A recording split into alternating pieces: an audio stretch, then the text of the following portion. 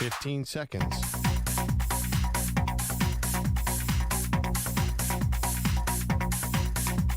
Break ends in 5 seconds.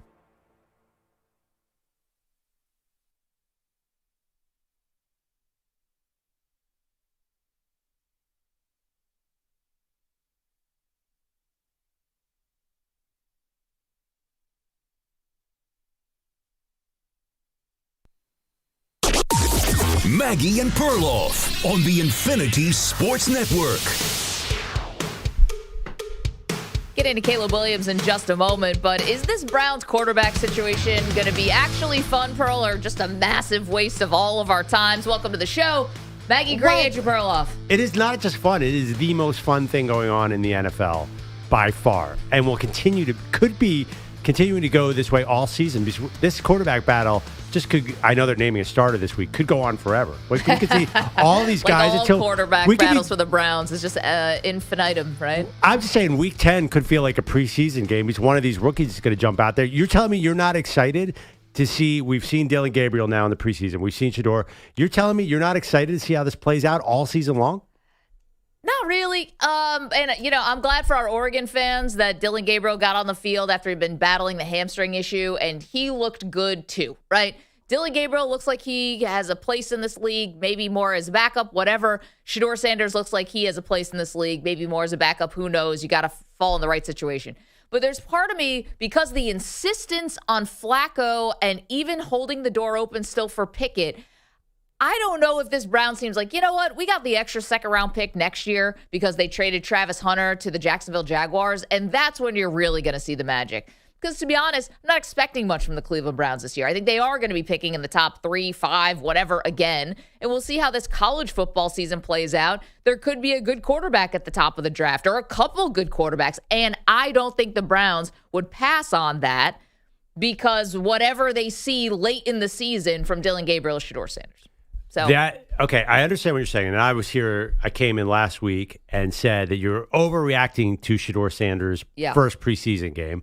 And I don't want to overreact to Dylan Gabriel. I agree, he looked really good. But there's so much that has to happen. You're jumping to so many assumptions. One, that the Browns are going to be terrible. That, not the riskiest assumption I've ever heard. Yeah. Two, that there's going to be a quarterback that is going to sit between 1 and 5. That's a no-brainer. We don't know that for sure. It's not an obvious quarterback class, despite what people are saying. To me, it's not obvious at all. It could be a Kenny Pickett class, where Kenny Pickett was the only first-round quarterback. He went 21 to the Steelers. We have no idea. I think you're making some assumptions. Here's the thing about the Browns. And I watched that game closely this weekend because I was curious how Dylan Gabriel would do. They got old guys up and down that roster in the sense that, like, veterans who've proven something. That is not necessarily a full tank team, because you look at, they might have too much talent to be terrible, because the same roster basically a couple years ago made the playoffs. You know, and if Joe Flacco is the starting quarterback, Joe Flacco might be too good and win a bunch of games by accident. Okay, well, a couple things happened in that year when Joe Flacco came in and kind of saved everyone's bacon. Yeah. First of all, Joe Burrow was hurt. So, the Bengals, again, were not a factor in the division. Mm-hmm. Pittsburgh can't win a playoff game, even though they're going to be there. But we'll see what happens this year with Pittsburgh. So I think the division is going to be harder, just overall. And kind of like the perfect storm had to happen. And then they got to the playoffs, and what happened? They got destroyed by the Houston Texans and a very young C.J. Stroud. So I don't know. I kind of feel like this is just another bizarro, weird footnote in Browns history. I do not think that this is going to be the beginning of something. I don't think that Dylan Gabriel, Shedeur Sanders is like, wow, remember the day, remember the preseason, or remember the season when they battled it out, and look at the 30 for 30 on this, and one road less traveled, and one guy went left, one guy went right. I don't see that. I think this is another weird Browns bizarre quarterback thing that they put themselves in this position, and ultimately they're going to start over next year with Garrett Nussmeier or whoever it is. So you think you have a crystal ball into this Browns organization. Did you see them drafting Dylan Gabriel in the 3rd round and Shedeur Sanders in the 5th round? Was that on your bingo ticket there coming into last year's draft?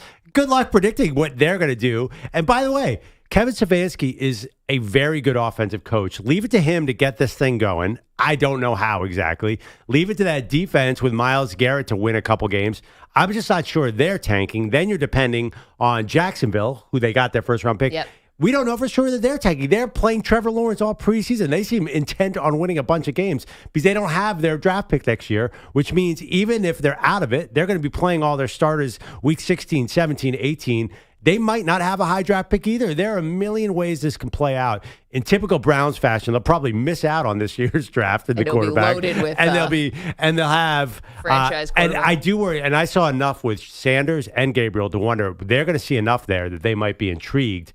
And who knows? They might want to build around one of these two guys. So we're going into another Brown season where Gabriel and Shedeur Sanders are battling it out yet again. I mean, how long? Do you have anything better to do next summer, Maggie? No, hopefully. But the thing, it's almost like one of those movies when the plot gets stale. Like if we did this for 2 years. Now, if you're wondering, so we'll ask you, and again, we'll get to Caleb Williams in just a little bit. He played last night, and it played well. Is this quarterback situation for the Browns, is this fun and interesting, or is this going to be a complete waste of our time? Because I know a lot of people are very invested in Shedeur. They are very invested in his fall and then his maybe redemption. Yeah. And now it's obviously a little bit on hold because of the oblique strain. But we will see him again. I don't know if it'll be meaningful, but we will see him again. What about Shiloh? No, here's the other weird part that only the Browns can court this type of controversy. Maybe the Jets could have had a mishap like this or a miscommunication. It could have been Jetsian. But, Manny, let's hear Dillon Gabriel. So this was during the game. This is the during the game cut, right, EJ? So, cut 4, during the game, he's asked about how he tunes out the outside noise, and he says, I'm a competitor, I'm not an entertainer. You gave us some fabulous wisdom on how you tune out the noise and you don't let it infiltrate yourself. Will you share that with everybody at home? Yeah, I think it's just part of it. You know, there's entertainers and there's competitors, and I totally understand that. And my job is to compete, and that's what I'm focused on doing. Of course, we're doing this mid-game, but you know, it's something that I'll get used to, and just want to be the best team that I can and create an environment where we can all go do our best work. Okay, so I don't know how he kind of arrived even at that competitors versus entertainers thing, but in the midst of it, it kind of got taken out of context that this was a slight at Shedeur. Right, Shedeur, who literally has like a rap career on the side of also, likes to make music, and he's always putting the watch up, and Shedeur does have a little bit more showman to him. So then Gabriel, after the game, had to clean up what he meant by entertainers versus competitors. All you in this room are entertainers, and you have a job to do, and I respect it, right? And I'm a competitor, so I have a job to do as well. And I think, just understanding that, that's how I've lived by, and I've said that multiple times. So definitely not a new quote, but something that I've definitely said before. Okay, so in some ways I kind of feel a little bad for Dillon Gabriel because the NFL tweeted this out with no context. Adam Schefter retweeted it, so it became kind of this firestorm. There's entertainers and there's competitors. On social media. Yeah, by the way, Manny played a lot more than the NFL tweet had. The NFL tweet started, there's entertainers and competitors. Didn't even have a Didi Kinkwable's first question in there. So, yeah, the NFL we're journalists, so was we make stirring. sure we play the whole question. Yes, so we're Walter Cronkites over here. Yeah, I'm just saying the NFL was stirring it up with their X feed by putting this out there with no context at all. And even, by the way, there was even more to that interview. He was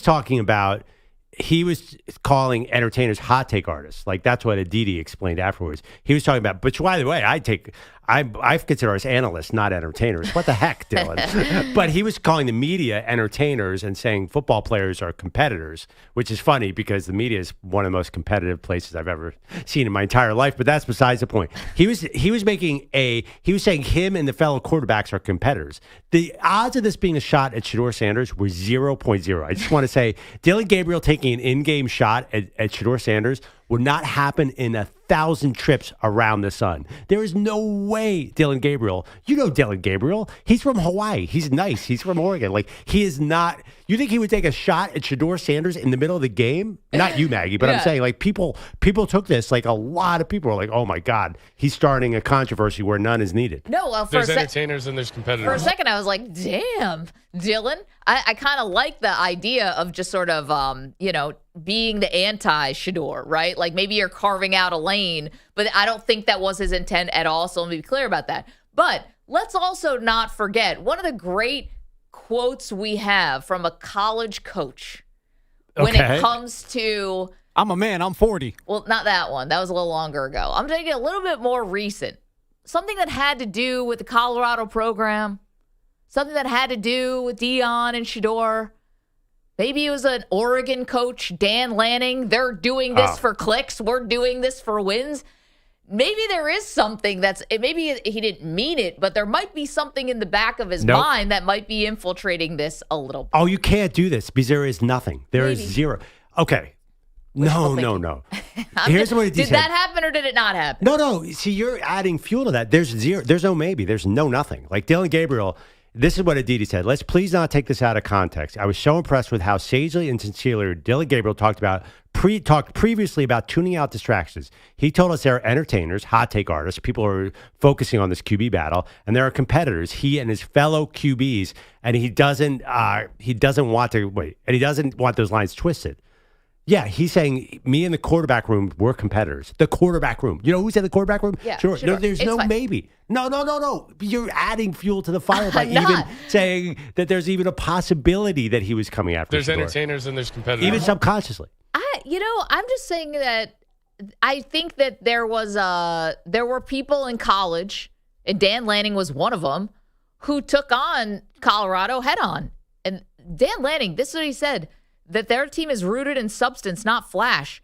Predicted Colorado's Cinderella story would be coming to an end at Autzen Stadium. The Cinderella story is over, men. They're fighting for clicks. We're fighting for wins. There's a difference. This game ain't going to be played in Hollywood. It's going to be played on the grass. And then they went out and kicked their butt. No, I don't think that Dylan Gabriel meant it, but there could be, he had this sort of saying that could be on a bumper sticker, like ready to go. Where did that come from? She asked him, what's your concern with all these people, all this outside noise on this quarterback room? And he said, like, they're hot take artists. Like, he's talking about the media. He's saying me and Shedeur are different. And by the way, Shedeur has not done anything that would make you think that he's been an entertainer in Cleveland. Like, he's been perfect camper. Some of it. Except for the driving. With the driving, got into it a little bit with a reporter after a game, but that happens. And then the Nike ad, which is not his fault. He doesn't put the Nike ad out. But if you're asking about athletes being entertainers, Nike coming out with it's only a matter of time ad the day after his first preseason game, like there is an entertainment aspect to it. Now, Shedeur didn't say, hey, release that ad today. You know, that's just sort of the machine that's around him. Well, yeah, that's true. But, I mean, Dylan Gabriel had no intent. I mean, honestly, you watch the quarterbacks, watch the Browns quarterbacks. They look like, oh, my God, it's us against the world, right? Like, I'm sure Dylan and Shedeur, by every camp footage I've ever seen, seem like totally fine.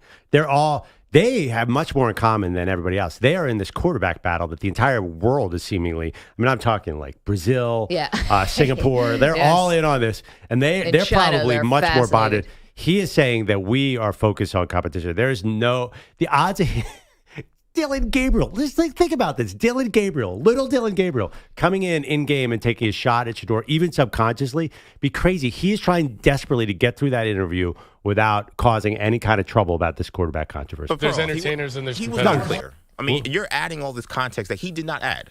Like your question was outside noise, and he just says they're entertainers and they're competitors. There's entertainers and there's competitors. He had this like sort of ready-made. It was almost like a Gino. They wrote me off. I didn't write back. Like he had this like sort of. He had a bumper sticker ready to go. Yeah, they wrote me off. I ain't writing back. And to me, Aditi, like, and I get what she's saying, but like, it's almost like we entered a conversation mid conversation. We right? did. Like, so why are you assuming that it was something else? Because they're presenting this on television as a solo interview. We're not talking about the interviews off record. We're not talking about interviews throughout the week. And that interview, she asked this specific question about outside noise, and then we hear the competitors and entertainers. We're like, okay, I didn't know what to make of that. I just think it wasn't that clear. You're making it like, oh, everyone should have obviously seen that. To be fair, I did not hear the whole interview. I didn't hear what she said before that. I only saw the social media stuff. Right. Well, I mean, we pulled the question and then the answer. But did you hear the whole interview? I didn't hear the whole interview, but to hear that question and that answer, I don't think it's like, oh, no one could have seen that this could have been a shot at Shedeur Sanders. I think that he wasn't clear. He wasn't clear, Pearl. Where does he say anything about Shedeur Sanders or the media? He doesn't say anything. He doesn't say anything about, the media are entertainers. He doesn't say the media are hot take artists. He doesn't say any of that. But there was context there. Aditi was obviously adding, like he had said many times. We understand this that now. Line. Yeah, we this is what understand she that said. now. Yeah, Right. I know. We understand. This was like 15 minutes after NFL. This was August 16th. She came out. She's like, please do not get this all confused. I mean, are we going to listen to just this little clip or what Aditi said? No, I mean, what I'm trying to she's say a is, veteran reporter who is like, people, please do not do this. No, and I don't think he meant anything about it. I'm just saying that I think that he clearly wasn't clear. I think to say that he clearly wasn't clear. He was very clear in what he said. I'm like, no, he wasn't. Like they're entertainers and competitors. And I'm a competitor. What the hell does that mean? But you think Dylan Gabriel would take a shot? Even I don't know Dylan Gabriel. You keep acting like he's like Patrick Mahomes or he's Michael Dylan Jordan. Gabriel's been in our lives.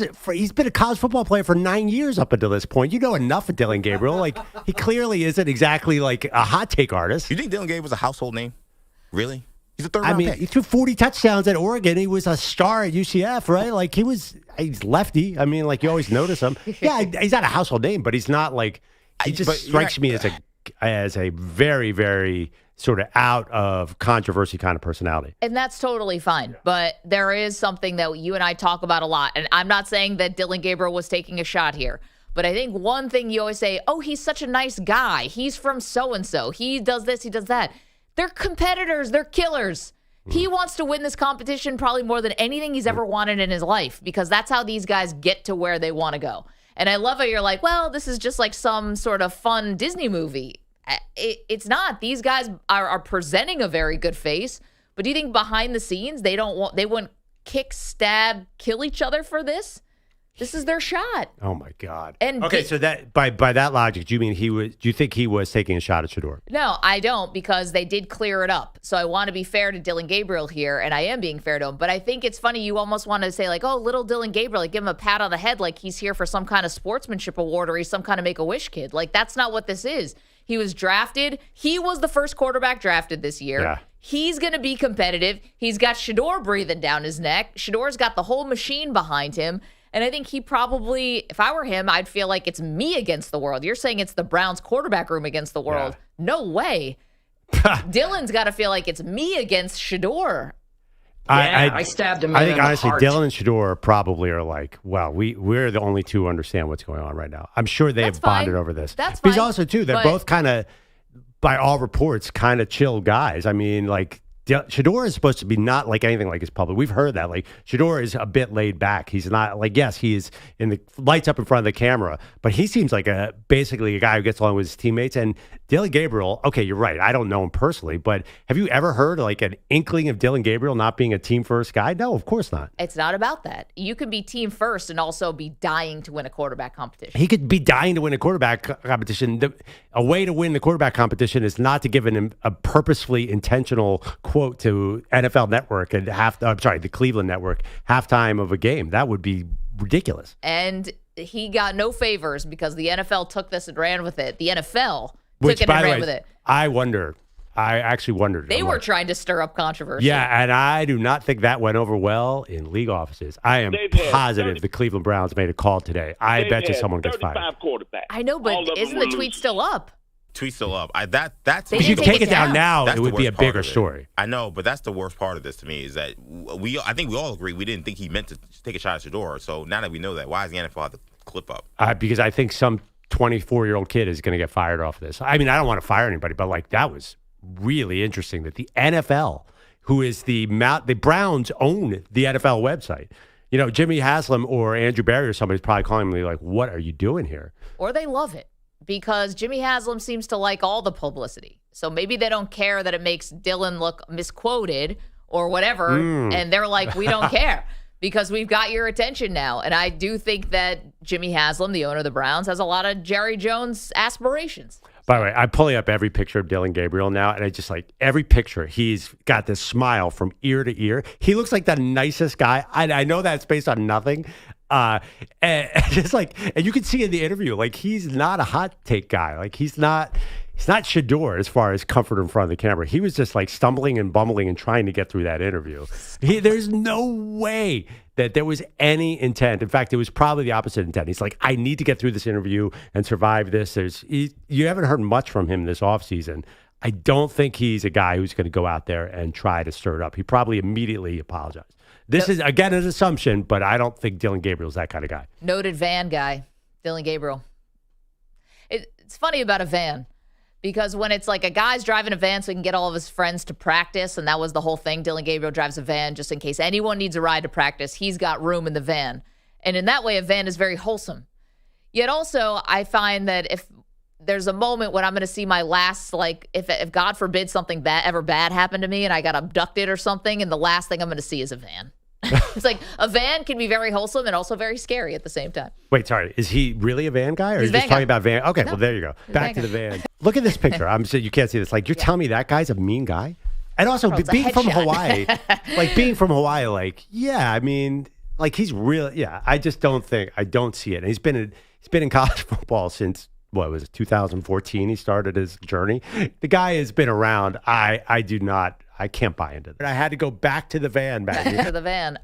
Okay, the question starts with the Browns quarterback situation. Is this a fun competition, or ultimately is this going to be a gigantic waste of time? It is the scariest place in America. Yeah, that'd be the Grand Canyon, according to Perloff. And or the Browns quarterback room. True. I mean, that's like historic, though. No, actually, it's been scary. I would love to sit in on that quarterback room. Joe Flacco, Kenny Pickett, Shedeur Sanders, and Dillon Gabriel. What do they talk about? Flacco? The Giants quarterback room is the best conversation because Jameis is there. Yeah. But Jameis Winston, Russell Wilson, Tommy Cutlets, and Jackson Dart is pretty good. But can you imagine Kenny Pickett, Joe Flacco, and Shedeur trying to have a conversation, like, and Dillon? Yeah, they're probably bonding over something random. Joe Flacco's 40, and those two guys are rookies. Well, Flacco and Pickett would probably bond over some kind of like East Coast, Delaware beaches, Jersey South Shore Jersey situation. So they're going to have some like commonalities there. Okay. I don't know what Shedeur's going to be talking about. I'm sure he's got hobbies. Fishing, like his dad. Yeah, I mean, Shedeur grew up in a famous household. Joe Flacco and Kenny Pickett, like, nobody had ever heard of that. Anyway, I don't know. We need to get a documentary. We need Hard Knocks there. Yeah, see, I think that this quarterback battle is just going to be remembered as some weird Browns blip. Don't forget, I had 2 sons, right? Yeah, you have 3, Coach. But this is going to be a footnote, a weird one. Yeah. A weird footnote in Browns history, not the beginning of anything. 888-710-4ISN. All right, Caleb Williams played last night. How'd it go? We'll tell you next. Maggie Perloff Show. There's entertainers and there's competitors. You're in a 5-minute break.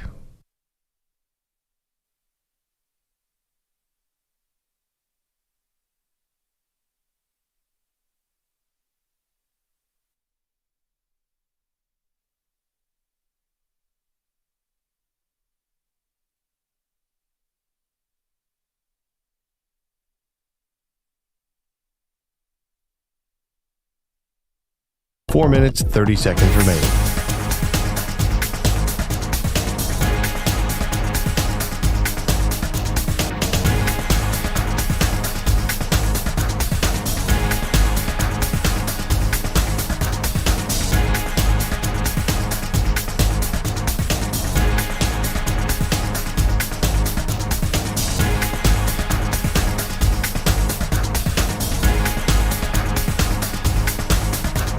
Four minutes remaining.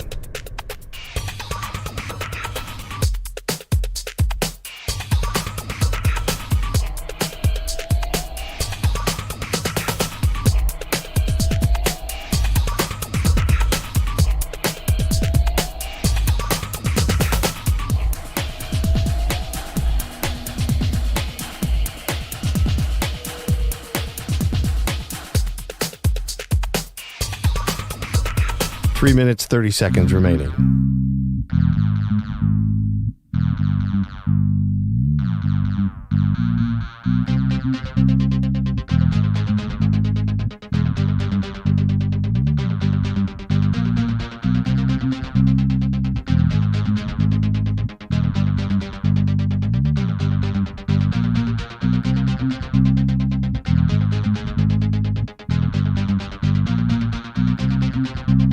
Three minutes remaining.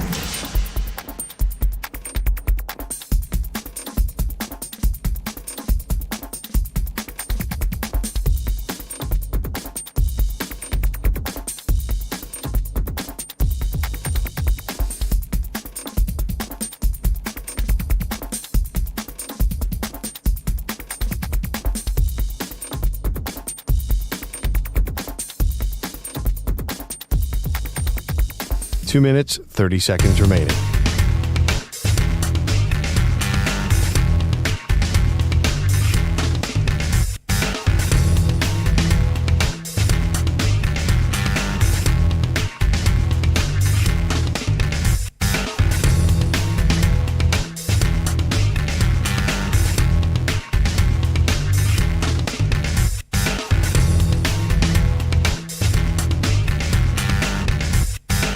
Two minutes remaining.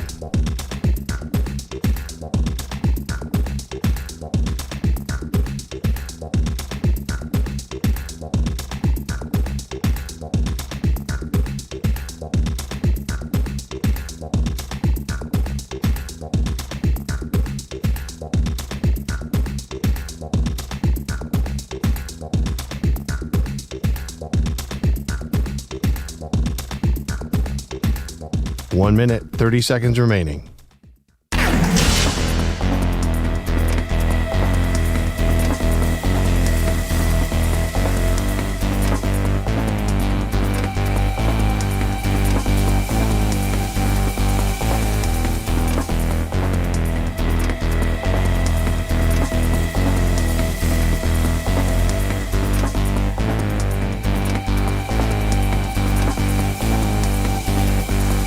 One minute remaining.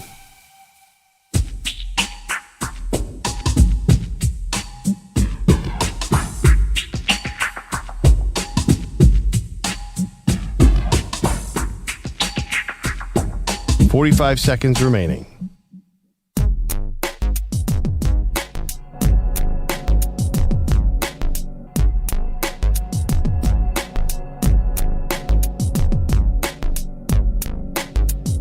Thirty seconds remaining.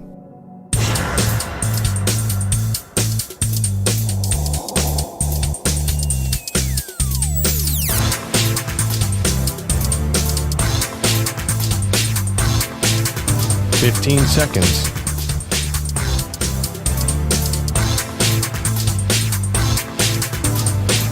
Break ends in 5 seconds.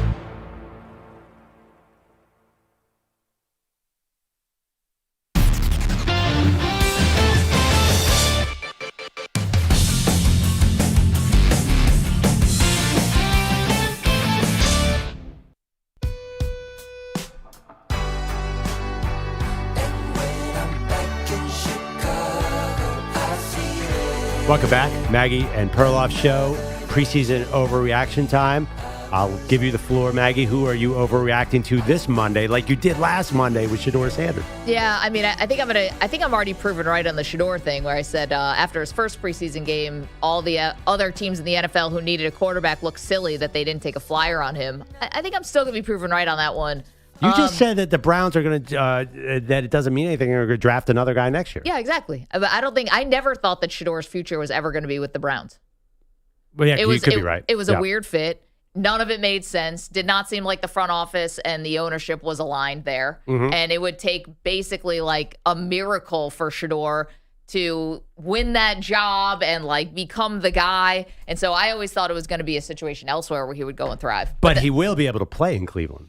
Yeah, I think the Browns are sending a lot of signals that we're going to have a tryout year. I know, and I just wonder by the time they've essentially waved a white flag on a season, if you're going to the rookies like that, who else is packing it in? Who else is hurt at that point? Could be. You know, the coaching staff, no one's going to go out and try to lose, but, you know, you get sick guys, people are going to be banged up. So, well, the one thing, too, about Shedeur's old. He's 23. And Dillon Gabriel's really old. He's 24. So these guys should be ready to play. They're not normal rookies. They could come in and play well. I mean, that's definitely, they could win some games. And if Shedeur comes in and wins 2 out of 4 games, then he's a Brown. I mean, like they're gonna keep him around. Or if Dillon Gabriel, like I just think that if these guys play as well as they did in the preseason against these, you know, vanilla defenses, then I think the Browns could trip into next year's starting quarterback, kind of like the Saints this year with Spencer Rattler. I wouldn't rule this out. There's entertainers and there's competitors. Well, we'll leave the Saints to the side for a second. My other big overreaction on this Monday is I thought Caleb looked really good in that first drive against Buffalo. Yeah. Now, the thing about the Bills you got to understand, because obviously I watched this team very closely as being a fan of them my whole life, you are not getting anything out of the preseason when it comes to that defense. They are, Manny knows, he was up there watching Jackson Dart's debut. Oh, baby. I know. And even Brian Daboll said after, the Giants head coach, Bills were running something very vanilla. They do bend, don't break to begin with, and then this is even crazier, and it was all backups. I love vanilla. Do they actually even have time to play any football between the cute Josh Allen videos? Like, how many fan interactions am I going to have to see? Like, stop. My X feed is all Josh Allen picks our fantasy order. Josh Allen has catch with a kid. Josh Allen. Everyone loves Josh Allen. I've had too much of his personality. He's a nice guy. I get it. He's married to a celebrity. Great. I'm sorry. Isn't that the story of the Bills preseason? I like donuts, baby. Yes, because they were not a good pick for Hard Knocks. There's nothing about them that's interesting. Yes, or they're exactly. making them less interesting, I guess. But You wait guys a minute. are total idiots. The last segment, you were like, Dylan Gabriel, he's this nice guy. No, Josh Allen is probably legit nice guy. I just don't need to see it anymore. Yeah. No, Why? It's not. No, it's the coverage of him. Every single what is trending about Josh Allen? There's about 14 different fan interaction videos. Okay, we get it. He's a nice guy. That he likes the fans. Can we play some football here? Like he's the MVP. He's a nice guy. He's from California. But here's the thing. He's the MVP in name only. I mean, win a Super Bowl, then we'll talk about MVP. Wow. All right. Go Bills. I'm just saying, like last year, Jalen Hurts can't sniff the top tier. Yeah, Who would you? Yeah. I would take the ring. Everybody would. Everyone would take the ring. But people are still fist fighting each other in Philadelphia about whether or not he's actually good. And you're going to run him out of town just like you do every quarterback. I love it. It must be close to football season because Maggie and I just tripped into a Jalen Hurts for Josh Allen argument out of nowhere. Yeah, I'm taking shots because he is acting for the camera with these kids. It is definitely like, oh, I know the camera's on me. I'm going to have a little fun interaction. Go Birds. Okay, but you're the person who always says, this guy looks like a nice guy. Yeah. You take everything. And now for some reason, Josh is some sinister dude who's throwing to kids for the cameras? He could just be a nice guy. You just told us that Dylan Gabriel's the man because he's from Hawaii. I said Dylan Gabriel's laid back from East Hawaii. Yeah, like Dylan Gabriel will go to a luau after the game and chill out and have a nice time. I'm positive about this. Mm-hmm. And I think all the quarterbacks are nice. I always say Patrick Mahomes is a super nice guy. There was a picture of him yesterday with his kids. Like, they're very successful men who are very confident in themselves. And I think they're all pretty nice dudes from my experience with them. I mean, we only see them like Super Bowl week and stuff, but like, I think they're all legit nice guys, but I don't need, it's a coverage of Josh Allen being cute with the fans. It's ridiculous. Bro, what are you doing here? I mean, this feels like a double standard, does it not? Am I alone here? Well, isn't it the fact that you've now had years of Josh Allen coverage, whereas with Dylan Gabriel, he's the news story, right? Well, we don't know much about him. He's been in college for right. a decade. Yeah, but I mean, when you're talking, how often did you talk about Dylan Gabriel before the last, 6 months? I have way more evidence of Josh Allen being a nice guy than Dylan Gabriel. Nobody knows who the hell he is. I mean, being relatively, Josh Allen's he's a megastar. Also, let's think about it. It's not like, you're like, yeah, he's with Patrick Mahomes. He's like with his kids. Yeah, I'd hope he looked like a nice guy with his kids. It's not Tyreek Hill. He's a freaking monster. Oh, wow. He is. It's all there. It's court documents and police transcripts. So, yeah, I hope that he's a nice guy when he's around his children. They can be good people, but this is where you and I always disagree. They're competitive as anything. Josh Allen would rip my heart and your heart out for a Super Bowl. Yeah. He would cut somebody to win finally. And the same thing with Dylan Gabriel. Well, it's why they get to where they are, and we're not like that. Regular people I don't think are that competitive. I'm not disagreeing with that at all, but I will tell you one thing. That doesn't stop Hard Knocks from putting me into a coma because it's so saccharine. It's boring. But it's not just that. It's my X feed. It's like Josh Allen has a little cat. Josh Allen says something cute to a kid. It is just hitting me. I think it's because I'm friends with you, and you have every single person who's ever followed the Bills. And for some reason, my algorithm is all Josh Allen interacting with the fans. Like, enough. Stop being a nice guy, Josh. Be a jerk, Josh. That's when a kid comes up for an autograph, just tell him to get lost, kid. Stiff arm him. Yeah, I mean, I would rather have a breakdown of the backup situation. Like, I do not need to see Josh Allen or any of the Bills interacting with any fans. I don't need to see any glory shots of St. John Fisher. What's it called? Yeah, there you go. Yeah. It is just the Bills' summer of love. I'm over it. Right, because the Eagles get no coverage. I think is this salty because you guys are the defending Super Bowl champions, but it feels like the Bills get more coverage. What? No, I mean, the Eagles, first of all, last night the Eagles made a move and everyone's like, oh, geez, what is Howie doing now? Like they all of a sudden signed a Pro Bowl receiver out of nowhere. The Eagles are thought of as this sort of cold-hearted geniuses now, which is totally out of character for the last 50 years of this franchise's existence. No, I think the Eagles are getting a lot of respect, like too much respect. They're not like off playing with fans and doing little catches with 8-year-old boys. They're actually dominating the league. It's a much different situation. Well, the 8-year-old boy would probably, throw a rock at them because it's Philadelphia. Yeah, I was going to say, all those little fans don't want autographs. They just want to flip off the camera. No. You need both hands to give the double bird. You can't be throwing a rock. Only if Eli Manning's within 100 miles. Go Birds! Let's get to Gordon, who's got headlines for us. What's up? This report brought to you by Progressive Commercial Insurance. Protects your small business with affordable coverage options. Quote today at progressivecommercial.com. I enjoy other people's pain. I do. It's the entire mode of going about these updates. That's how I do it. It's your whole personality. It really is. The key to the NFL preseason as a fan is you got to keep things in perspective, right? You can't get too high. You can't get too low. Last night after watching Caleb Williams. Stop right there, by the way. Have you ever listened to our show before? Yeah, no, please go ahead, Gordon. Jackson Dart's going to be the QB of the century for the Giants. That's the whole point. Last night after watching Caleb Williams in his first drive with new head coach Ben Johnson, some Bears fans already researching how much it would cost to travel to Super Bowl 26. At the Buffalo 36, Dahlman sends it back in the shotgun. As a clean pocket throws, Zacchaeus caught, 15, 10, 5, Go Bills. To the end zone. Touchdown. Touchdown Bears. 36 yards. Yeah, Bears beat the Bills in the preseason 38-0. For Williams, he was the real story. 5 of 6 on the opening drive, 97 yards. How about it, Ben Johnson? He's really been locked in. It's anytime you're a young player, there's usually a couple steps forward and one step back, and that's really been the story of his training camp. And he and I have been really open and honest about that as we've gone through. And he's had some really good practices, and then he's had a couple where it's like, that's not good enough. Has anyone else noticed that throughout the preseason, every quarterback has played well? Has anybody noticed a trend? Like Jackson Dart's amazing. Dylan Gabriel's great. Shedeur Sanders. Cam Ward looked good. J.J. McCarthy looked good. The younger Tanner guys. McKee. Yeah. The one thing, too, this play that, Caleb Williams are showing the highlight to Zacchaeus, like the Bills refuse to tackle this guy. They're like, we will not tackle this human being. No, I think DeMar Hamlin was like, ole. He might have literally said ole. Yeah, so Caleb gets all these yards, and it was like he just threw a 6-yard pass to a wide open guy, and he ran through a sort of like a hot knife through butter through your Bills defense. Must be that vanilla defense that the Bills are showing. No, not even that.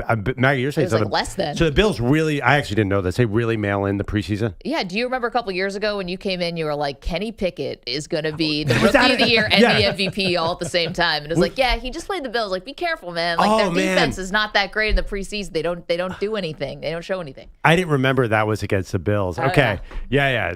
Gordon, I think you set this up right. Like, I don't want to be a Kenny Pickett again. It was not that the Bills' defense was vanilla. It was the ice cream machine was broken, like a McDonald's. It was that bad. First time since July 30th, the Milwaukee Brewers have finally lost a game. Pitch. Rip. That's a base hit down the left field line. The Reds have come off the mat, and they have finally beaten the Brewers. A 3-2 final score, and they will mob Austin Hayes. Yeah, that was the call on the Reds radio network. Reds really needed to win. Friday night, they blew an 8-1 lead, lost to the Brewers. Saturday, they blew another lead, lost in 11 innings. So they really needed that one as they stay a game and a half back of the Mets for the final wild card in the National League. As for Pat Murphy, team is still in pretty good shape, on pace for 102 wins. I'm really proud to be part of this group, and we've got a long way to go. And, remember who this team is. We need to bond together and stick together and continue to fight. On Friday, we were talking about how big the Dodgers and Padres series was going to be out west. Yeah, so much for that. Dodgers sweep the series, 5-4 win yesterday, so they're back in first place by 2 games. Padres just constantly feel like a tease. Like they make big moves, big trades. I was telling Maggie, I was in a coffee shop with a neighbor who's wearing a Padres hat. I go, oh, you're a Padres fan. And he's like, yeah, and he looked depressed. This was before the Sunday game. And I'm like, well, maybe we'll see you in the playoffs. And he said, and I quote, I hope not, meaning the Phillies. Because I was wearing my Phillies hat. It was a little NL war there. It's good time. This is two middle-aged dads just talking baseball in a coffee shop. Sounds less like a war, more like a surrender. He sounds like he sounded like he was ready to just turn the page. Then for some reason I explained to him that Manny always plays the San Diego Padres fan song whenever we talk about the Padres. And he's like, what's in.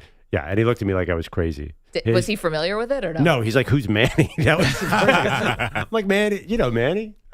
Fairness. Yeah, but you're right. They do seem like a tease because we were talking about the series like it was like going to be like a reckoning.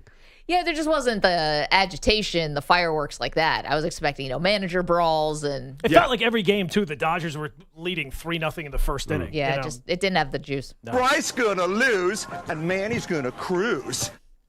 What did have juice? How about Scotty Scheffler winning the BMW championship? Look at Scheffler. Can you believe what you just saw?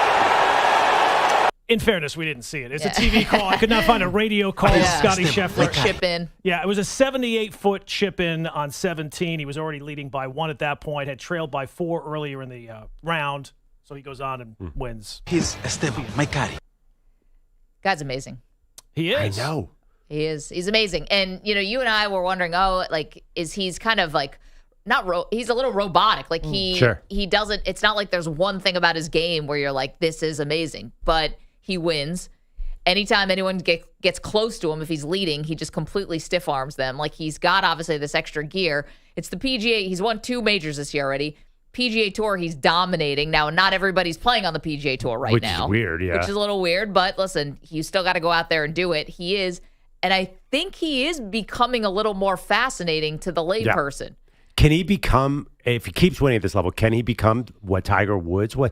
Even 60% of Tiger Woods? I don't think so, because Tiger was like a cultural phenomenon as well. Like it was a little unexpected. Like maybe we should have been expecting it, but it, to be fair, just didn't look like a lot of the golfers. And he really caused so many other casual fans to come in. Scotty, I think, will be remembered as a great golfer. Is he going to change and revolutionize the sport? I think. To me, it seems like the YouTube golfers are the ones who are really having an impact on the sport. Like these guys who are creating all this fun content around golf, like Bryce DeChambeau's podcast and stuff like that, getting into golf is bringing in younger fans. Is it? You want Brett Seeks? Well, I feel like the best things on social are the drunk guys fighting on golf courses. That's a big part of my social feed, too. Do you guys get those? I need to get those videos. Oh, dude. You don't get those? No. Oh, my God. That's like 60% of Barstool's Not at the golf course. I get them at stadiums, not at the golf course. Oh, the golf course is where it goes down. Wait. You guys never got that one. I think you did, where it was the former NHL enforcer. Oh, I got that one. You showed me that one. That was everywhere. That was everywhere, Yeah, where the I didn't guy's get that. drunk and steps to this foursome, and he doesn't realize it was not Ty Domi, but basically a more updated version. And the guy just beats the ever-living crap out of him. Threw him into a pond, It was right? rather Like comical. the guy almost drowned. Very funny. He was doing his own sound effects on the punches. Bang! Bang! Yeah. You sound like Mike Breen. Yeah. But it was that guy's face. But also, Tiger was out driving everybody and was super clutch and wore the red shirt. What is Scotty's superpower? I would have to have a golf. Like, he's consistent. The baby's the superpower. Bring the baby on Sunday. Yeah, the baby. His acting abilities. Oh, he's a Happy Gilmore, too? Mm-hmm. That was pretty good. You need a water refill. No, trust me, he was the only. No, not only. There were many funny parts. He was the funniest part of. I still haven't watched it. Oh. I keep going to my Netflix, and it's right there, but I'm like, or I could watch Any Given Saturday about the SEC. Or I could watch about the woman who disappeared on the cruise ship. Or the Great British Baking Show. Or Love is Blind UK, which is what we were watching this weekend. Oh, wonderful. I just can't get there with Happy Gilmore, too. I will eventually. I have to put I'm sorry, I know we're at a break. I have to put a kibosh on my Any Given Saturday. Why? Because I fall in love with every team. I became a Billy Napier super fan at 11 o'clock last night when I had to go to bed. I was like, what is happening here? This is propaganda, and I'm totally falling for that. I'm a sucker for a good Netflix documentary, as you are. When he's going through the stuff with his dad, I got a little choked up. Oh, yeah. Anyway, 888-710-4ISN. Gordon, thank you. See you guys on the phones.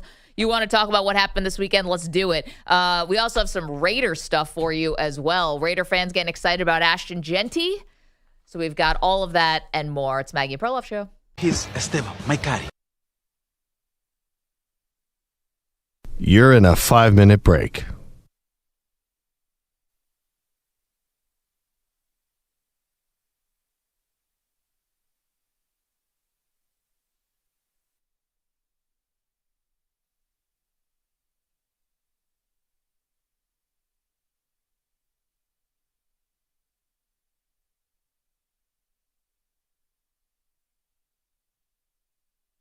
Four minutes, 30 seconds remaining.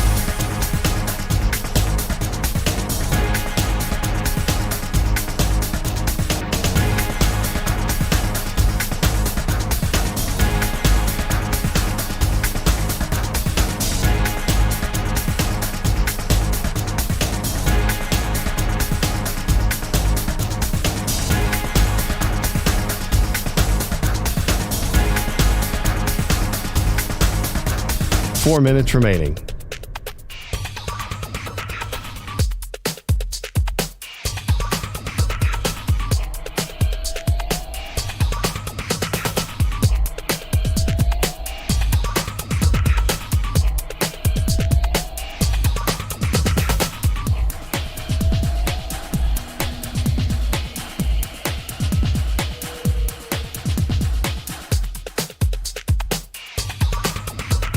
Three minutes, 30 seconds remaining.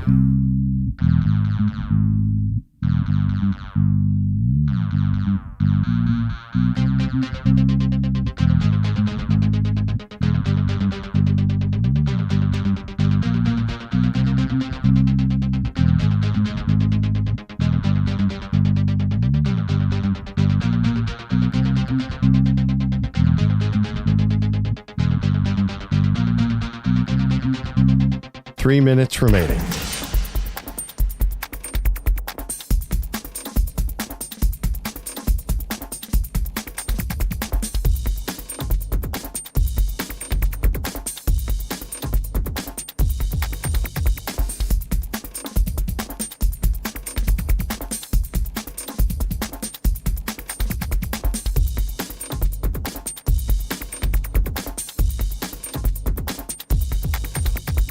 Two minutes, 30 seconds remaining.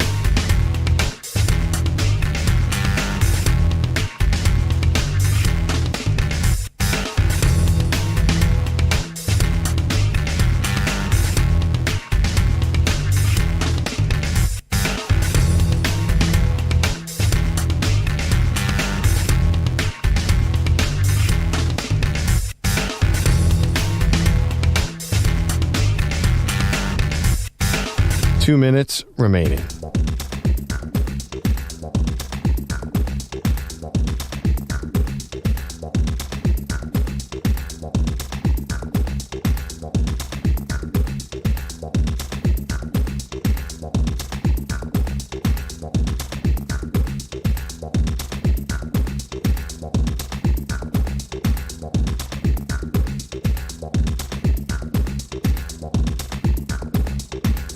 One minute, 30 seconds remaining.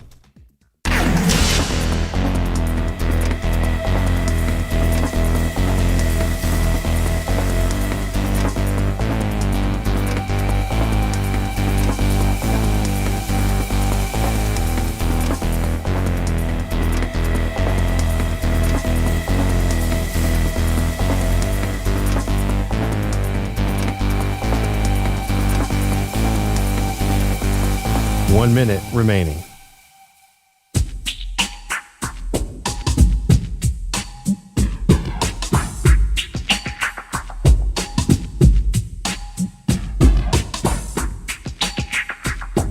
Forty-five seconds remaining.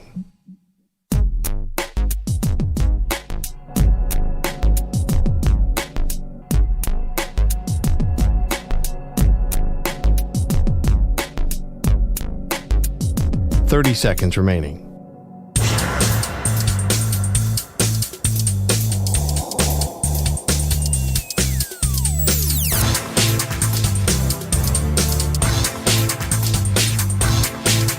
Fifteen seconds.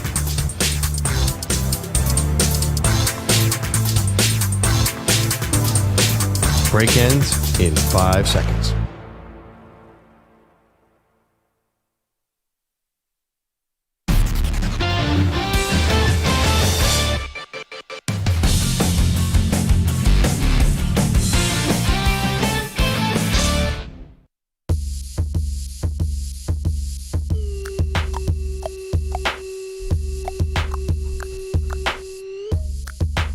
Welcome back. Maggie Gray, Andrew Perloff, asking you a couple questions today. Number one, is this Browns quarterback competition, is this fun or is this a really big waste of time? Oh, my. I can't believe we're asking this. This is the most fun. Also, Caleb Williams last night did 2 drives. The first one was really the good one. Was one drive enough to get you feeling positively because let's be honest, like if you're just going off of training camp, like air quotes highlights, there weren't a lot of them from the Bears. In fact, it was the opposite. You know, it was Caleb missing the net on some easy throws. Like there were just a lot of things that were coming out of Chicago that were not very flattering, including Ben Johnson's own critique of his quarterback. It's not glowing. It's not flowery. But maybe that's exactly what Caleb Williams needs. Yeah. Maybe he needs someone who's a little bit more of a hard ass, if you will. Tough love. Yep. I think that there's been some momentum in practice reportedly. The Bears have said the last few practices, Caleb, it's clicked a little bit.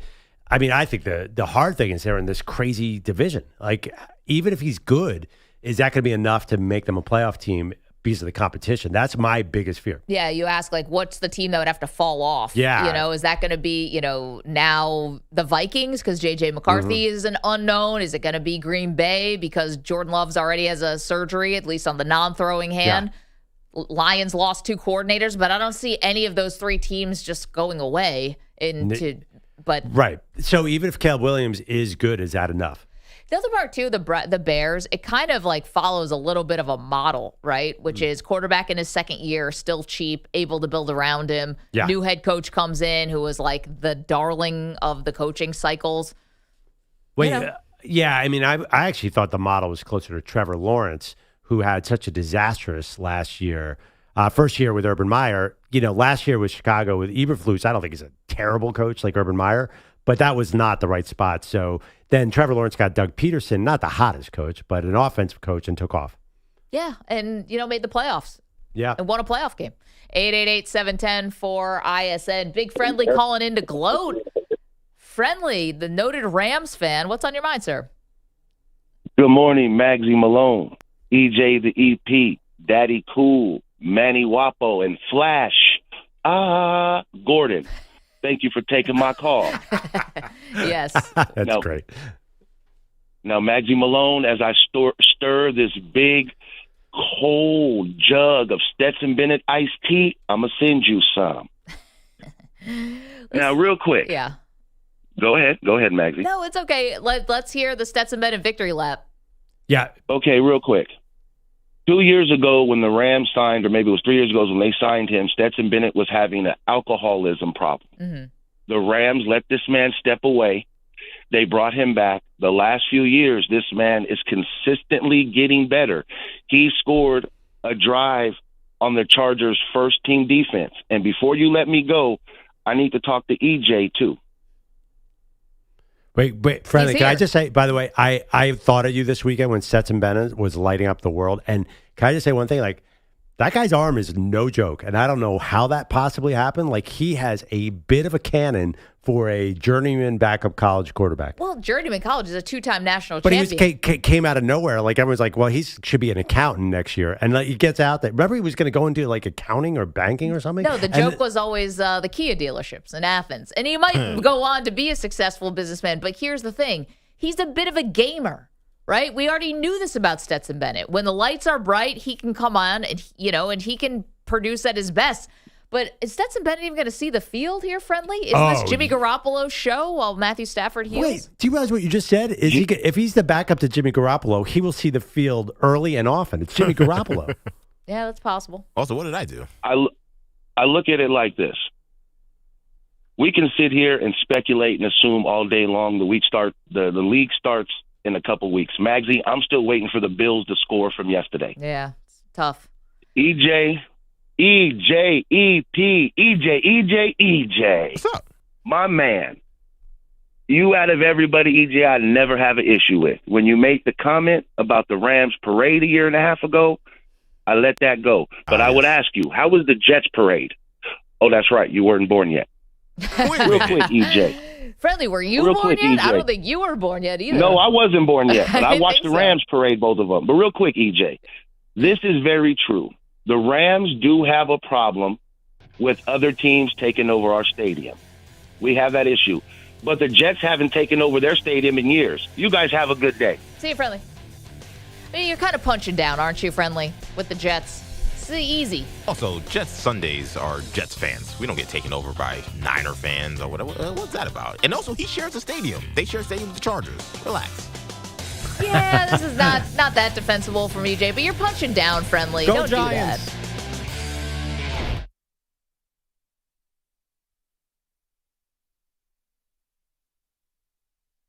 You're in a 5-minute break.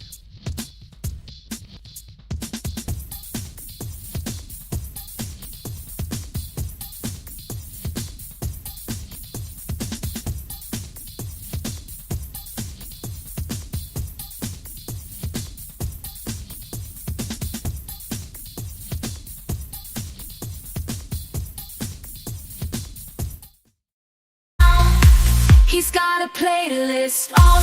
Perk your ears up, my man. Perk your ears up.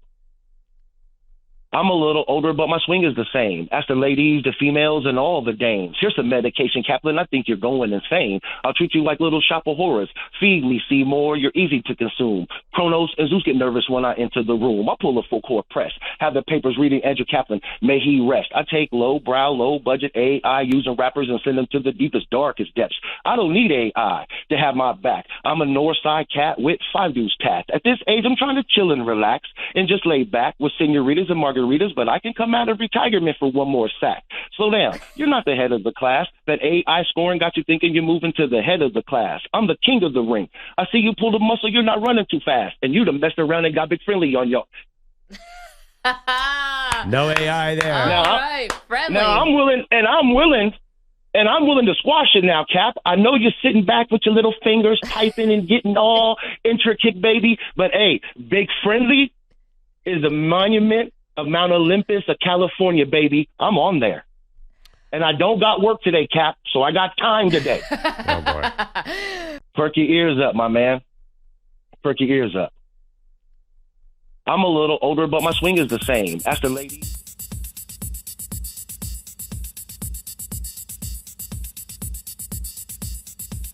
Three minutes remaining.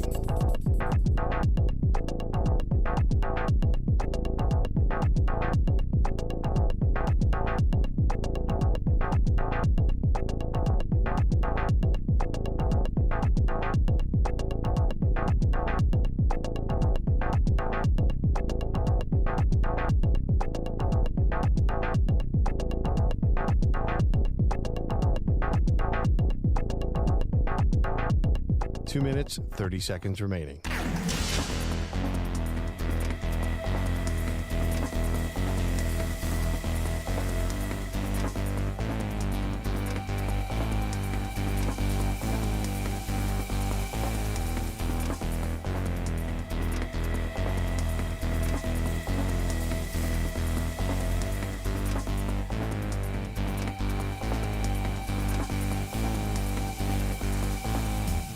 Two minutes remaining.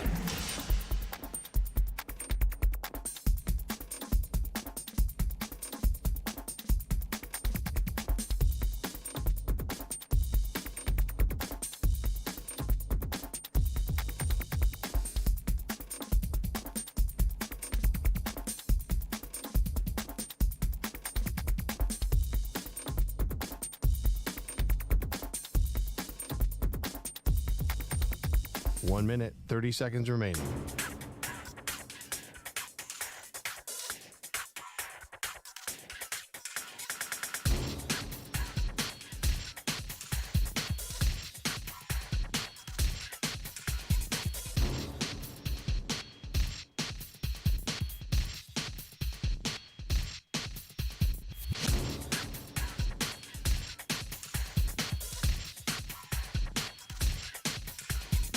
One minute remaining.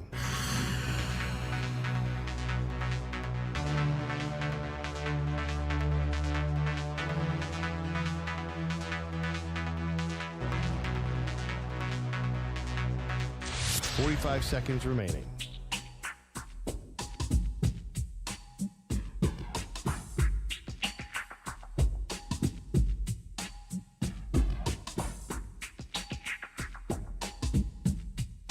30 seconds remaining.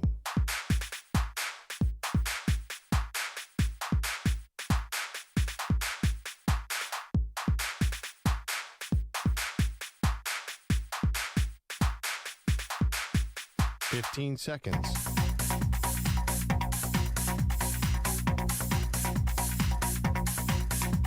Break ends in 5 seconds.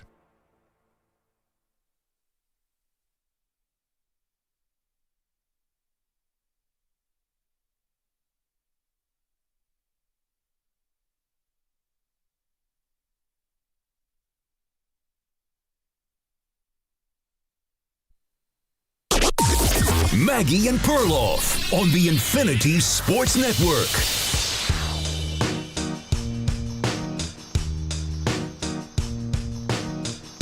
Could be something brewing here with the Las Vegas Raiders. Welcome to the show, Maggie Gray, Andrew Perloff. We get back to the Browns quarterback and the Bears quarterback. But Pearl, what else do we love when we talk about the next guy and the new guy? We love a running back that can come on the scene, not just for fantasy purposes, but a running back that can burst on the scene and can really change the fortunes of a franchise. Oh, so we're talking Travion Henderson right now? Well, he looked really good, too, for the New England Patriots. All right. Also, Ashton Jeanty, though, had his first rushing touchdown in the preseason. He said afterwards, I feel that I have arrived. The Raiders.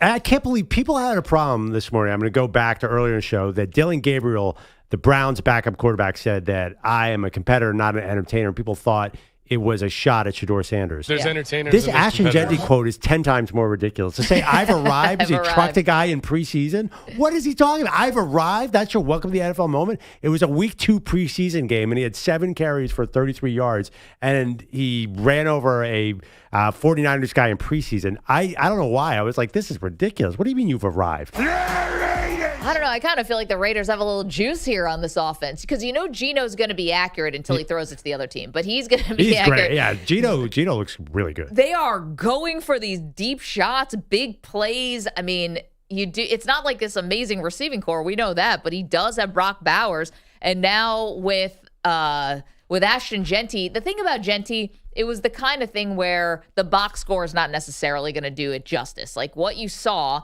was he does have burst, clearly, making tacklers miss, clearly, and he was doing it on the college level, and it's clear he's going to be able to do it on the NFL level. It's exciting. No. It's not. Because he did that in preseason doesn't mean that against the first team fired up defenses, he's going to be able to do what he did on was it Saturday when that game was happening? Yeah, to me, just doing that in the preseason doesn't show me anything. See, I think that the Raiders offense will have just enough to not allow teams to load up in the box against Jeanty. I do believe that because of Bowers and Jacoby Myers or whatever you want to say, Geno will find his guys.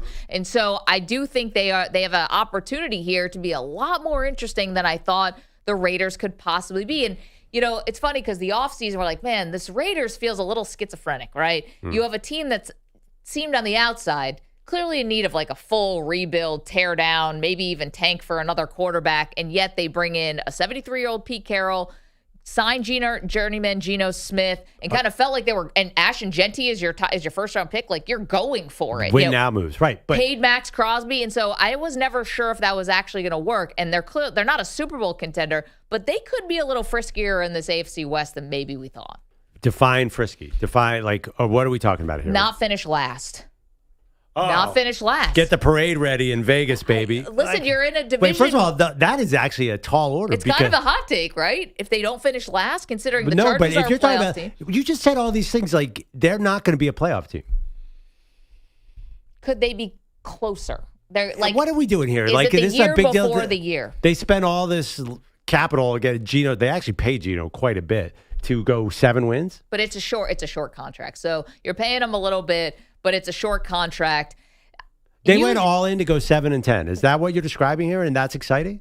Well, maybe you're a playoff team, though, if you're not coming in last. Listen, it's a tough division. I'm not going to tell you playing with the Chiefs, who seem motivated now for maybe a Travis Kelce, like, last ride thing. Oh, and you have the Chargers who made the playoffs a year ago, and you have the Broncos who made the playoffs a year ago. This is not going to be easy. But I like that it looks like the offense can be competitive. I think they're going to be fine. And then Pete Carroll with the defense, let's see what happens. Yeah. It's not going to be a total zero. And at first, I didn't understand it, really. And I thought maybe they were just trying to Band-Aid over bullet wounds here. And And normally I'm not in favor of taking a running back, which feels like a luxury item when you have so much more work to do in terms of building your team. And maybe all of this will blow up in their faces. But the team definitely has a little juice.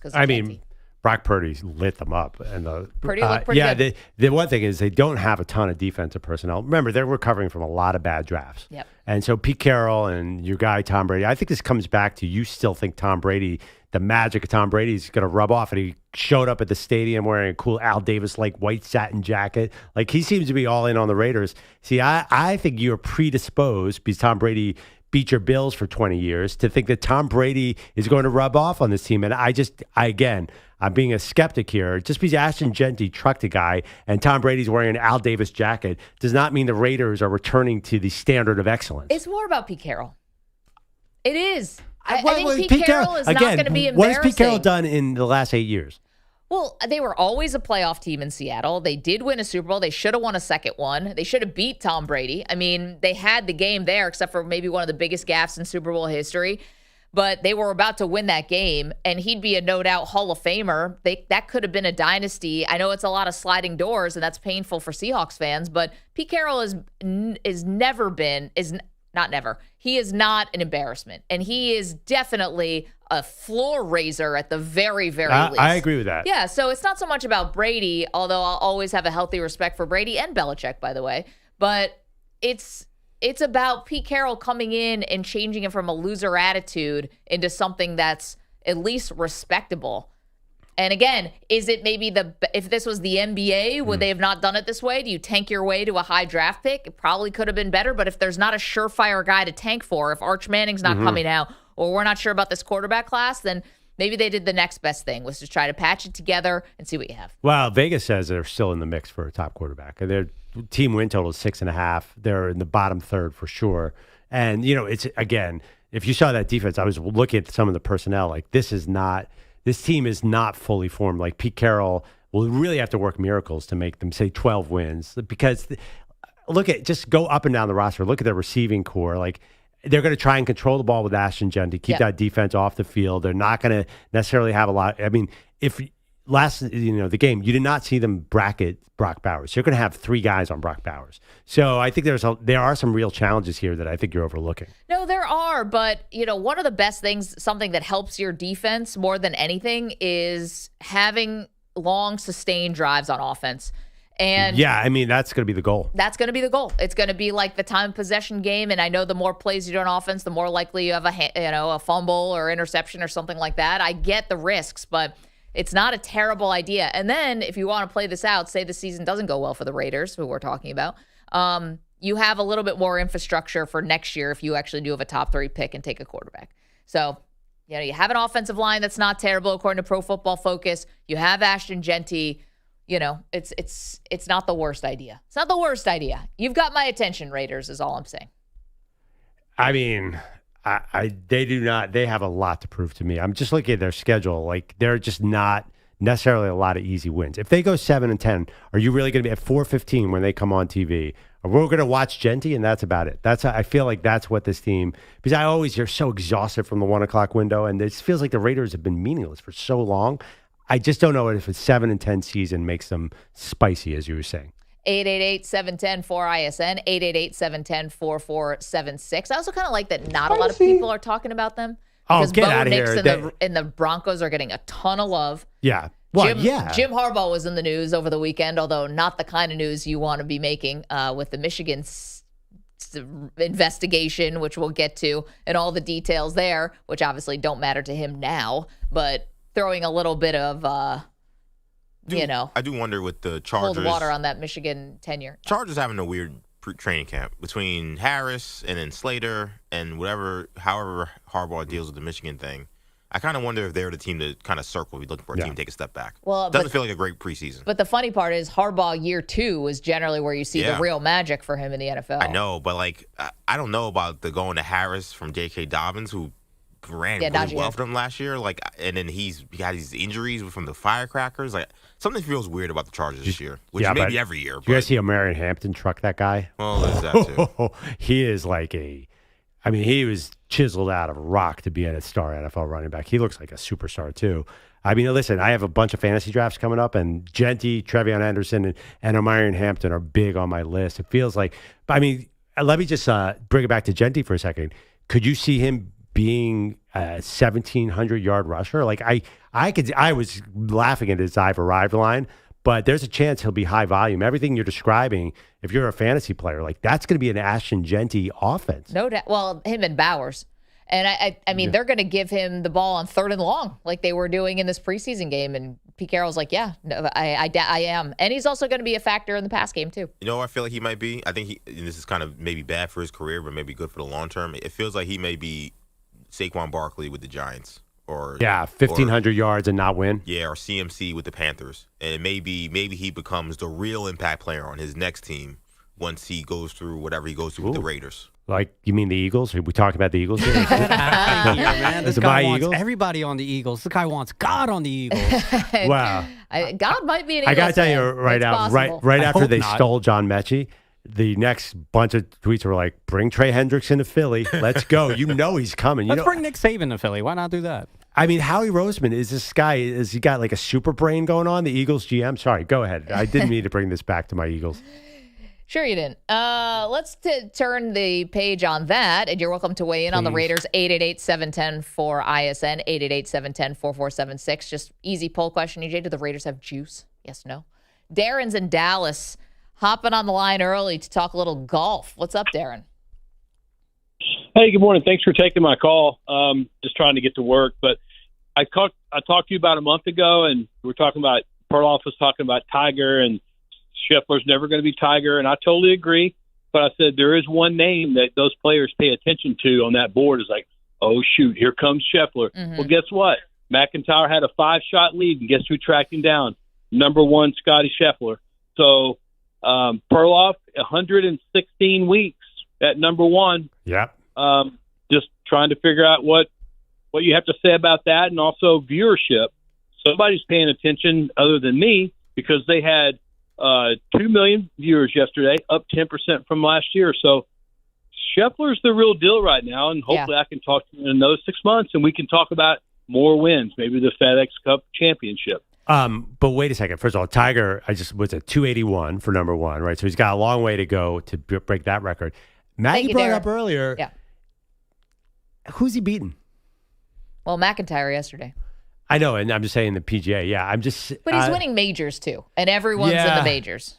Yeah, I just feel like golf. Wait, let's see what happens when the merger. What happened to that merger, by the way? Weren't we on the brink of the Live PGA merger? Good luck figuring that thing out. It's going to take 3 acts of Congress to get this thing to work. I have think no idea. They're getting into a big room, and they're all figuring out the college football playoff and the Live PGA merger together, and it's all a package deal somehow. Do you not notice, are you not seeing something that's going on with golf right now? You're not seeing this? Like the YouTube guys? No. There's like a younger fan that I think is being attracted to golf right now because of YouTube. And content creators and golfers like Bryce and DeChambeau who have these really exciting YouTube pages, and they're reaching a new demographic. And hell, have you guys been watching like LeBron James's summer of learning how to play golf? I have. Yeah. Exactly. So and I know LeBron is kind of like closer to, like middle-aged dad than he is, but he's still LeBron. He's going to get a lot of eyeballs. He's out there playing golf with his kids.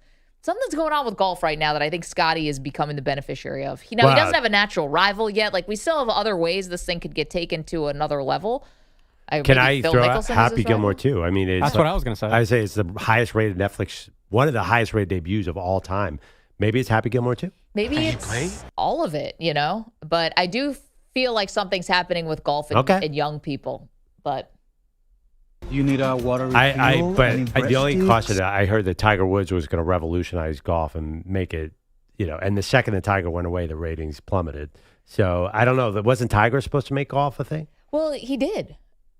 Tiger didn't fail in that respect. I mean, the purses went up. The viewership went up. I mean, a whole generation of golf fans found golf because of Tiger.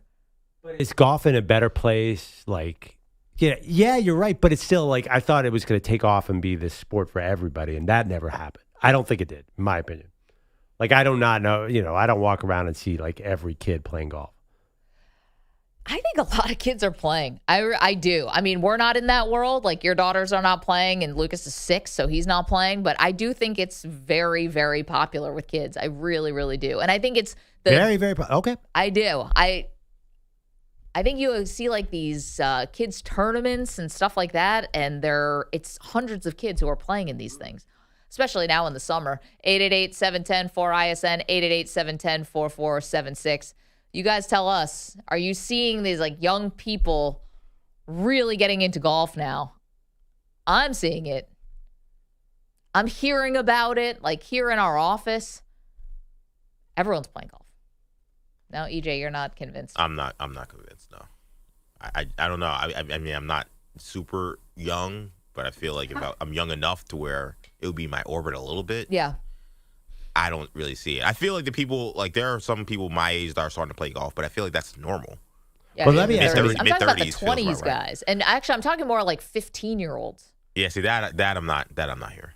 Well, let me ask you, too. I mean, it was also a demographic issue. It's like Tiger was supposed to democratize golf and make it for everybody of all ages, races, economic standpoints. Like, I did not know that like it sort of crossed over and now it's like available to everybody. You could be right, but that's total news to me. I think there's always going to be a little bit of a gatekeep with golf because it's so expensive. Yeah, and it takes a lot of room. Like, is it going to be a city sport?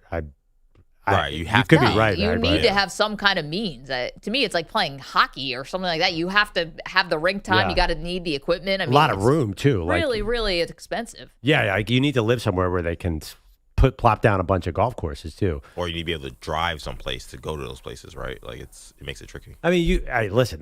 Everything you're saying makes sense too. And the Happy Gilmore ratings did show me something. Like they were out of control, and I think that had some golf love to it too.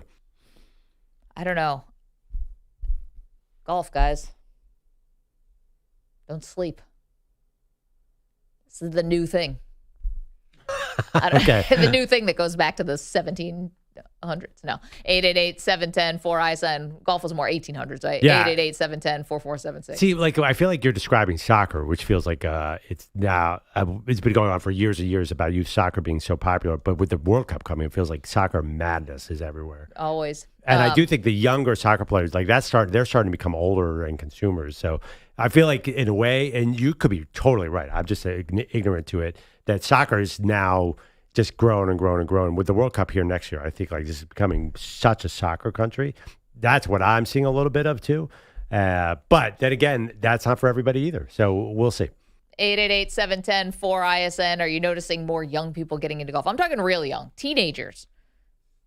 Are your kids asking to go to the golf course? Are they watching golf TikTok? I have a cousin who has a son who plays golf, must be 14, 15 years old. I have no idea how he got into it, but he lives in, about where you live in New Jersey. So, yeah, he's there's plentiful of room for him to go golfing or out around there. Yeah, golf talk.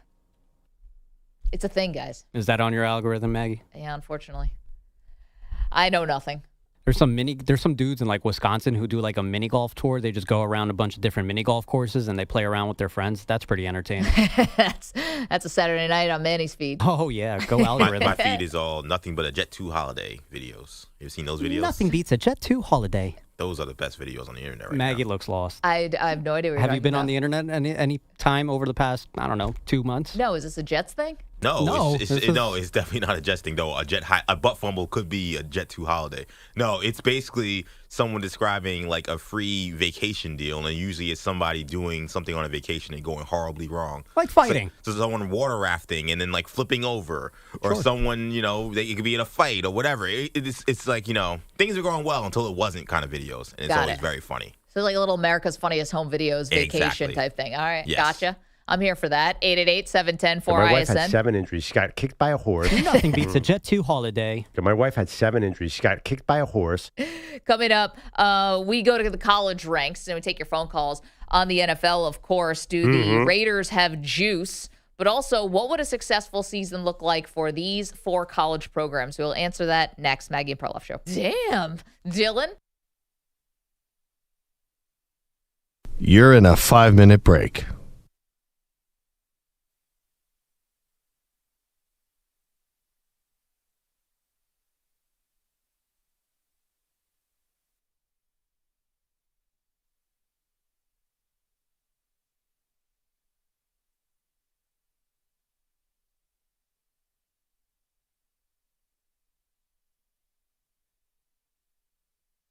4 minutes, 30 seconds remaining.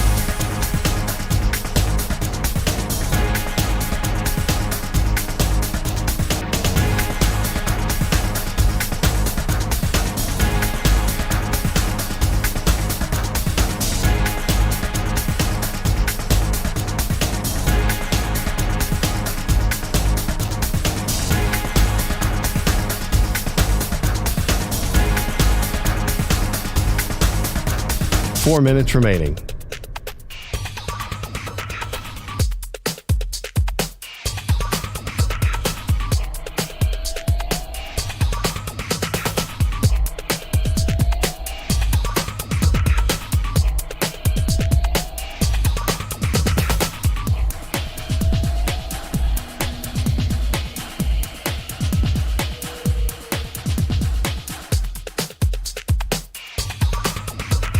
Three minutes, 30 seconds remaining.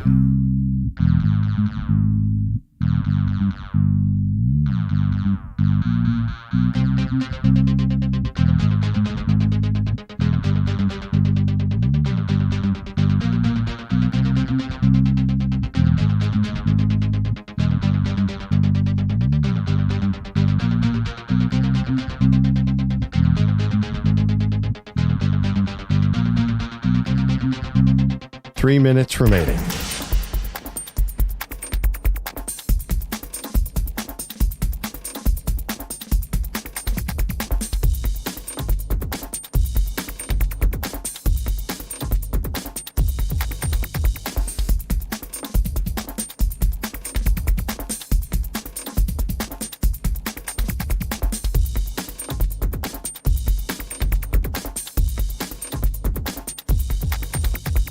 Two minutes, 30 seconds remaining.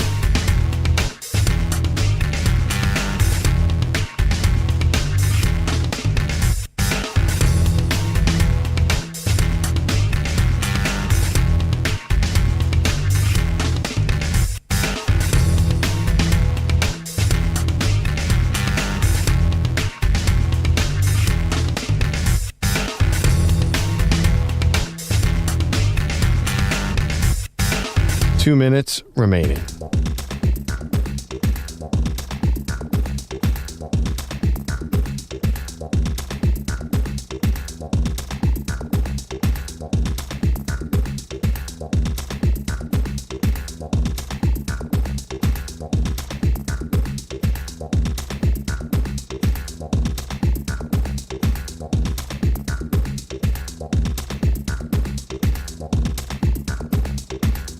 One minute, 30 seconds remaining.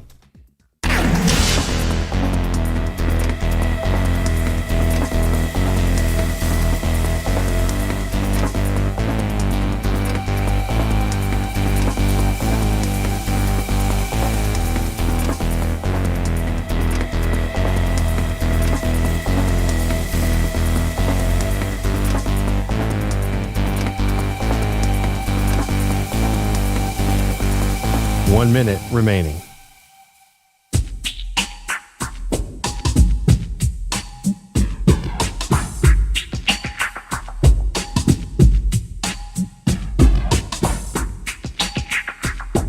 .45 seconds remaining.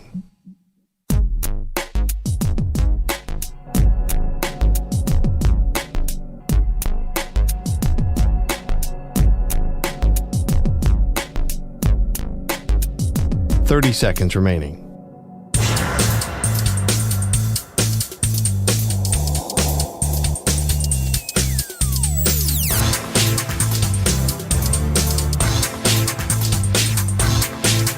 .15 seconds.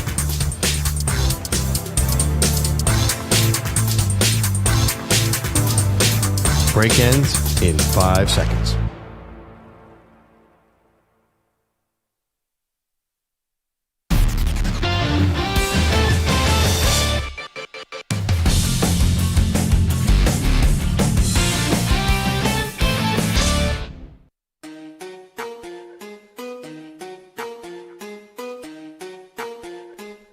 Welcome back, Maggie and Perloff Show. A lot going on Monday morning. Maggie says golf is sweeping the nation. Well, I'm looking at the numbers. Scotty Scheffler. People are tuning in. We thought he was kind of boring, but then, he farted on a golf course. And I never thought he was boring. Well, you thought he was boring. He's boring as a personality, but I was actually telling you, he's the one I watch. I'm interested to see this guy. And then he had this interview on Part of My Take. He's got actually a lot more personality than I thought. EJ had a funny joke, too. He's got the baby, too. The baby is like America's baby. Yeah. When he's in the room signing his card after winning a major, and then he gives the baby to some random PGA official. Dylan Gabriel. Yeah, the random PGA officials have more baby duty than anybody is. Change this diaper. I'm not sure where the mom is. I guess she's not always allowed in the building. But you're saying that golf is coming up on Move Over NFL. Here comes golf. Well, give it a minute. Maybe not Move Over NFL. But I do find the golf with young people, I think because they're there's easy to watch things on TikTok and Instagram, and it's kind of getting to a younger demographic. We're also asking you a few things today. Do the Raiders have any juice? So you're welcome to weigh in on that after Ashton Jeanty looked pretty spry in that second preseason game, got his first touchdown and said, "I've arrived."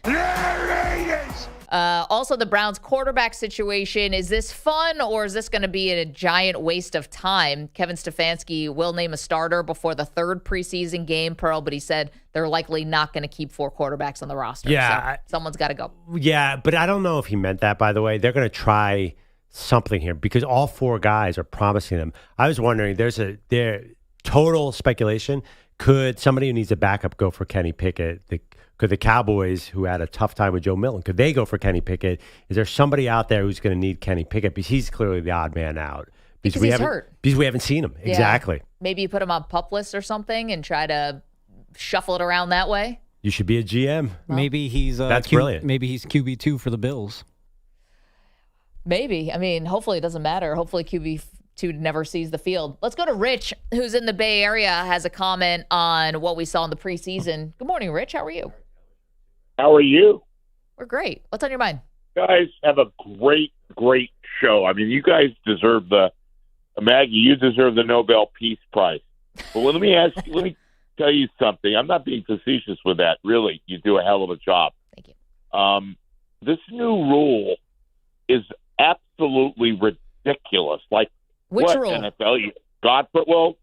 Where they have a yard and they don't bring the chain gang in anymore. They bring in something, this mysterious camera angle to measure whether, yes. And we don't know whether or not. You talk about a boondoggle. What is this thing? This new camera, this new electronic device that nobody's ever seen, and they just say, "Well, a yard, they made it," and this new technology which nobody has ever seen, and here they are saying, "Oh, they made it," and we don't know, and it's like NFL. Come on. Yeah. What? Rich, let me explain this. Hold on. It's going to be something anathema to your league. Let me explain this for the rest of the audience, and thank you so much for the phone call and bringing it to our attention, because I know Perloff has a big problem with this as well. It's the big problem is an overstatement, but yeah. The Hawkeye technology, which is used in tennis, where you can see whether a ball's in or out, to the fraction, to the micromillimeter, right?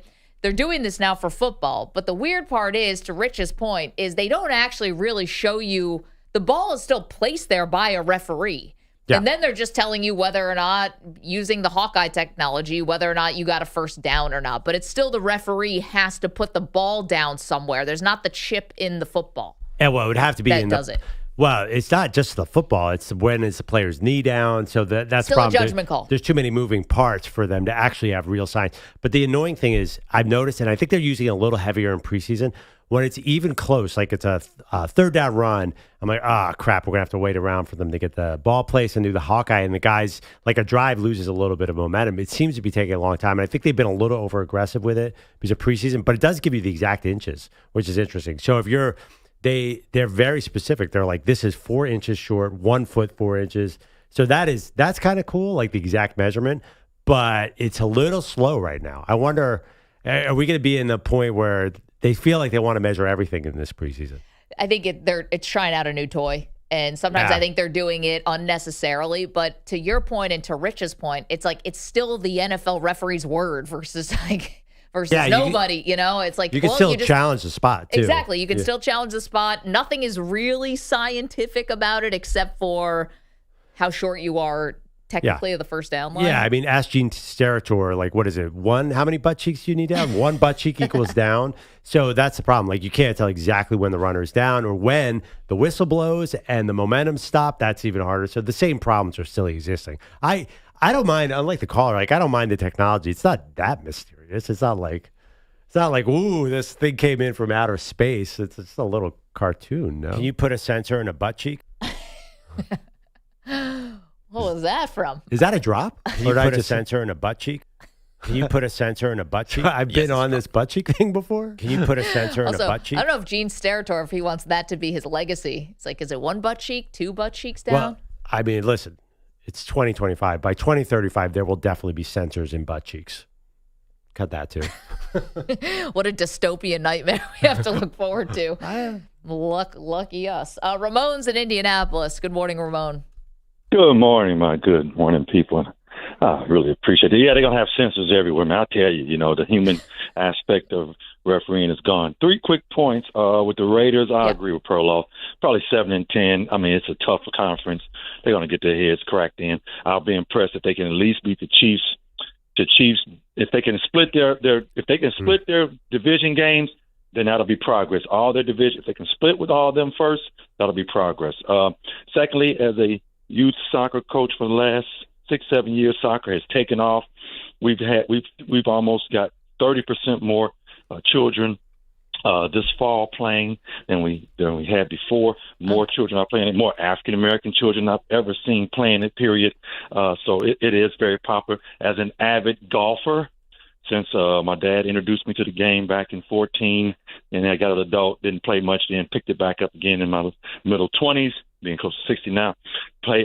Fortunate to have some pretty wealthy friends and have been taking me all over to country clubs everywhere. I'm not seeing that many young people playing. Got it. Okay. I'm not seeing, not even on the public courses. I drive past 2 or 3 public courses in Indianapolis every day. I'm not seeing that many young people in it. And it is a cost issue. Equipment cost. The course is now more expensive. Indiana used to be one of the most very, very inexpensive places to play. You go on teeoff.com right now and look in the area. I mean, it's hard to find even a muni for under $35 around. Yeah. So East Coast, I know all right. I played in East Coast. I mean, come on.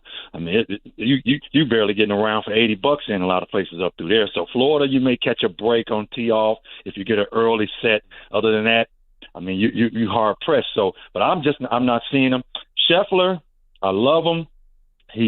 But he's not. I would agree with Perloff. He's not beating anybody. Even in Tiger's era, he had Phil. He had VJ. Remember, one year VJ won 10 tournaments in a year.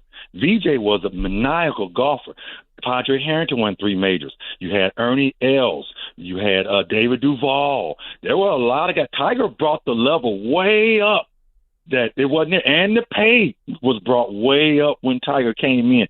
So we'll see where these guys are, because Rory really, as far as the PGA Tour, Rory and Schauffele, I thought would challenge him. They've done nothing. Yeah. So he doesn't have anybody really that he's either bringing up to do something. Because McIntyre, I watched it yesterday, and it's hard to watch it because a lot of them are dull. It's really hard to watch golf. And as a golfer, it's just hard to watch it. But McIntyre just fell apart yesterday. He just fell apart. He didn't raise his level. But Ramon, maybe it's a little Scotty intimidation factor, right? And Ramon, thank you for the phone call and for talking about that. Listen, I don't know. We go to golf courses across America. I was talking more about the TikTok, Instagram, YouTube golf revolution that I'm seeing that could be getting to some young kids. But I'm glad to see everyone's playing soccer. I don't know. Is there no good competition anymore? Is Ramon right about that? Well, it does feel like, the LIV PGA thing. People criticize Scotty because, of the top 10 golfers, how many are in LIV? No, but even for the majors, all the LIV guys can come in and play. But there's an assumption that the LIV thing kind of screwed up some of these guys for the majors too, because, I'm a little bit out of my league here. I didn't necessarily agree with Ramon. Like, was David Duval better than Rory or Schauffele, as you mentioned, or Brooks Koepka? There's a lot of guys. Yeah, now. like Colin Morikawa and Matsuyama and these guys. I don't know. I don't know if that was the more golden era than right now. Bryson DeChambeau and Brooks Koepka and those guys. I do think, I was getting to the point, there is a real challenge for golf. There was this idea that Tiger Woods would bring golf to everybody, and that's been more challenging, I think. I don't think he succeeded in that. I really don't. What year was it, 98 when he won the Masters? There was this idea that it's just expensive. I don't think it's going to be challenging to make it really available to everybody. Gordon Damer has the latest updates for us on a very busy Monday. What's up, Gordon? Well, it was supposed to be the big showdown in the NL West, and instead the Padres turned it into a big letdown against the Dodgers. 2-0 pitch, swung on and drilled. Deep to left field. Back it goes. Gone! It's a home run for Mookie. And the Dodgers lead it 5-4. Yeah, that's the call on the Dodgers radio network. Dodgers beat the Padres 5-4, sweep that series. LA back in front in the NL West by 2 games. Outscored the Padres in the series 14-6, and they've now won 8 of 10 games against the Padres this year. Good news, they meet again in San Diego next weekend, so the Padres can get beaten then too. Sunday night baseball. Mets beat the Mariners 7-3. The big story there, though, during the game, Rob Manfred joined the ESPN crew and made it clear that both expansion and division realignment are coming to baseball. I don't think anyone in that clubhouse. That's Dave Roberts. That's the wrong doubted. cut. Let's try. It's still Monday. I'm still drinking my coffee. If we expand, it provides us with an opportunity to geographically realign. I think we could save a lot of wear and tear on our players in terms of travel. And I think our postseason format would be even more appealing for, entities like ESPN. So you're talking about Mets, Yankees maybe in the same division, Cubs, White Sox? Yep. So that part of it is interesting, but I think what they're trying to get at here, especially about the postseason, is to make it more like the NBA, where your matchups go across the country in time zones. So you have your East Coast, matchup. It'd be like, Knicks Celtics is your 7 o'clock, and then you're kind of go to the Midwest and Mountain Time, and Denver's maybe playing that 9 o'clock tip-off, and then you get the Warriors-Lakers is a 10 o'clock Eastern. And they want it to line up more than if Boston has to go to Seattle to play in the ALDS, that it's like a weird timing issue for fans who are living on the East Coast if you have a 10 o'clock start for a playoff game. Because, here's the thing. If you're traveling during the season, I think we all kind of expect that, don't we? Sometimes your teams go on West Coast trips in the regular season. But same thing. Am I creating this up? Am I just inventing this up? Don't the later games at 9:30 start in the playoffs in baseball? A 9:37 start on TBS? Yeah. I don't remember 10:07 starts Eastern time. Well, I think, the idea, was that, because he said later on that if you're in the playoffs and it's the AL, you could have Anaheim versus Boston. If you're a Boston fan, you got to stay up till 9, even 9:30 and 9:40. Anaheim? Where's Anaheim in the playoffs? That's the example, Seattle. He made, right? That's Rob Manfred, not me. But that's what he said. I don't think Rob Manfred's watching the game. That's funny. I don't remember this as a major issue, baseball games being too late, but it could be. I thought it was more about getting more New York, Chicago games. To me, that was, I took that as the headline he's trying to create. I think he knows the ratings will be good on that, so he wants to mix the league. Well, here's my issue, though, and then Perloff, you could join in this, too, as a Phillies fan. If the New York teams, on the Mets, for example, I compete with 2 teams that have $250, $300 million payrolls in my division. Meanwhile, when you go to whatever the Central Division is going to be, it's going to be the Pirates and the Reds and the Twins, who's already good. But these are teams that are not spending money. If you're going to expand and then you're going to realign, you need to put a salary floor. Because you're not going to have a situation where the whatever East Division is going to be these juggernauts, and then this division is going to be, basically like the Mountain West of Major League Baseball. Yeah, you can't you're not getting a salary floor, maybe without a salary cap. Right. Well, maybe they're going to want that. The owners, of course. Maybe that's why Rob Manfred brought this up, because he apparently is obsessed with the salary cap. So maybe this is all part. Maybe you were actually pointing towards something that Rob Manfred's really trying to achieve here, which is more not having these low income teams, but really a salary cap, because apparently that's his number one goal behind the scenes. Also, what are these other cities that we're expanding to now? It's Nashville and Denver, right? They already have the Rockies. Oh, not Denver. Wait, professional baseball. They're going to put it in Utah. No. You talking about Salt Lake City? Yeah, Salt Lake City. Sorry. Yes. Yeah. Okay. Sure. It's just I felt like, to me, they missed an opportunity if they were going to expand. Don't take the team out of Oakland and move them to Las Vegas. Just keep the team in Oakland and create another team in Las Vegas. Also, am I missing something? is Major League Baseball good enough where we need expansion? I mean, there are the Rockies and the White Sox, they basically don't have any Major League players. Now we're going to add more Major League teams. And like even the good teams like the Dodgers and, these teams we think are great, they run out of pitching. They run out of players. Like, they're flawed. So I don't look at expansion as necessarily good for the quality of the game. Well, they don't care about the quality of the game. They care about the financial impact of the game. I know, but if it becomes a crappier product, because I think baseball's been on a good upswing. I'm always thinking about money. Well, part of it, I think, is like it's not because they don't have talented players. It's either they don't want to play them or they are actively tanking. Like the White Sox are losing. The Rockies are losing because they are trying to get these top draft picks. They're trying to tank their way to a title. But I think it'd be different if we had like super juggernauts where these teams were like unbeatable, and then there were these have-nots. You say, okay, well, if you do a salary cap and you spread it out, maybe it won't be so bad.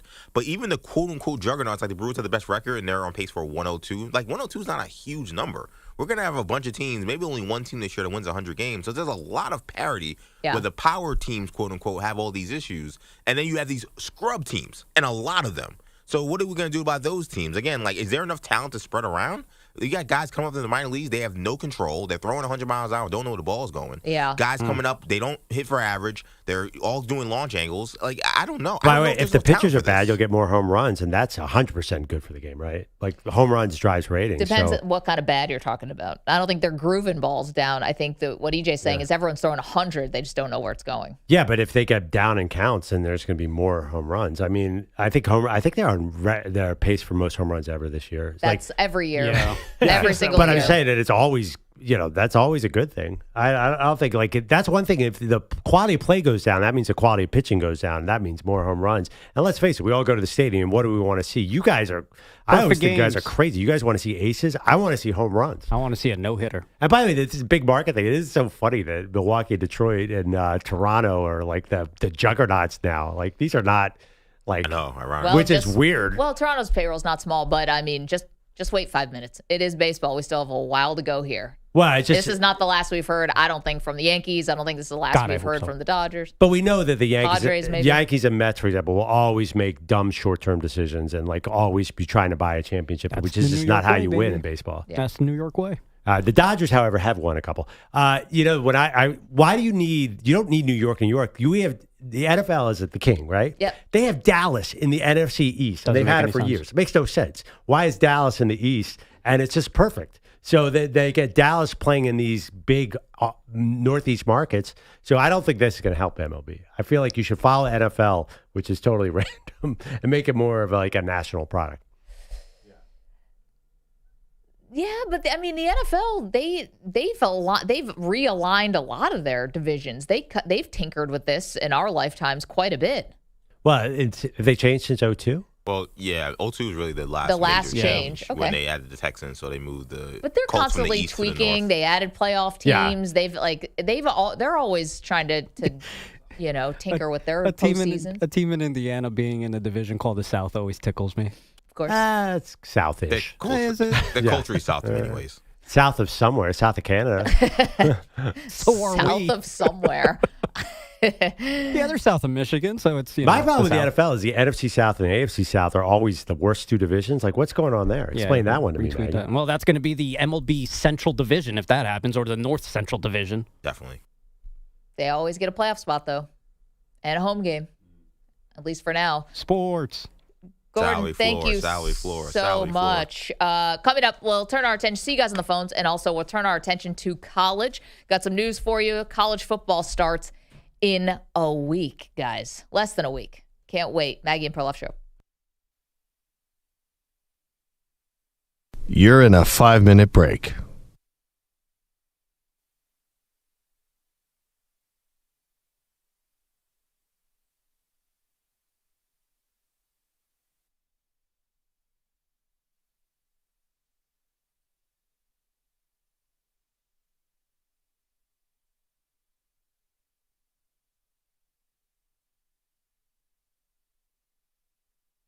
Four minutes, 30 seconds remaining.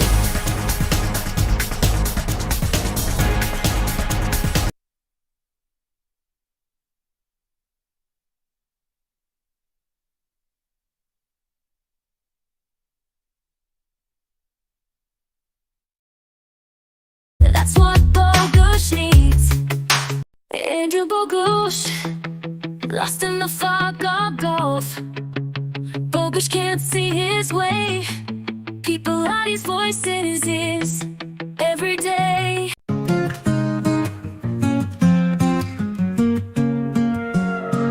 In Peter Bellatti's world, it's always a Tom Hanks scene. From Big to Castaway, he's the fan club dean. In his living room, it's a movie marathon. In Peter Bellatti's world, it's always a Tom Hanks scene. From Big to Castaway, he's the fan club dean. In his living room, it's a movie marathon with Tom on the screen from dusk till dawn. Oh, Peter Bellotti loves Tom Hanks.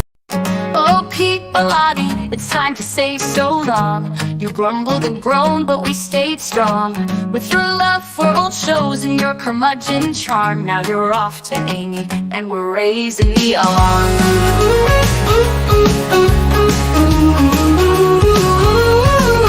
Good riddance, Pete, we'll be better off today. No more Three's Company or Alf in our way. Off to Amy Lawrence, where you can grumble all night.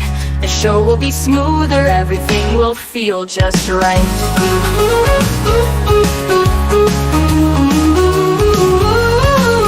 You offered to run the White Sox, what a plan.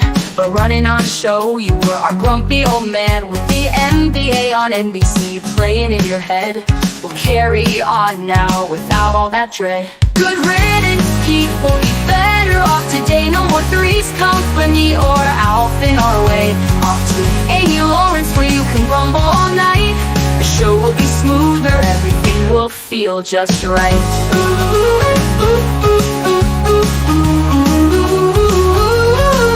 You offered to run the White Sox, what a plan. But running our show, you were our grumpy old man. With the NBA on NBC playing in your head, we'll carry on now without all that dread. Good riddance, Pete, we'll be better off today.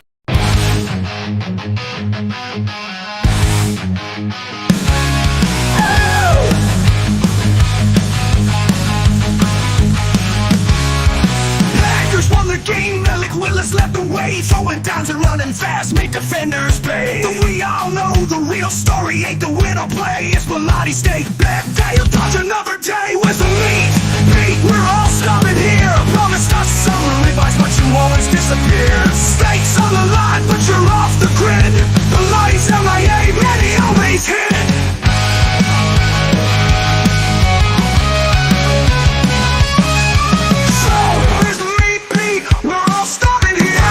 Some ribeyes, but you always disappear. Stakes on the line, but you're off the grid. Bellotti's MIA, man, he always hit.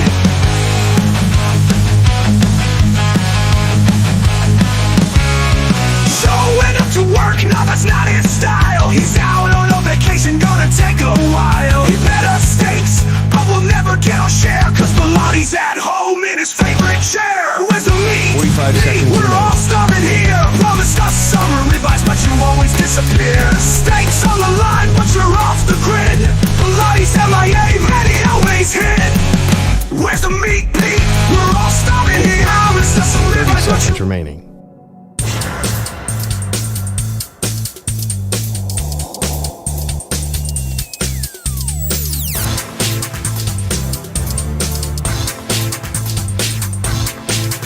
Fifteen seconds.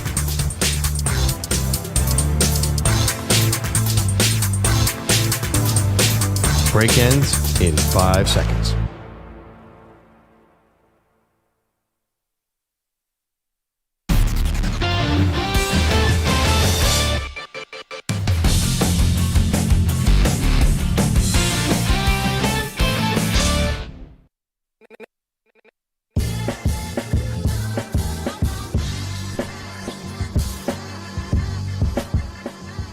Welcome back to Maggie Perloff Show. Put the Browns quarterback competition on the back burner for a second because we've gotten into a big golf conversation about Scotty Scheffler, Pearl, back from 4 strokes down to win the BMW championship.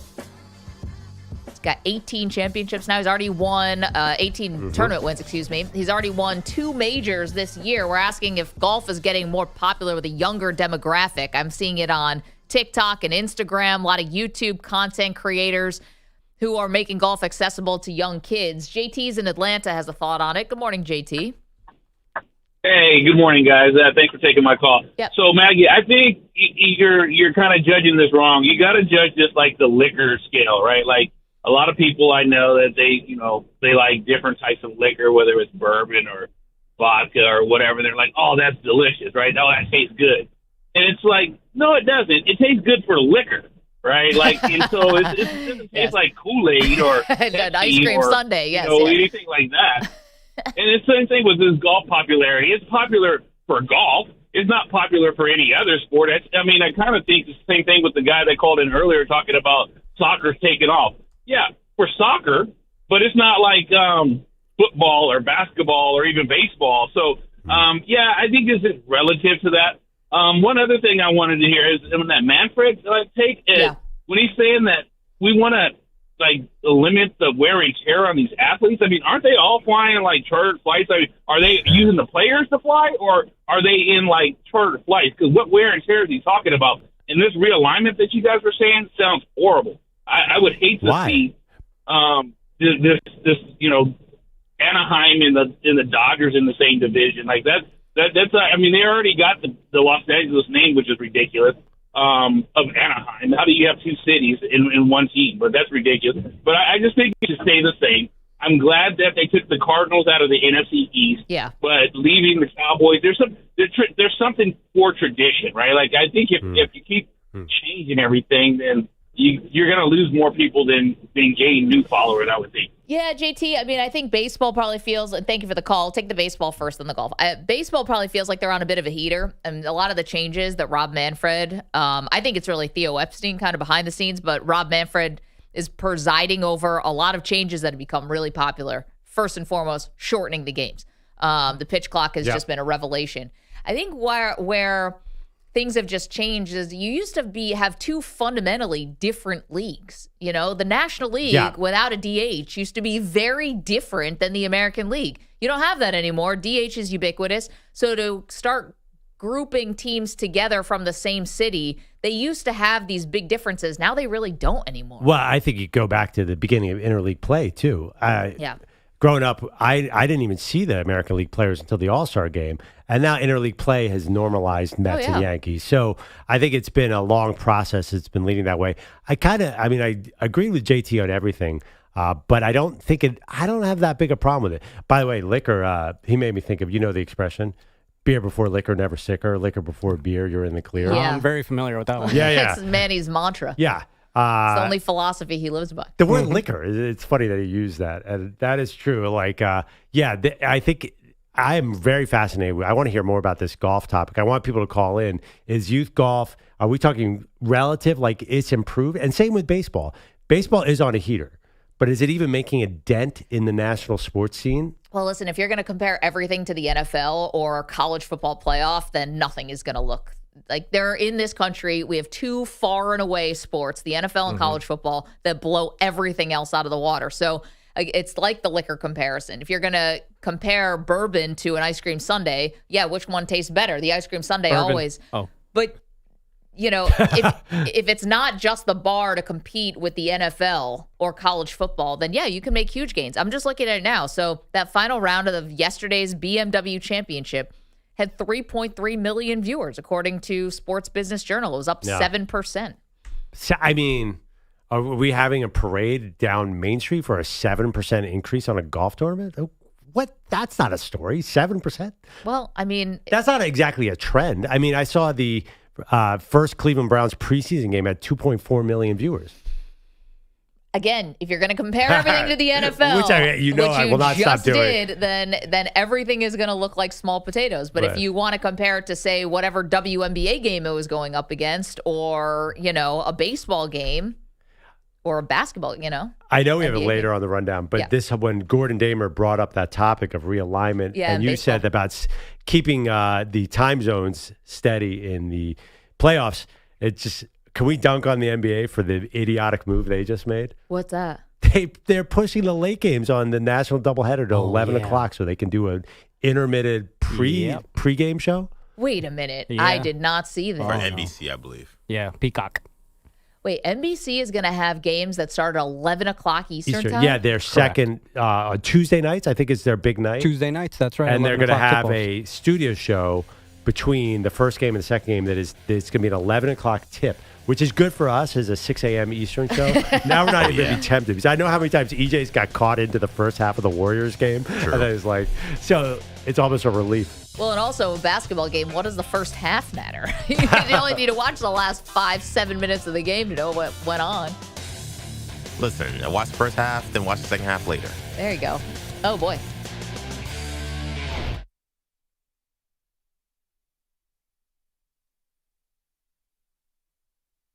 You're in a 5-minute break.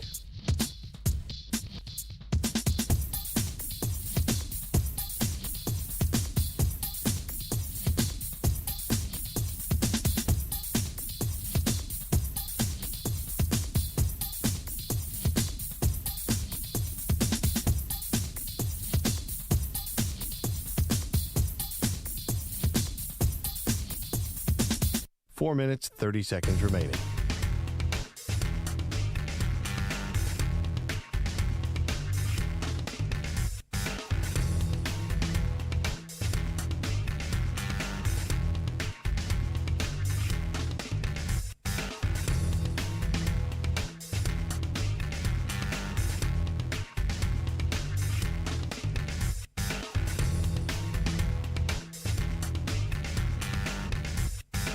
Four minutes remaining.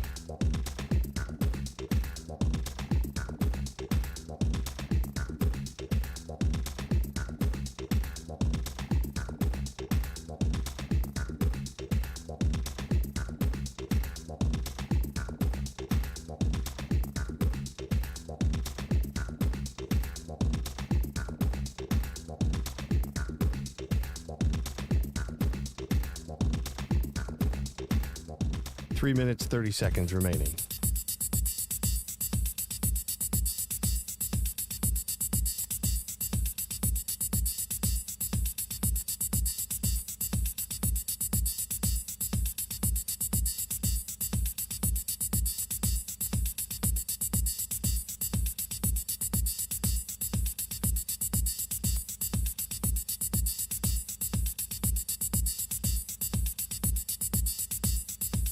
Three minutes remaining.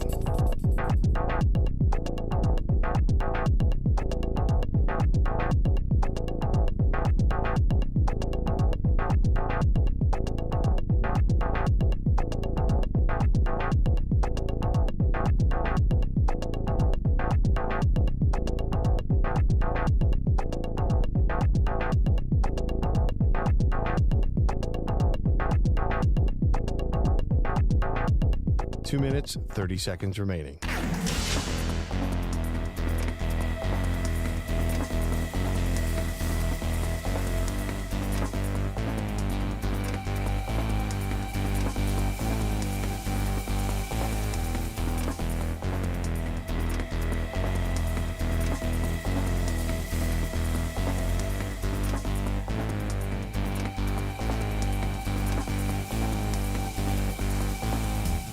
Two minutes remaining.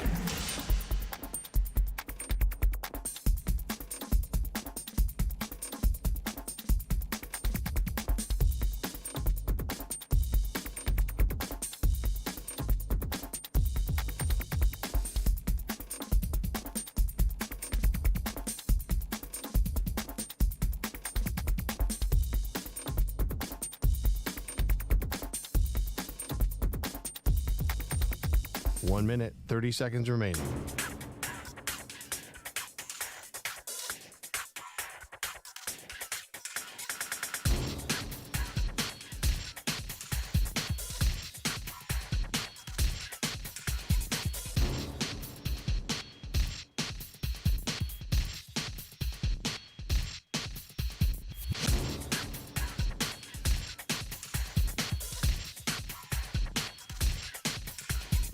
One minute remaining.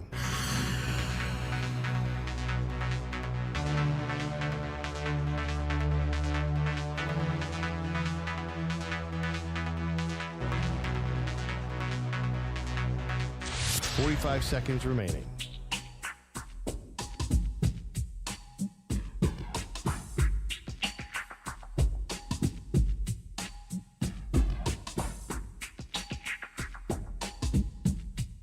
30 seconds remaining.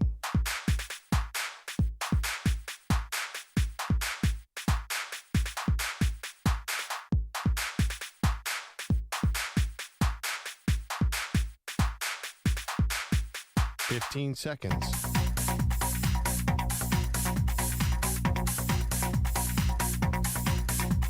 Break ends in 5 seconds.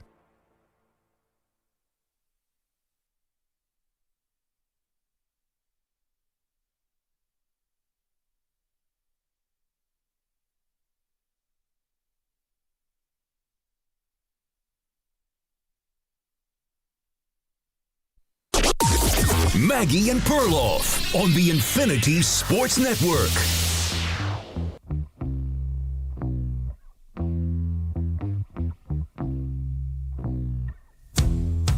I got another twist and turn for you in the Browns quarterback saga. Welcome to the show, Maggie Gray, Andrew Perloff. The twist and turn was that Dillon Gabriel played pretty well against Perloff's Philadelphia Eagles. That was on Saturday, so the quarterback situation is still very murky. Shedeur Sanders dealing with oblique injury. Dillon Gabriel played through a hamstring. Kenny Pickett still out. Joe Flacco looks like he's going to be the starter. Basically, what this all comes down to, it's one big giant waste of time. Because the Browns, you'll remember, actually have a second first-round pick from this year's draft. It's Jacksonville's first-round pick. By the way, Travis Hunter did not play over the weekend, too, because he has an undisclosed upper body injury. So we're already seeing some wear and tear there. Okay. Basically what I'm saying, Pearl, is I'm not putting stock into either of these guys, whether it's Shedeur Sanders or Dillon Gabriel, because I think this is actually going to be all about next year, to be honest, when it comes to the Cleveland Browns. Yeah, I don't think so. I think there are too many variables. First of all, Gabriel, who is quite old, he's 24, looked like he was ready to go, at least at an NFL backup level. Remember, he couldn't run yesterday. His hamstring. Yep. So he was kind of taking a dive a lot. He's from Hawaii. He's nice. Yeah, but I love a lefty athlete, and it looks really cool. And they didn't let him rip downfield at all, and he could do that. I saw a lot of analysis on it. I think people had a good point. Dillon Gabriel runs Stefanski's offense to the T. Shedeur is much better at a broken play. So Shedeur is really good when he starts running around and trying to find somebody. The question is Shedeur going to be able to do that against the pros? And the other question is there enough upside with Dillon Gabriel? Is he just a system quarterback? I think both guys are going to play this year, and I think it's going to be interesting. And I disagree with you in the sense that I think one of those guys could stave off a rookie if the quarterback class is not that great. I think it's possible, Maggie. I think we were totally on different pages on this. Yeah, the Browns like shiny new things. You can tell even just by drafting Shedeur in the 5th round that I think the owner had a lot to do with it. I think they like these, little controversies and, they never mind being criticized and they run their organization that way. And I don't think they'll be able to help themselves if they have a top 5 pick next year, which is totally in the realm. And if they have that second first-round pick, it's going to burn a hole in their pocket, so to speak. And I think they're going to try to use it to either trade up or something like that. So to me, they will always go for the next new shiniest thing because, listen, they had Baker Mayfield right there. They had a guy who talked to a lot of people, is like a fringe top 10 quarterback. This is the Cleveland Browns we're talking about. A guy who went to the playoffs, had the audacity to hurt his non-throwing shoulder, and they got him out of town for Deshaun Watson, which they thought was the shiny new thing, who turned out to be 100% fool's gold. So the Browns will make the same mistakes over and over again. Even if Dillon Gabriel and Shedeur get a chance to show what they can do later on this season, what does the team look like at that point? Are people checked out? Are guys hurt? Like, why would they be going, from Flacco to one of these guys anyway, or Pickett to one of these guys? I just think it's all being set up for next year's big splash. But let me ask you this. Say they do make a big splash. Say they do draft Garrett Nussmeier. Can he beat out Shedeur Sanders, Dillon Gabriel, Deshaun Watson, Snoop Huntley, Joe Flacco, and Kenny Pickett? Because I think we're looking at a 7-man QB battle. Because Flacco ain't going anywhere. Yeah. Deshaun Watson, I think they can get out of his contract. Or is it done? I can't remember. It doesn't feel like it's been the whole $230 million. And by the way, he's sort of been looming around as a possibility. So that's what I'm saying. There are a lot of variables here. There's a variable that they have enough veterans that they could sneakily win a bunch of games. They have Myles Garrett. He's arguably the best defensive player in the whole game. Yeah, they've had him. They have it. And it hasn't done jack.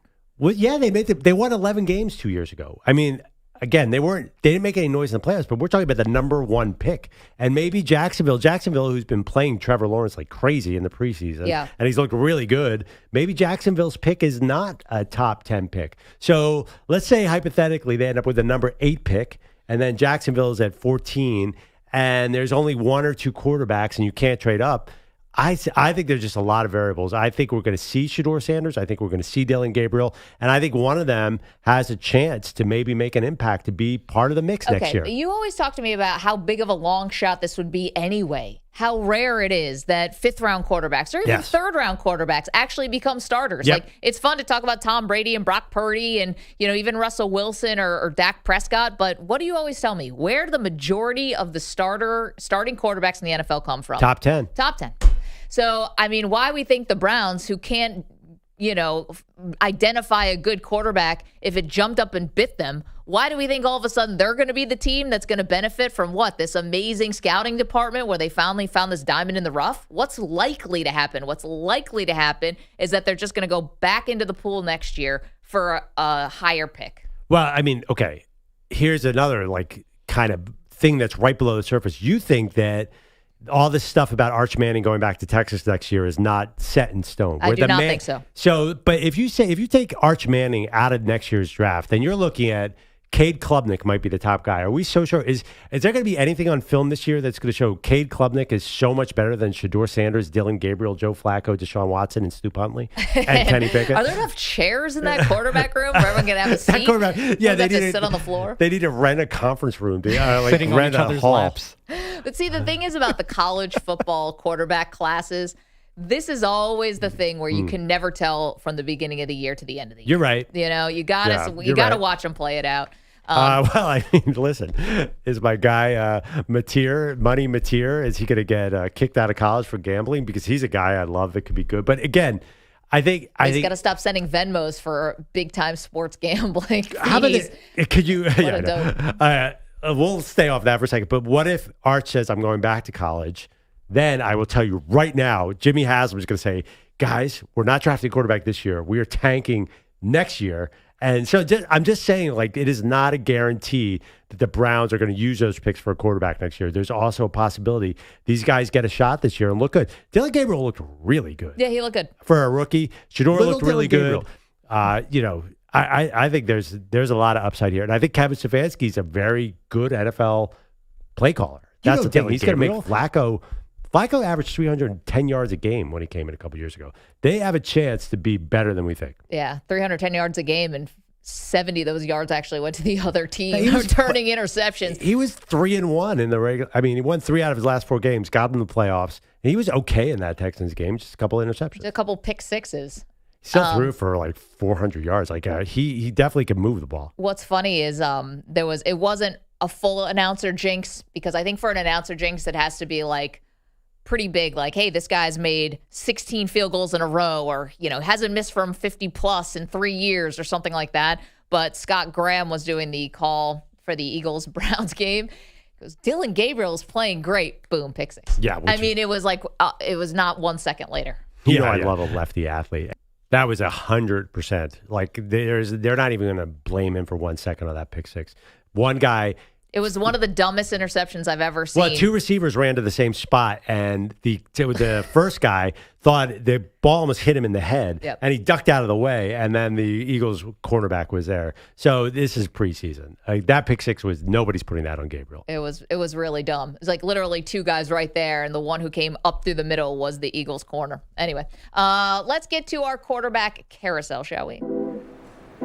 I feel so lucky to be the quarterback. It's the position everyone wishes they could play. Why can't I be quarterback, huh? Sit down and shut up. But it's not for the faint at heart. Quarterbacks are premium. I think those things add up to make it quarterbacking the toughest job in sports. Maggie and Perloff answer one big question about the quarterback.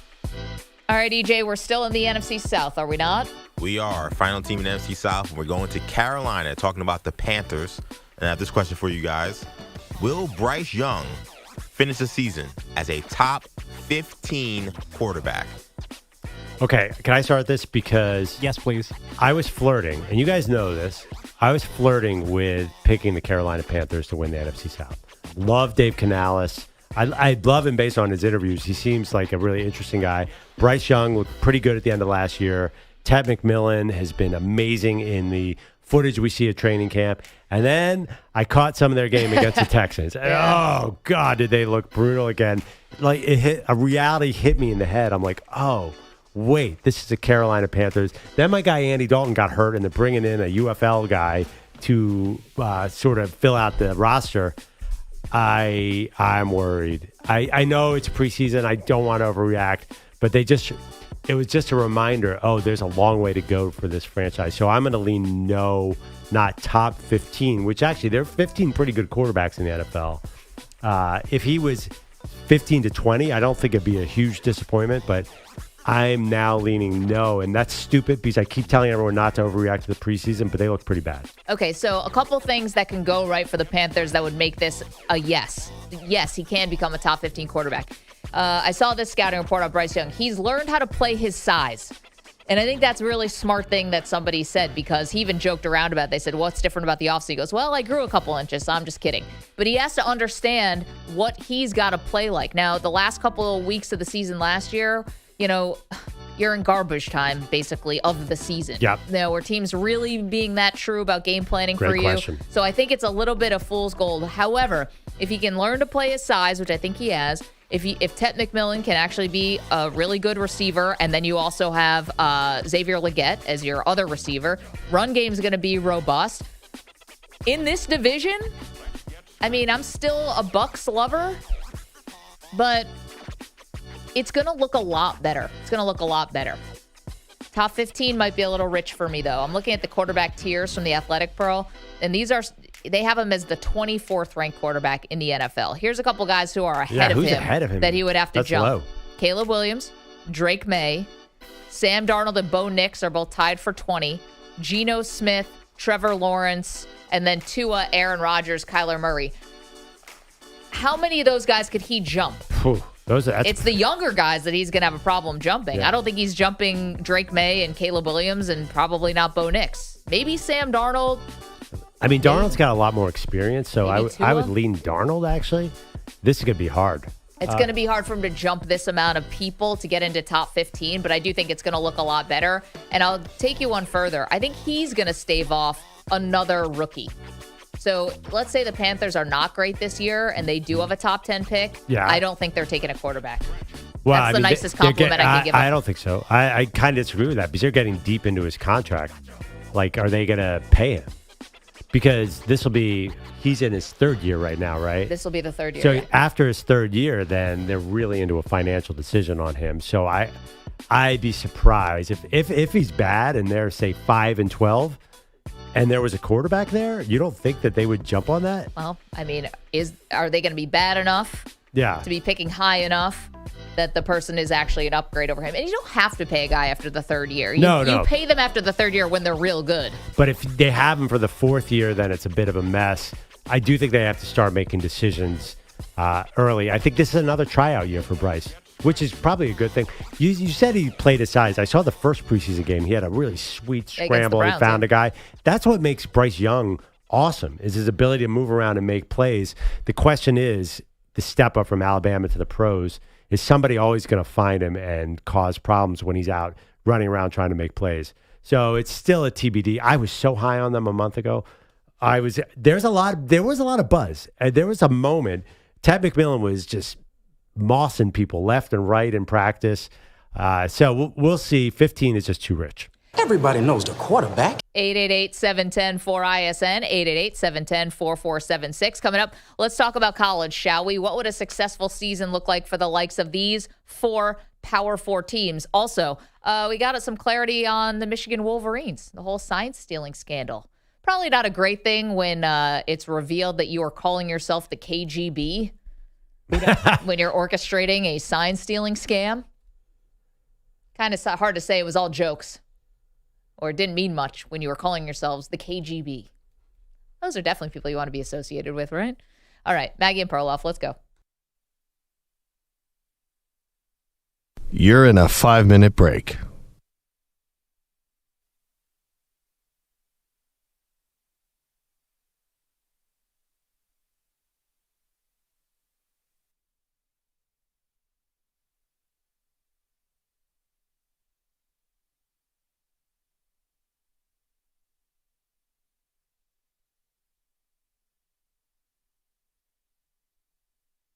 4 minutes, 30 seconds remaining.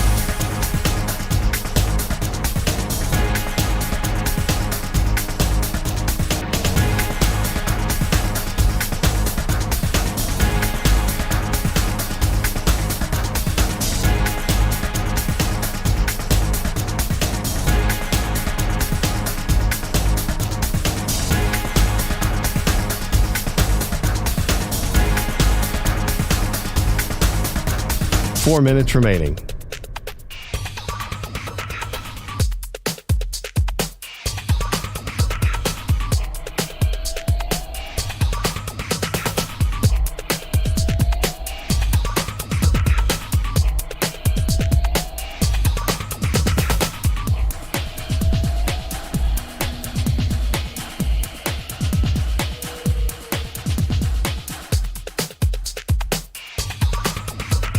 Three minutes, 30 seconds remaining.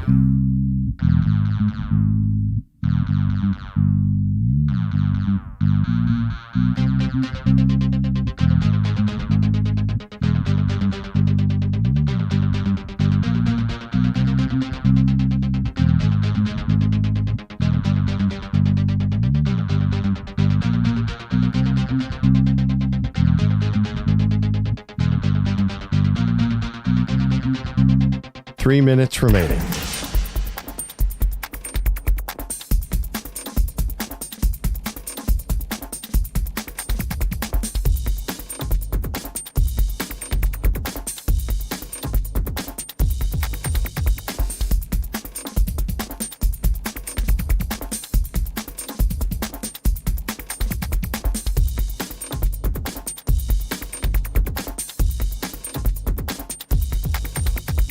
Two minutes, 30 seconds remaining.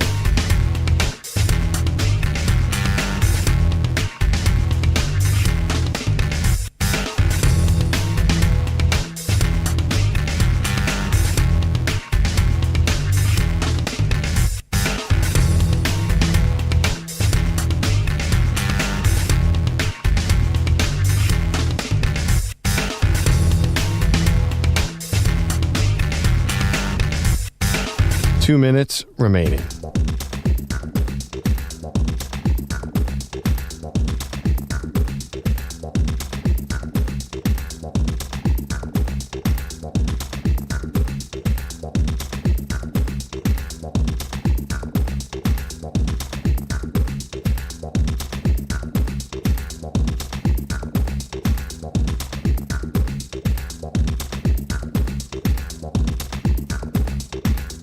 One minute, 30 seconds remaining.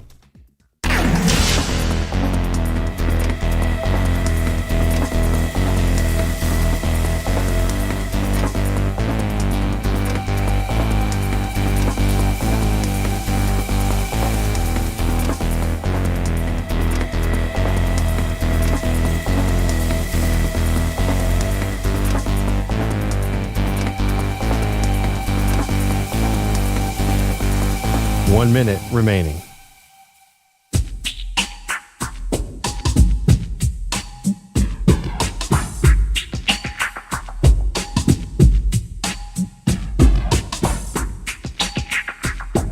.45 seconds remaining.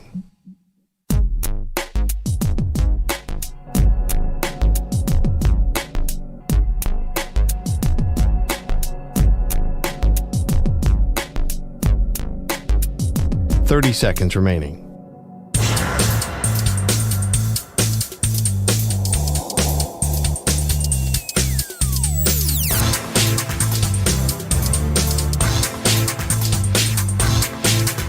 .15 seconds.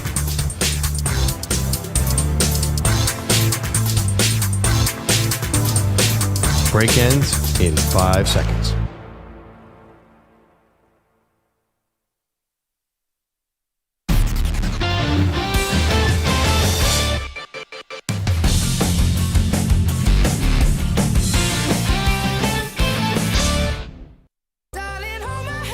Nothing beats a Jet2 holiday. And right now, you can save £50 per person. That's £200 off for a family of 4. All right, welcome back, Maggie and Perloff. Free child place holidays available. with 22 kilograms of baggage included. Okay, so explain this JetBlue thing. Jet 2. Jet 2 holiday. Jet 2 holiday is a fancy British woman or someone with a fancy British accent describing how great this holiday is, but it's only put over fails. Well, first of all, I didn't mean you explain it because you didn't know what it was either. I didn't know what it was either. Okay. I just found out. Was I right? You just presented it as if you were let me tell you. mansplaining to me what a jet. That's like Stevie Wonder trying to describe a picture to Jose Feliciano. What are we doing here? What do you? I mean, did I get it wrong?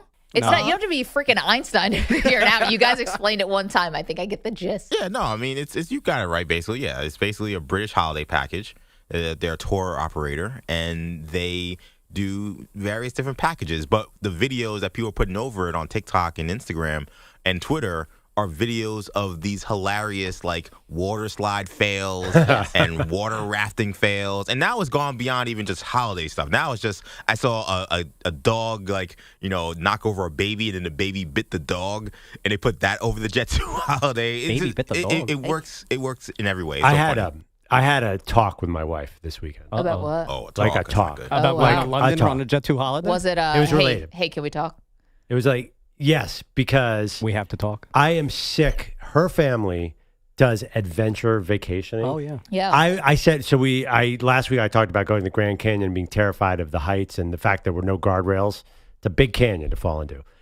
Every vacation with her family, there is we went to Costa Rica and I had to hang glide over a valley or something. I just want to sit on a beach or go to a museum. And we went down to Florida.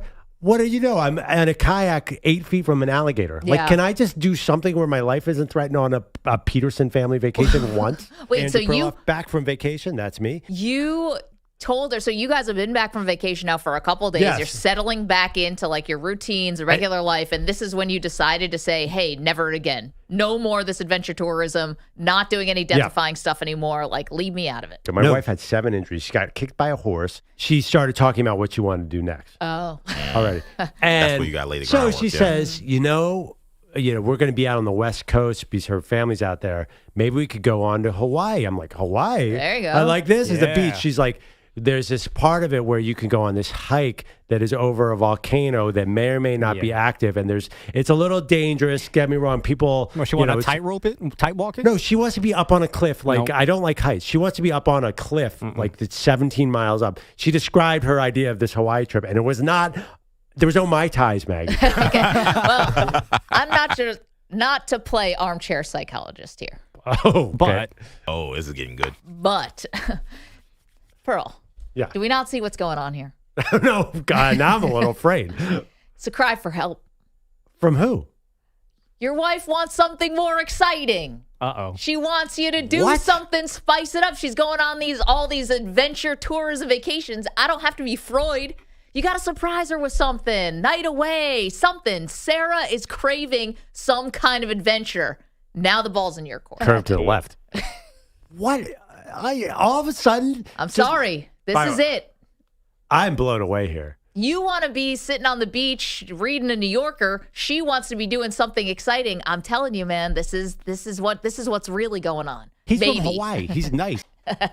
So you could say hi to Dylan Gabriel's whole family. Damn. Because her and her family have a death wish on every vacation means you're implying I need to spice it up in the boudoir because she wants to go to Iceland?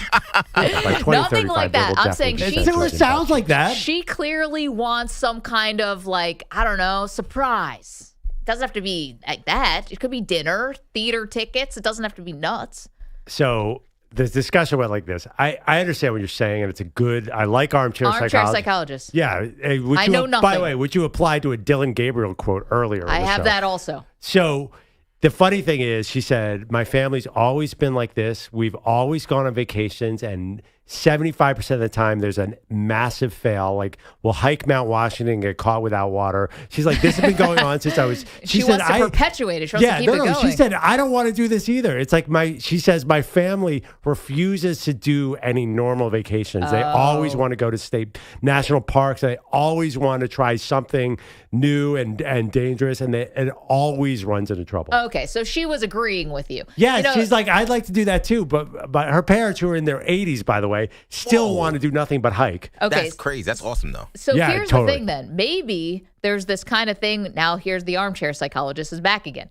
Maybe the currency in her family when it comes to vacations is if you don't have great stories or if something big didn't happen, then it's like the vacation wasn't worth it. Or nobody really, it's not memorable if you're all just sitting around on the beach. Maybe that's it. We went to a beautiful Maybe she's resort. a hostage situation. We went to a beautiful resort on the west side of Florida, the west coast, near Tampa Bay. And I'm like, this is going to be so fun. We're just going to eat great meals. We're going to play in the pool. And then we're going to go for a nice little canoe trip. We're going to see the Everglades. And I'm like, first we're going to see that? Okay, I'll see the Everglades. Then we get into a kayak. And then we get in and it's, this is nice water. And then I'm like, to the guide, are there alligators? He's like, yeah, of course there are alligators. It's the Everglades. And then about 15 minutes later, there is an alligator where Manny is standing in the water staring at me. Why? Why do I need to do that? I don't know. Take it up with the Petersons. Because you're saying that I don't provide enough spice in my relationship. So I'm saying a little excitement, a little surprise. You know what I think's going on too? I think Perloff has to get eaten by an alligator. I think the Petersons are trying to test Perloff. Still? I think he still I've been married for 15 years. I know, and I still think he needs to earn his stripes. I think that's what they hazing. think. I think wait, we heard that you went to this, you married this Dartmouth guy who talks about football and stats all the time. Yeah. Let's see how tough he really is. Well, I gotta tell you, maybe you're still the new guy, even though you're 20 years in. I have a little jealousy towards both you, Maggie, and EJ. EJ seems to go on really nice vacations. I like what EJ went to London to watch a Mets game. Yeah. Now you're talking my language. EJ's got no kids. It's awesome. That's true. Yeah, but he's and not like, you're not trying Your to prove anything. Your vacations are amazing when you don't have kids. Yeah, and you're not putting yourself in death-defying scenarios either. You guys actually have fun, it sounds like. Oh, yeah, no, our trips are lit. Every trip we've been on is lit. We have a power ranking, as I do, of our trips and how well they've done. But yeah, I'm going to propose to Sarah. I'm like, let's go out. Maybe EJ, Andrea, and we could all vacation together. And you, Maggie, I can't believe you're lecturing me. You always say, and you're very adamant about it, I want to sit on a beach chair and have a drink. That's it. That's all. Yes. I'm not adventure tourism, but I also, and my husband was surprised me with some volcano walk. I'd be like, what the hell? I'm not asking for it. It seems like you and your wife want different things out of vacations. So what it seems. I'll be honest. Cry for help. We're all being honest here. The in-laws pay for the vacation, so they have a lot going on here. Now they're definitely testing you then. They're not testing me. That's just they grew up hiking and camping a lot. So, there have been so many scenarios. There was this one where we were in Iceland, and my then 8-year-old daughter, it was a 50-mile-an-hour wind on top of this giant cliff, and I'm holding her windbreaker so she doesn't fall into this massive crevasse. What? That's not vacation. I thought you said Iceland was great. It was great because we survived. These are all great. You feel just like you do a head accomplished count something. At the end. And but vacation, no. I'm like, I got to get back to work so I can reduce my stress. You got to get back to the streets of New York City to make sure you're. Even this last trip, we're driving from Northern California through LA. Fun. Yeah. Went to Universal, got severe motion sickness on the Harry Potter 3D ride. So I'm already sick for the rest of the trip. Attaboy. Yes.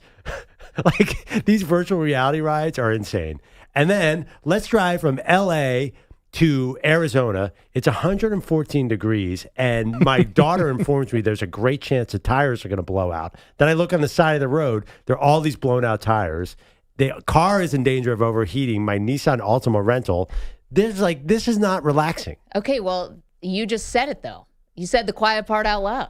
Whoever's footing the bill gets to make the itinerary. But, you're 15 years in. You should have a say. No, that's exactly. You should have a say. You should be able to go to your in-laws and be like, hey, I just want to chill on this one. Yeah. Let's try something different here. Yeah, Call the beach chill. My idea is, I don't know if they're going to fall. I want to go down to Austin, Texas, see the Longhorns play. And there's a concert in Austin. I have this whole thing. This whole thing planned out. And then my wife's like, nah, I'm not so much into that. I guess it's not death-defying enough. Yeah. Again, I'm going with you and Andrea, EJ. I'm just tagging along next time. Third world, Perloff. We'll have a lot of food, see some games. Chill on the beach. We always have a fun time. This would just be hilarious. Table for two? No, 3. Here comes Cousin It is right behind you there. Perloff's like, Cousin McLovin.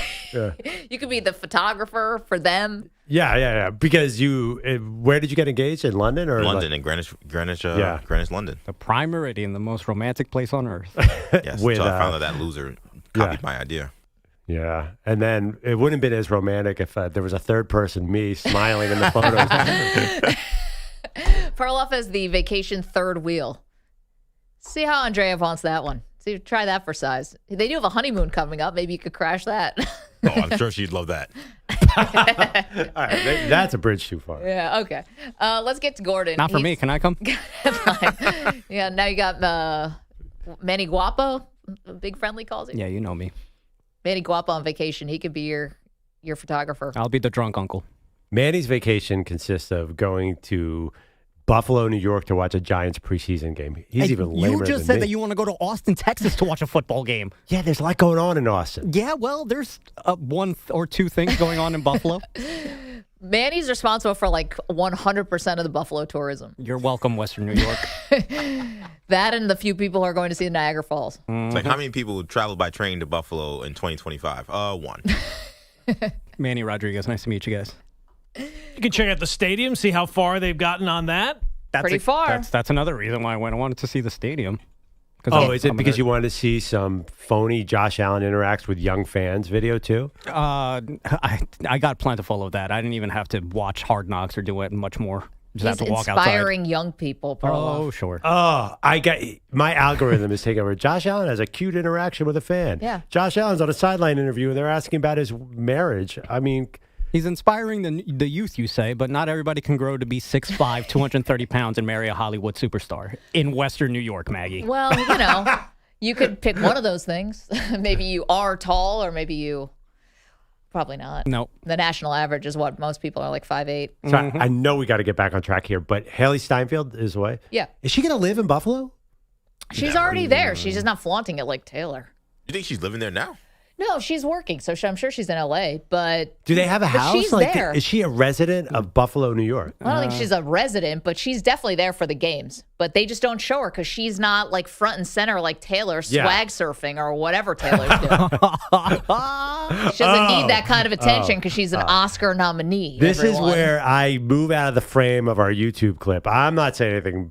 You're going to get us in trouble with the Swifties, Maggie? She's an Oscar nominee. Hasn't Taylor Swift won every Grammy known to mankind? Well, what do you think's harder to win? A ton of Grammys. Wait, what are you talking about? Why is an Oscar harder than a Grammy? To win Best Actress, I feel like is there's probably not that many hardest categories. to win. There's not that many categories. Well, she was nominated for record and album. Or probably supporting act. She was 12, I think, when she got nominated for True Grit. Oh, True Grit. Yeah, she's a child actor. There you go. Listen, if the Swifties didn't come after me yet, then they're not coming after me now. The things I've said about Jason Kelce and Travis, I said 20 minutes into the interview, I understand why she's single. Like, they're not coming after Did we clip that? Maybe because we didn't clip that. It's all right. Because I'm protecting the show, guys. Thank you, EJ. That's EPing. Did you hear the sourdough bread theory? Yeah, I did. These theories are exhausting. So Taylor's going on and on about sourdough bread in this Kelce podcast. It turns out it's all just some Easter egg because she wants to perform the halftime show in San Francisco. And San Francisco's known for sourdough, and the mascot's Sourdough Sam. The sourdough's taken over my life in a huge way. It's exhausting to be a fan of hers. But Jay-Z's already playing the halftime show in San Francisco, so what are we talking about here, right? You can have two people. It's not official. Oh, I thought... No official word. He's the one who is the, like... not produces the halftime show, but he selects the act. He's the booker. He's the booker. Yeah, but I thought he booked himself for this one. The rumor is that he will, but we don't know that He's yet. still negotiating. Negotiating with himself. How much money am I going to give myself? He's like in a boardroom. Roger's like, well, who do you like for this year's halftime? I hear Taylor Swift's dating an NFL player. She's good, but... What about me? Yeah. Have you ever heard of Sean Carter? No, who's that? Well, Beyonce did play the halftime show the last time it was in San Francisco. That's true. Oh, talking about an Easter egg. There you go. I don't know. But again, the sourdough, all this stuff is like... You're over it. Well, I don't know. Yeah, you're over it. I'm over Also, it. make something more fun than sourdough bread. How about some sesame bread? Make some cookies or some cakes. She does that too. Or pies. Sourdough bread, like, that's not exciting. I think there was an idea of, like, back in the... wasn't there a thing that if you played like the Beatles album backwards, it said like Paul is dead or something? I think we've taken this now to a totally different level. But that was back when we didn't have anything to do. There was no internet. There was right. no, people were really bored. Now we should have stuff to do to keep us occupied. Like sourdough bread. Exactly. Sure. Gordon, what do you have? NFL preseason last night. Bears beat the Bills 38-0. First look at Caleb Williams with his new head coach, Ben Johnson. Williams looked good. First drive, 6 of 10, 107. Oh, no, sorry. Whole game, 6 of 10, 107 yards and a touchdown. I thought really the 3 days of practice we had this week and this game were the most he's stacked up good days in a row right now. And so the challenge is going to be to keep pushing in that direction. We have Bengals and Commanders tonight. Jaden Daniels is expected to see some action, and reports are now that Brian Robinson Jr. is being shopped. I have a fantasy football. You fantasy football people? I am. Okay. I'm a commissioner, yeah. All right, so there's a viral TikTok going on right now, and it's a group of guys in a league. Guy has the first pick. Okay. And it's one of those ones where they're all together, not doing it online, and they have a giant board, and you slap your sticker of who you're taking on the board. Like it's 1995. Yeah, wow, Right. that's old school. Yeah. First pick in the draft, the guy selects B. Robinson. B. Robinson, Brian Robinson. He selects Brian Robinson. He thinks it's Bijan Robinson. Oh. The question is, do you allow him? He slapped the sticker on. He did it himself. Do you allow him to remove the sticker from the board that you paid $19.95 for and allow him to take the player that he actually thought he was taking, or is he now stuck with Brian Robinson Jr.? Was it the logo? Was it like a logo? Yeah. on it? It's a person. He has stickers for every player's name. Okay, so it has a Commander's logo next to it. It does not have a Commander's logo. I guess they don't have the copyright for the Commander's logo. It says B. Robinson Jr. So the junior is what? Bijan's not a It's junior. not. It's not. It's Ooh. obviously his mistake. Yeah, it's a mistake. And he has slapped it on the board officially. I think Without you're the stuck. slap, if he had just gently Right, placed if he it had there. like taken it off the sticker board thing, like the sheets that it come on. That's Yeah, well, one thing. maybe your draft doesn't have to be freaking arts and crafts. Just But make the the guy- selection on the computer, and you wouldn't have this situation. No. But he can just say, I took B. Robinson. I took Bijan Robinson. No, but there's another It's a sticker junior. There's stickers for each Wait. player. There's it's a big table with stickers on it? No, it's like a kit that comes, and you have a giant draft board, and then each person gets to pick their guy via the sticker. If it was this guy's idea to do this big board and it backfired on him in this way, then I think that he deserves to have to keep Brian Robinson. If it was someone else's idea and he was begrudgingly going along with it and then he screwed up, I think you give him the do-over. I would play the clip, but there's obviously too much Visual. vulgarity to go on. He gets Brian Robinson for being an idiot. Absolutely, I agree with you. No, 100%. That's ridiculous. I mean, there's two guys named Lamar Jackson in the NFL. Like, if you say put Lamar Jackson together, you're talking about the journeyman cornerback, so therefore you don't have him. That's the stupidest thing I ever heard. But there's a very different. It's Brian Robinson and Bijan Robinson. I mean, there's different Robinsons. You have to make sure But you have it the says right. B. Robinson. So it's the same. But it says B. Robinson Jr. That's not Bijan It's your Robinson. first. It's your first Or pick. Bijan. You got to be on the ball. What is Bijan Robinson's dad's name? Not sure. Dijon? I'm still just trying to say that name right. Help me out. It's like What, we called Bijan? him. We called him Bijan Robinson forever, and then he corrected everybody. At the You preseason. get one crack. It's like a stadium. You get one name to this. The ballpark in San Francisco is still Pac Bell. You get one shot to name it, and that's it. Pac Bell. Yeah, it's still Pac Bell. Brewers Oracle win streak Park. is over. Lost the Yeah. Reds in 10 innings, 3-2.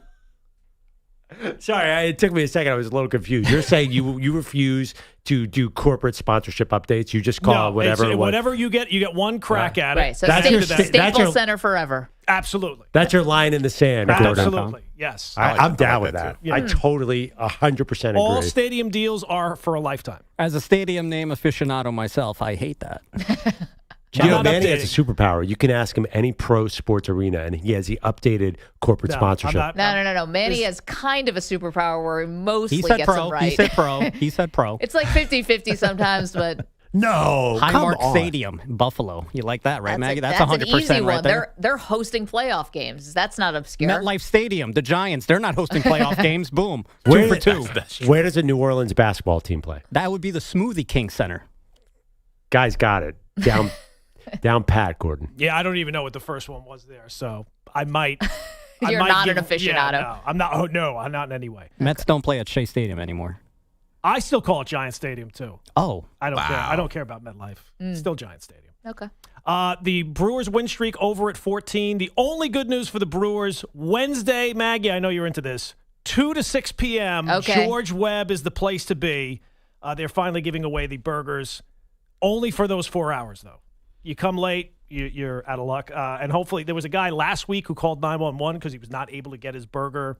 Oh, that's a good use of those resources. Nothing else going on in the streets of Milwaukee these days. Can someone send us one? Like, I don't. Ooh. Is that too much to ask? Nothing quite like a moldy burger I coming think in slow send mail. if you send it express, we'll get it in a day. That thing's gonna hold up just fine. No? Can someone please?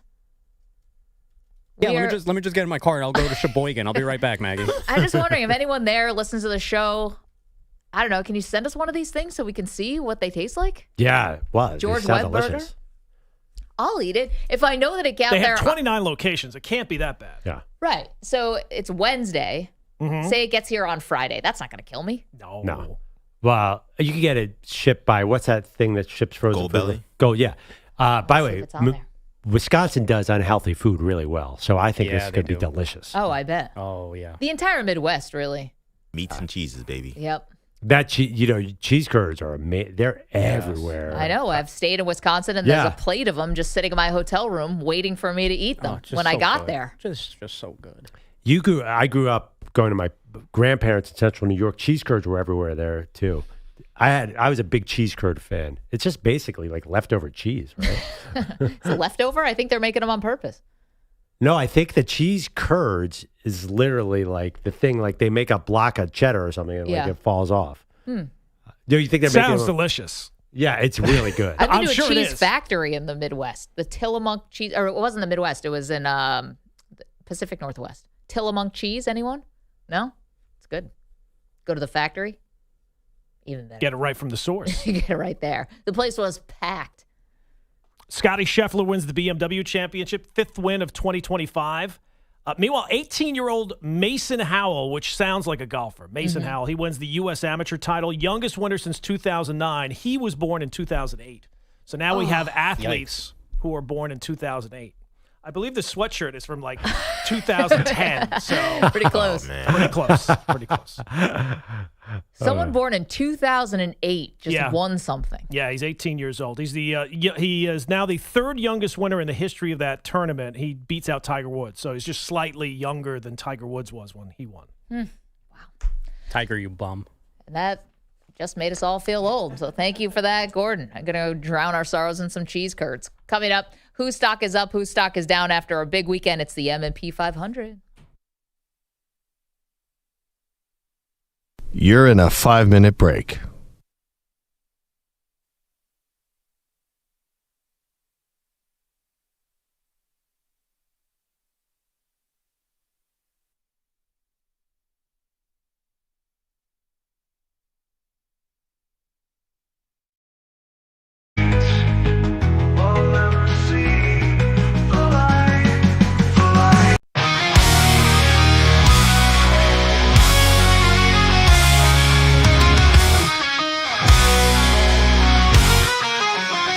Perloff's at the wheel, Nico's talking mess. Dressed like he's ready for fantasy camp. Let's Perloff lunch his tacos, Nico's talking fast. But man, this ride's slower than a game of cats. Dave Matthews? No, I just can't stand the sound. Perloff's taco talk, Nico barely looks around. They're headed to San Antonio.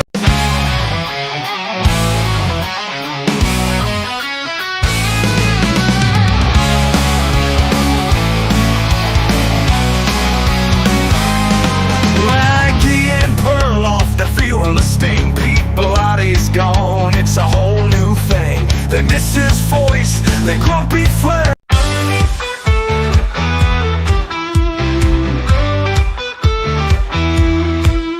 AJ's on the court, his knees in pain, but he's still hustling, bringing the game.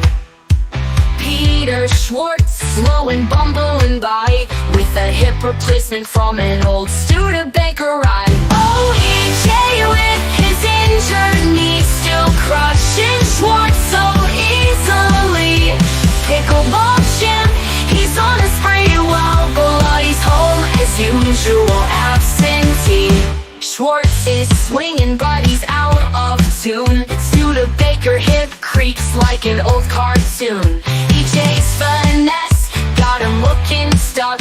Belotti's still missing, so what the duck? Oh, EJ with his injured knee still crushing Schwartz so easily.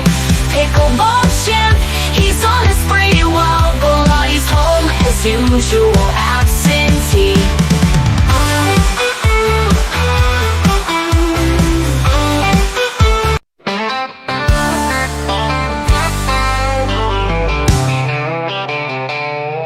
Well, Daly took the court and the crowd got loud. Rube was talking tough, trying to stand proud. But the first big serve cracked like a whip, and Belotti still hadn't punched his trip. We called his phone, not a single ring. Daly just laughed, well, I broke a string. But 2 new pairs of Nikes are on their way, and Belotti's still off on his holiday. Belotti's still out, Daly's still in. Rube got served and he'll never win. From the baseline grind to the trophy shine, Pete's PTO streak's doing just fine. And somewhere out west, Perloff's staying gone. He ain't driving to Wemby, not to San Antone.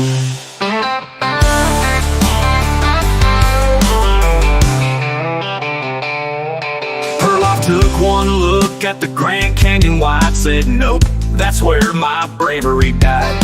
He'd rather dodge calls than face that road, than say I'm sorry to Wemby in Spurs mode. Back on the court, Daly kept his cool, busting out shots like a country school. Rube was running, but he couldn't hang, and Belotti's still missing from the whole thing. Belotti's still out, Daly's still in. Rube got served and he'll never win. New Nikes coming in the mail today, and Belotti's work streak's here to stay. And somewhere out west, Perloff's staying gone. He ain't driving to Wemby, not to San Antone.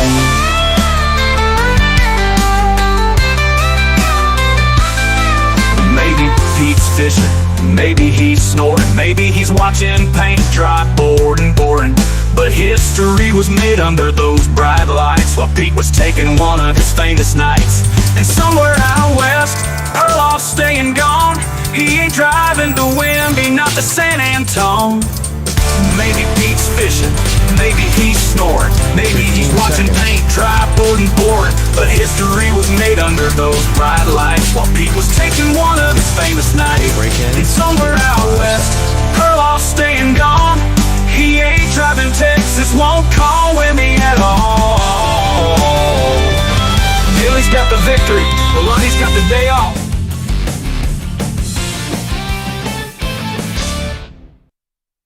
The M&P 500 on the Infinity Sports Network. Welcome back. All right, stock up, stock down from the weekend, Pearl. What do you got? Okay.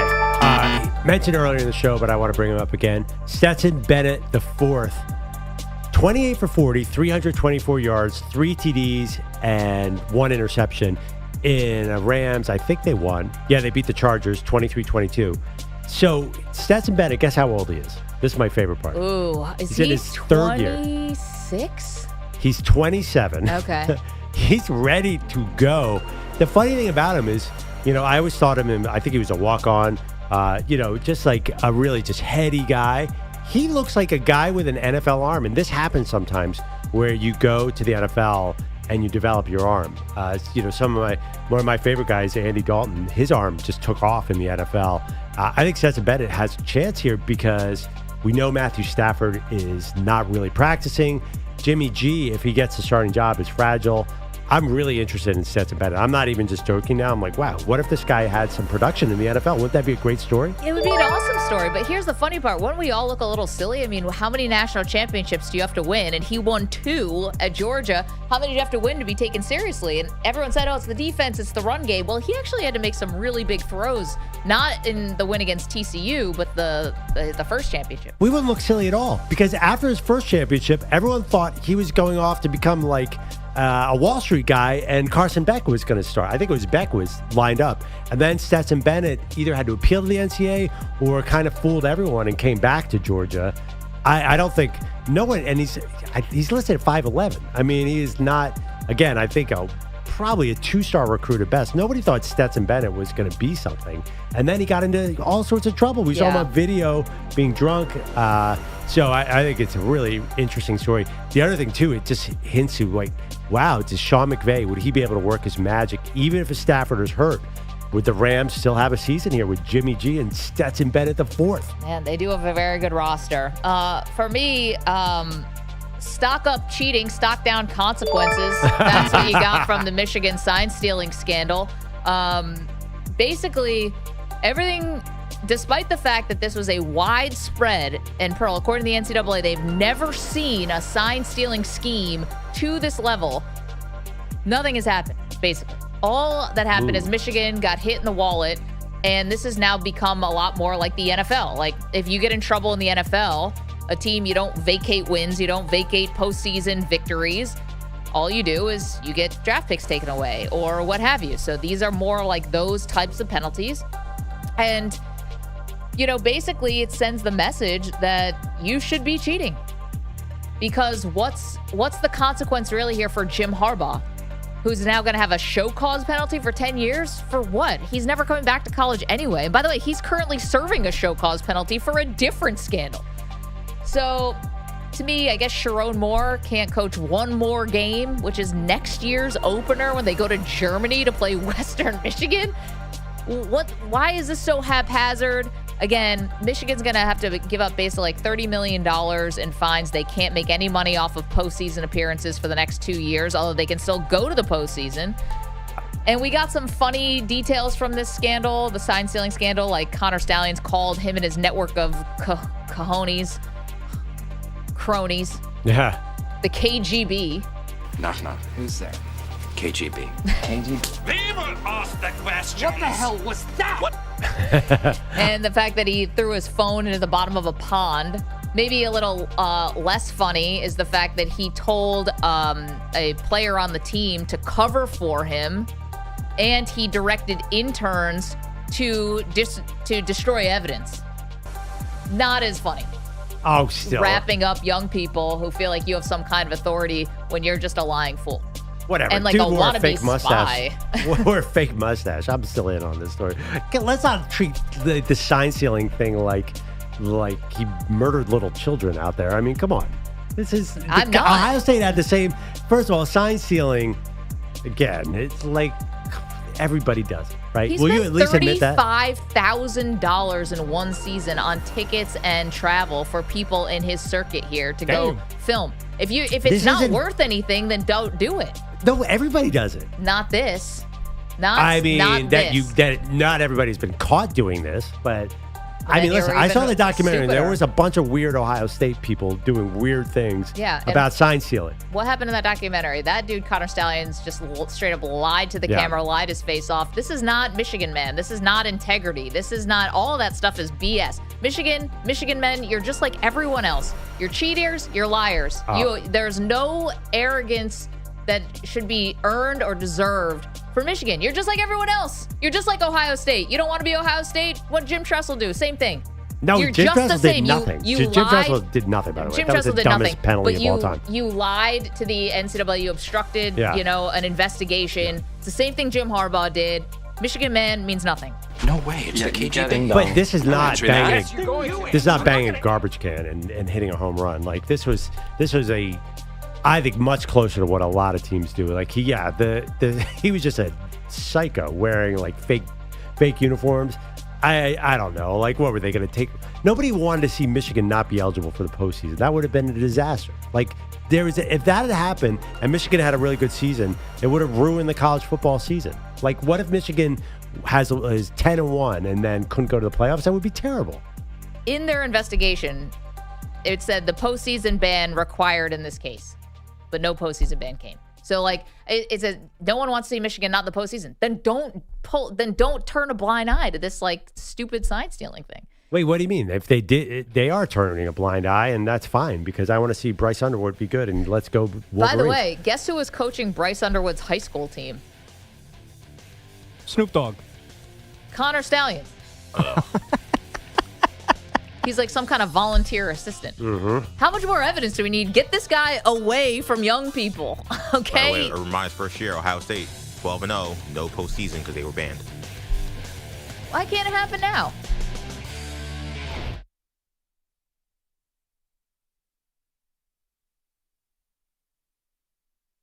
You're in a 5-minute break.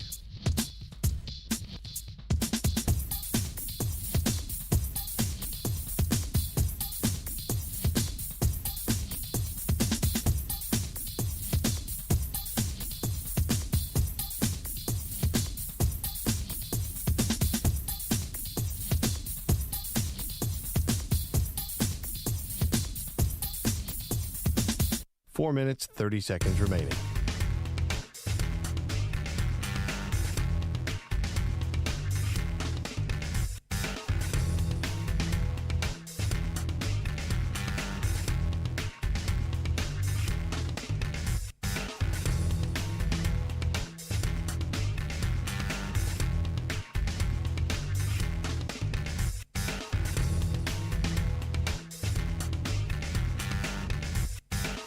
Four minutes remaining.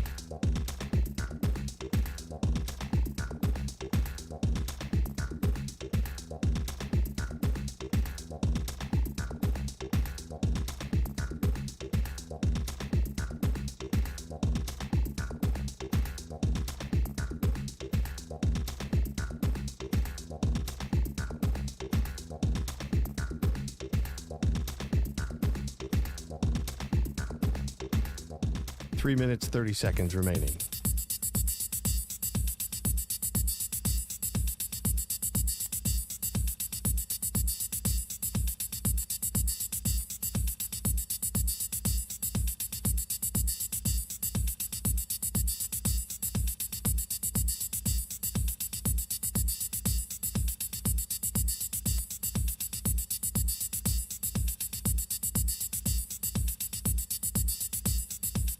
Three minutes remaining.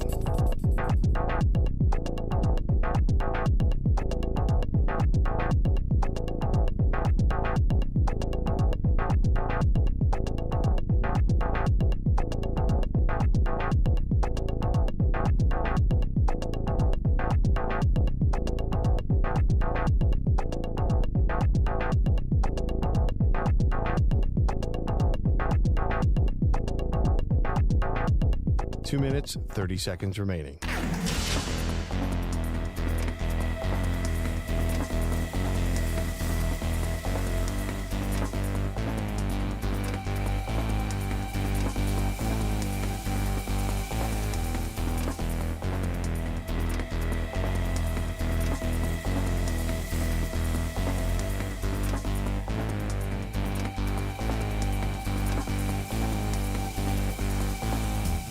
Two minutes remaining.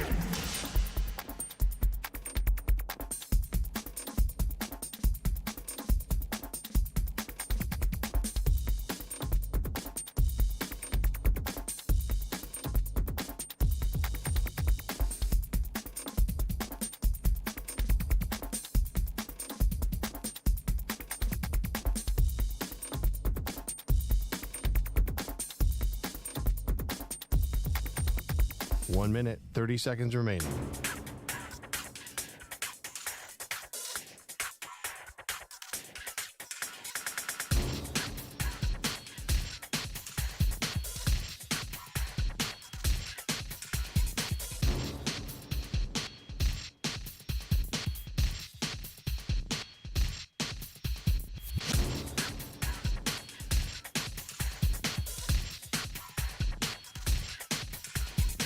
One minute remaining.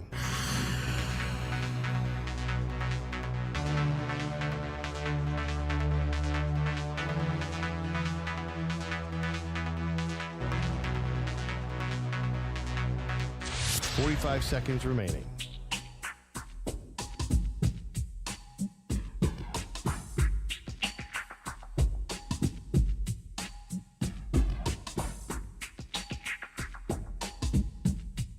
30 seconds remaining.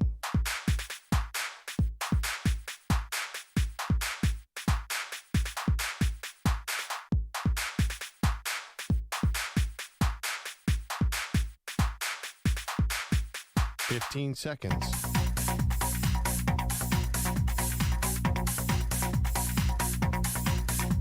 Break ends in 5 seconds.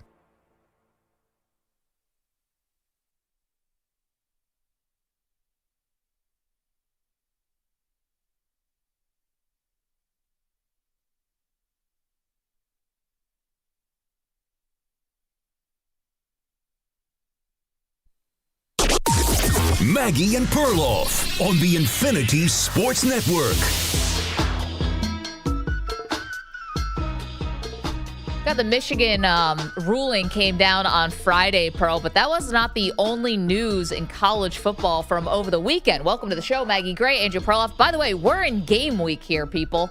We've got college football coming up this weekend. It's going to be Dublin, where you have Iowa State and Kansas State facing off against each other, which is going to be super awesome. But anyway, this is from Pete Thamel, ESPN. X's and O's and like what? Rah-rah-rah football? Oh, yeah. Rah-rah-rah football is happening. The Big Ten, who along with the SEC, Pearl, is basically going to determine the future of college football and specifically the playoff. Well, it looks like the SEC and the Big Ten are pretty far apart on how they see the future of the postseason of the sport. SEC has talked about 16 teams, a 5+11 model, and 5 automatic bids, 11 at-larges. Well, the Big Ten's got something totally different in mind.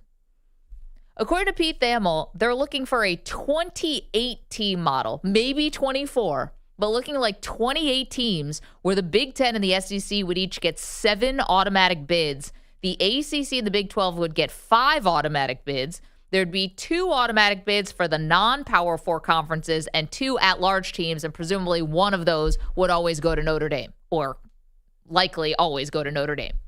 28 teams, that's what the Big Ten wants, where the SEC is talking about 16 teams. What makes more sense to you?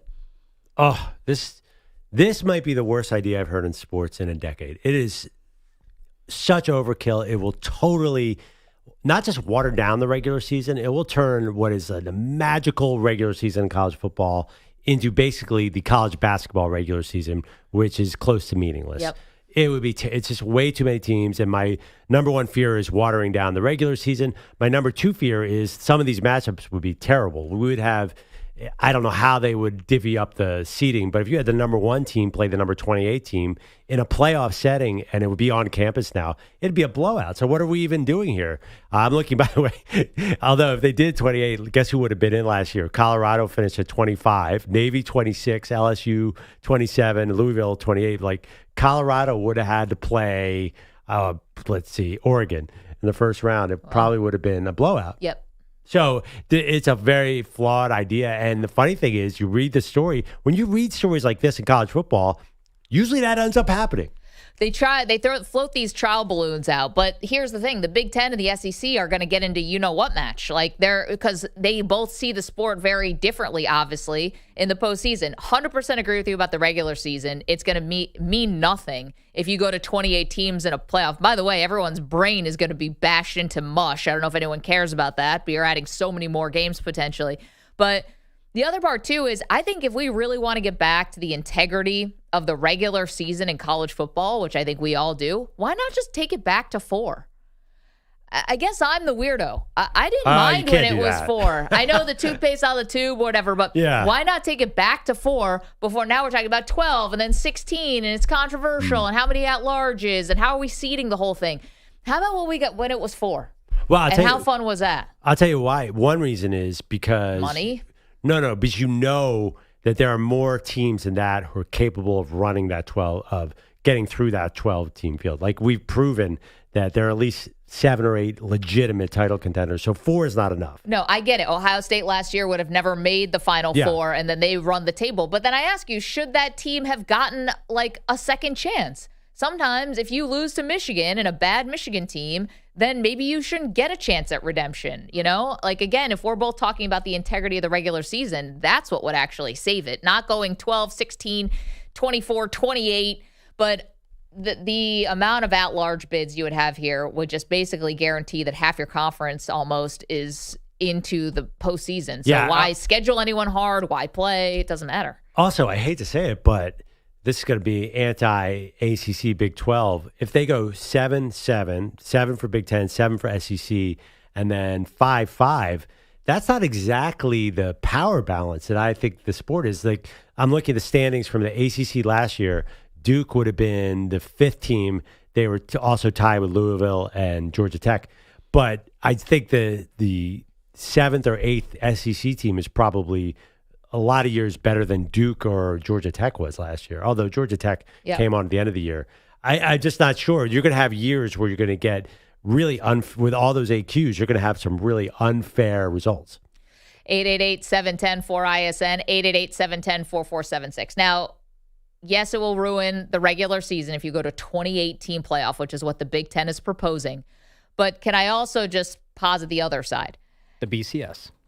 No. Oh. It's so clear, man, that you didn't live through the BCS, which is why you want the BCS, because you only read about it in a textbook. It wasn't great. Like, take our word for it. It wasn't awesome. But here's the other part.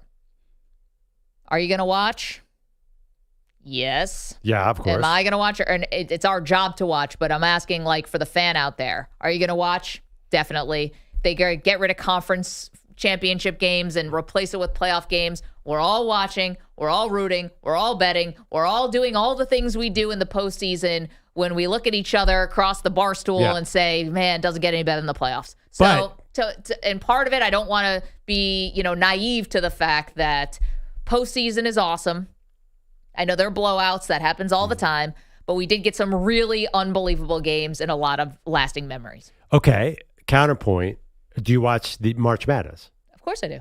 Do you watch regular season? Not you specifically, but you have to. Does the average fan come in and talk about the Kansas-Oklahoma State game on a Wednesday? Yeah, it probably depends what your water cooler is, but probably not.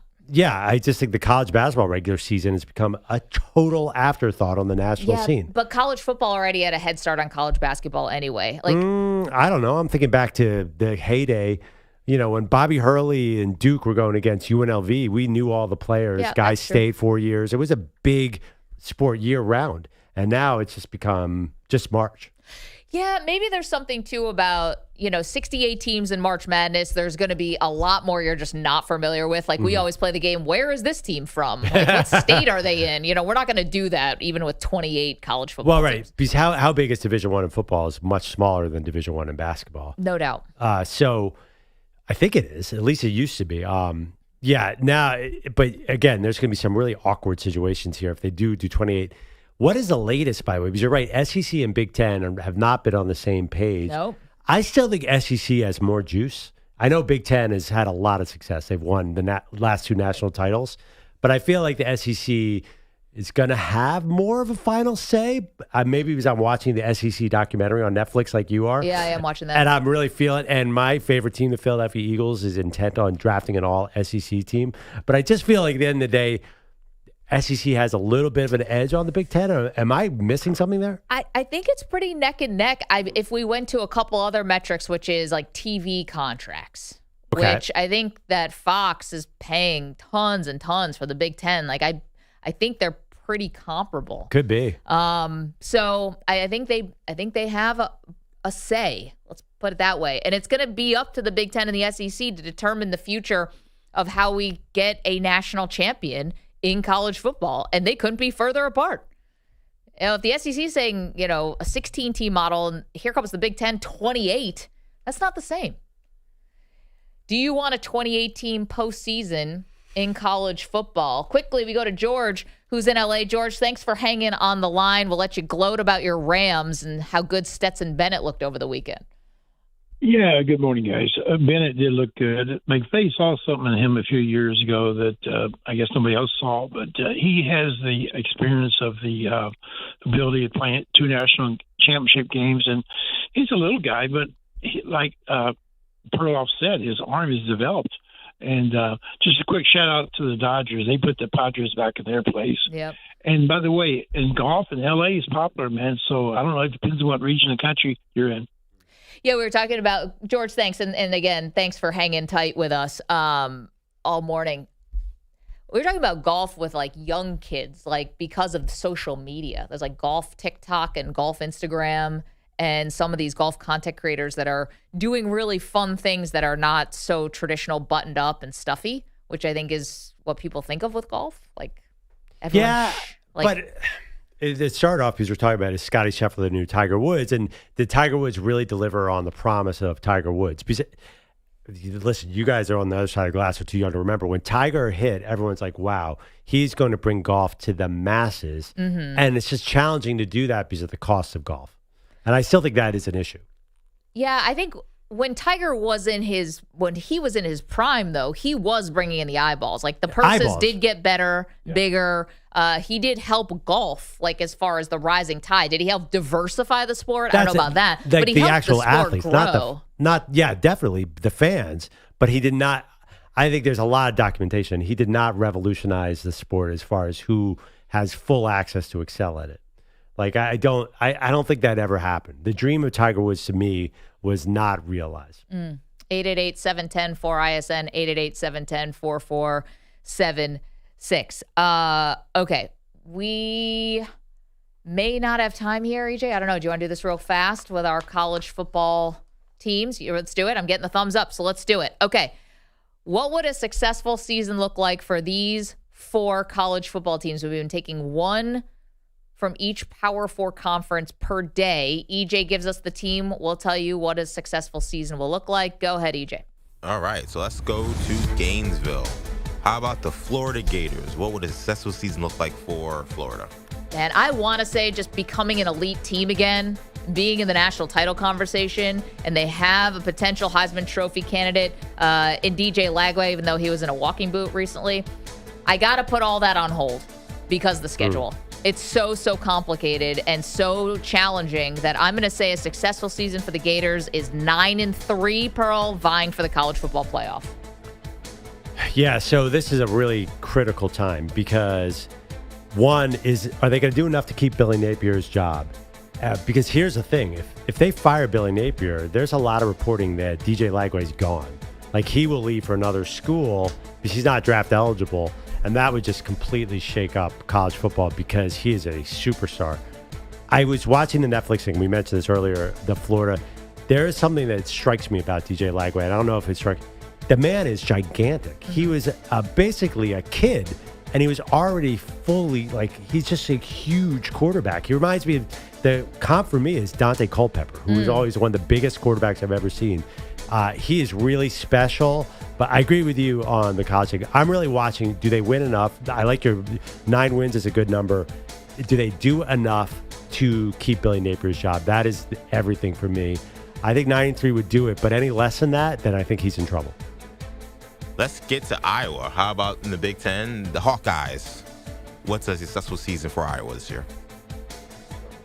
You can go first on this one, Maggie, because I just can't get into Iowa football right now. Oh, no, this is the year to get into Iowa, guys. This is the year. If you've always been a big fan of Iowa on the defense and liked maybe their offensive linemen and tight ends and stuff like that, this is the year they may finally put it together because they actually have a quarterback who can throw the ball, and Mark Gronowski, who won an FCS championship in South Dakota State and has over 10,000 yards passing in his career. He won all these awards for the lower level of college football. This is a legit time to get on the bandwagon for Iowa. I have them also going 9-3 and also vying for the college football playoff. Just tough schedule for them this year. They don't play everybody in the Big Ten, but they play enough of these big teams, the Penn States and such, that it's going to be a challenge. So Oregon, 9-3 for me for Iowa, and Mark Gronowski becomes one of the great Iowa quarterbacks maybe of all time. You know, it's funny because I was looking at this. I feel like they're kind of boxed out by a bunch of better teams in the Big Ten. Like there's a lot of buzz. Obviously, Illinois is getting a ton of buzz this year.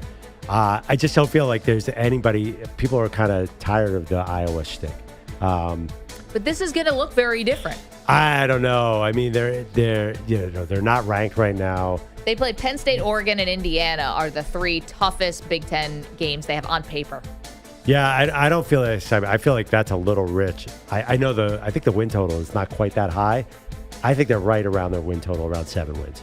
So, yeah, they went 9. 9-3. If they were in the final weeks of the season, that's definitely a successful season. But I'm not so sure that's going to happen. All right, let's stay in Iowa. How about the Iowa State Cyclones? They played the Hawkeyes in week 2. What's the successful season for the Big 12 runner-up last year? It's got to be back to the Big 12 title game. Super excited to watch them week 0. Give me a week 0 in Dublin, 100 days out of 100. K-State, Iowa State, coming off the Big 12 championship game where, to be fair, they lost pretty badly to Arizona State. But Rocco Beck back for year 3. Pearl, stop me if you've heard this. Iowa State quarterbacks who have a lot of experience end up becoming a thing. I'm looking at you, Brock Purdy. And, the funny thing about Iowa State, coming off of the first season in the history of the program where they won 11 games. So I think you should put the bar at probably 10 games would be a successful season for Iowa State. I would even say, and this is not specifically about Iowa State, for all these quote-unquote contenders in the Big 12, you kind of got to get to the playoff where it's not a successful season. I think. Out of that conference. Or back to the championship game because the loser didn't get into the college football playoff even though it was a deep conference. But no, that's what I think. Even if they lose the conference title game, don't make the playoffs, I think that'd be a disappointment. Really? Because if you're in the Big 12, what is your measurement for success here? You got to come out of this, especially this year, because it's so wide open. No one's going to be happy at Iowa State if they don't make the playoff. Well, that's what I thought. But then I realized last year was the most wins they've ever had in the history of the program, and I was surprised by that. So yeah, I mean, the issue is who's ahead of them that really scares you. Does Arizona State? They lost Cam Scatterbo, so I feel like that is not the scary conference defending champion. And then who else is there? Kansas State is not great. Avery Johnson, our guy, was a huge disappointment last year. I don't know. I just feel like there's no one else in the Big 12, so you are going to be measured by making the playoff or not. See, I don't know. Is there no one in the Big 12 or is everyone in the Big 12? Right. That's the thing. That's the same. Well, if everyone's in, then no one is in. So it is wide open. All right, speak to me nicely. How about the U?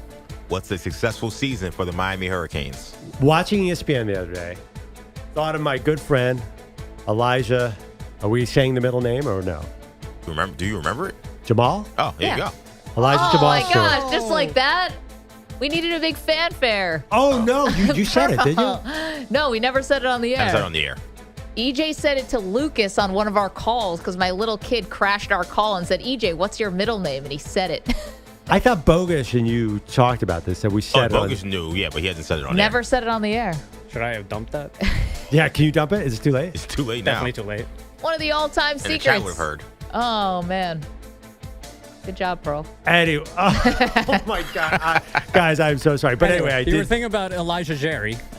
Anyway, okay, Elijah, whatever your name is. Elijah Jerry. That'd be an all-time name. Wow, what a weird name that would Elijah be. Jerry. Elijah Joe? Okay. That sounds like a basketball player. EJ. Anyway, I can't remember the expert, but it was on one of the gambling shows, the Joe Fortenbaugh show. He said, go all in on the Carson Beck Heisman bet. And I was taken aback because Carson Beck has had kind of a rough offseason in the media. His girlfriend dissed him, his ex-girlfriend. People are not high on Carson Beck. But this analyst said, you know what? No one's talking about Carson Beck, so you can get good odds. This offense is tailor-made for him. So maybe there's a chance that their offense takes off a little more than we expected it. They're highly, highly ranked. I mean, they are definitely now a playoff or bust team. To be a successful season for Miami is winning the ACC. That's first and foremost. So that means you would get to the college football playoff. That's a funny thing about Beck, though. Not that I'm saying he can't win the Heisman and have this big turnaround, but the bar's got to be set extremely high for a Miami Hurricanes offense, considering they had the number one offense in the country last year with Cam Ward. They lost 5 receivers, EJ, if I'm right about that. And if they're going to be throwing the ball all around, well, ask Georgia fans what it's like when Carson Beck's really slinging the rock. He's throwing it to the other team. He had 12 interceptions last year. I think this is going to be more of a run-heavy offense. Maybe, EJ, correct me if I'm wrong here. They're remaking the defense. It's got to be better than it was last year where Cam Ward bailed you out of way too many close games. So to me, Miami winning the ACC, that's a successful season. What happens in the playoff, I don't know. I don't know if you care, but you got to win the ACC. Well, you know, they could be run heavy. If they win a ton of games, Carson Beck, there is a lane where he could still have a good season and win the Heisman, even if they are a runner, because that would just help him. he's always had talent. It just feels like it just doesn't feel like a leader. I mean, I hate to say it's his body language on the sideline. The fact that Georgia almost got a boost when Gunnar Stockton first went in. I told EJ when they came out, the coaches poll had Miami, 8 or 9 or 10? Yeah, 9, I think. And I was like, what is going on here? Then AP followed up and had him 10. So, these expectations are huge. I think besides Clemson, I think they're the team that people are taking the most seriously in the ACC. I think a lot of that confidence comes from a returning quarterback who played last year and an offensive line that could be elite. And I think that's one of the things that get lost in the shuffle when we talk about these teams is can they protect? Like Georgia, as good as they were, they actually didn't protect back that well last year. Obviously, tore up his elbow in the championship game. So that was one of the issues they had. They also had a lot of drops last year. The one thing I will be looking at for the Hurricanes is, as Maggie mentioned, is this defense really made up in chains or not? Because if they have number one offense this year and their defense is still as terrible as last year, they're going to have the same exact result. Right. So what would be a successful season? I think getting to the playoff. I think by hook or crook. Okay. I think even if they lose the ACC, that would suck. But I think losing to Clemson, I don't think they would you'd go crazy. SMU. If you find a way, that'd be harder. But I think if they find a way to finally get to the playoff, I think that would be a big step for the Hurricanes. Yeah, and by the way, I know they lost those, Xavier Restrepo. Elijah Arroyo, superstar tight end. But haven't they been always bringing in a lot of high recruits on the skill positions? And I know that they have the number one left tackle in the country by all. France, CC, is so, incredible. I don't think those losses are a death knell for that offense. And based on the ratings, the rankings, I'm absolutely right there. And one thing, too, about this offense, Shannon Dawson, the offensive coordinator, who's a highly regarded coordinator in the ACC, he says that Carson Beck is absolutely slinging the football, and he feels like he could be just as good as Cam Ward last year. He thinks he could be the number one pick. That's what he's saying. Well, he is their offensive coordinator. I know, but I mean, that's a big thing to say, right? That your coach is saying you could be a number one pick or Heisman, which is what he's saying right now. I think, Maggie, we have to be nervous about a Carson Beck shocking season. I think it's on the table. And it'd be surprising because I've been critical of him in the past, and you have too, I think. 888-710-4ISN. All right, that was 4 college football Power 4 teams. We'll have a whole new crop for you tomorrow. Can you guys believe it? We're getting college football that counts this weekend. We're in game week. Amazing. We're going to do our college football playoff predictions. We'll predict the whole field of 12 each round and our champion. We're going to do that on Thursday. In the meantime, Caleb Williams, 2 drives. One of them looked real good. Was that enough to quiet all the doubters in and around the Chicago Bears? We'll do that next. Maggie Perloff. The Bears. You're in a 5-minute break.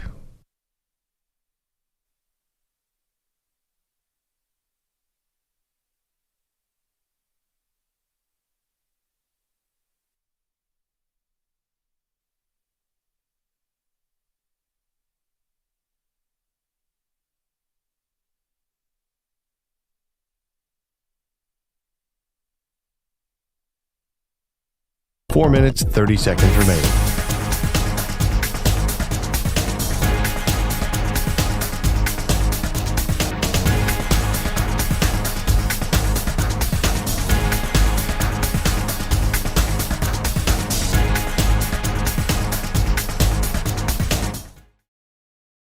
Daily kept us cool.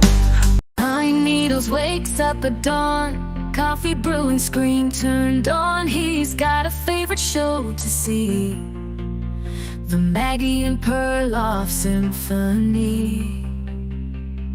Oh, Pine Needles are turning tight to infinity. Sports radio every night.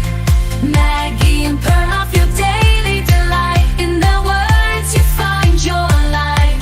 From highlights to the breaking news, every take you can't refuse. In the chat, he's always there with comments, questions, wisdom to share. Oh, Pine Needles, you're tuned in tight to infinity. Sports radio every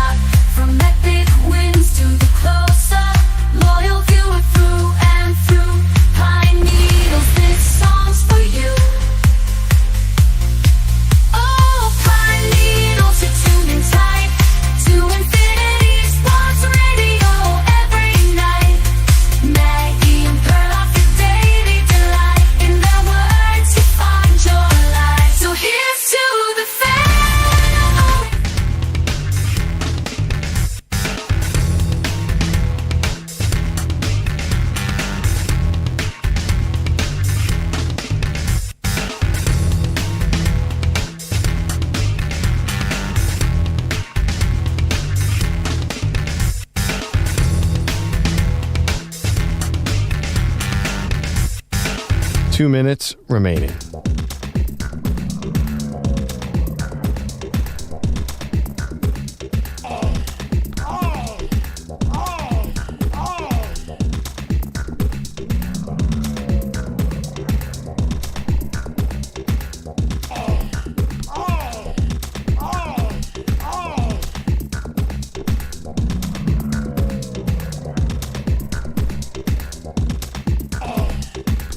One minute, 30 seconds remaining.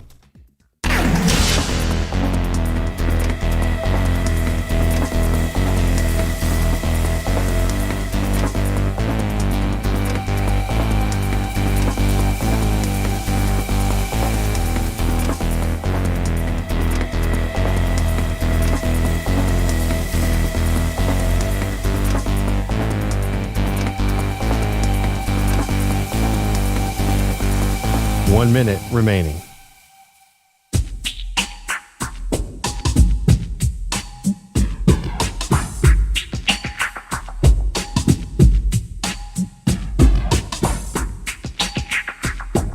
$45 seconds remaining.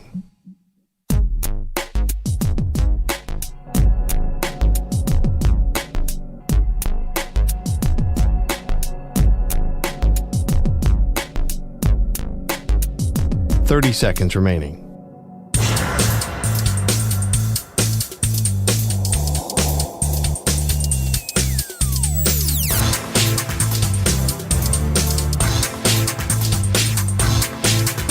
$15 seconds.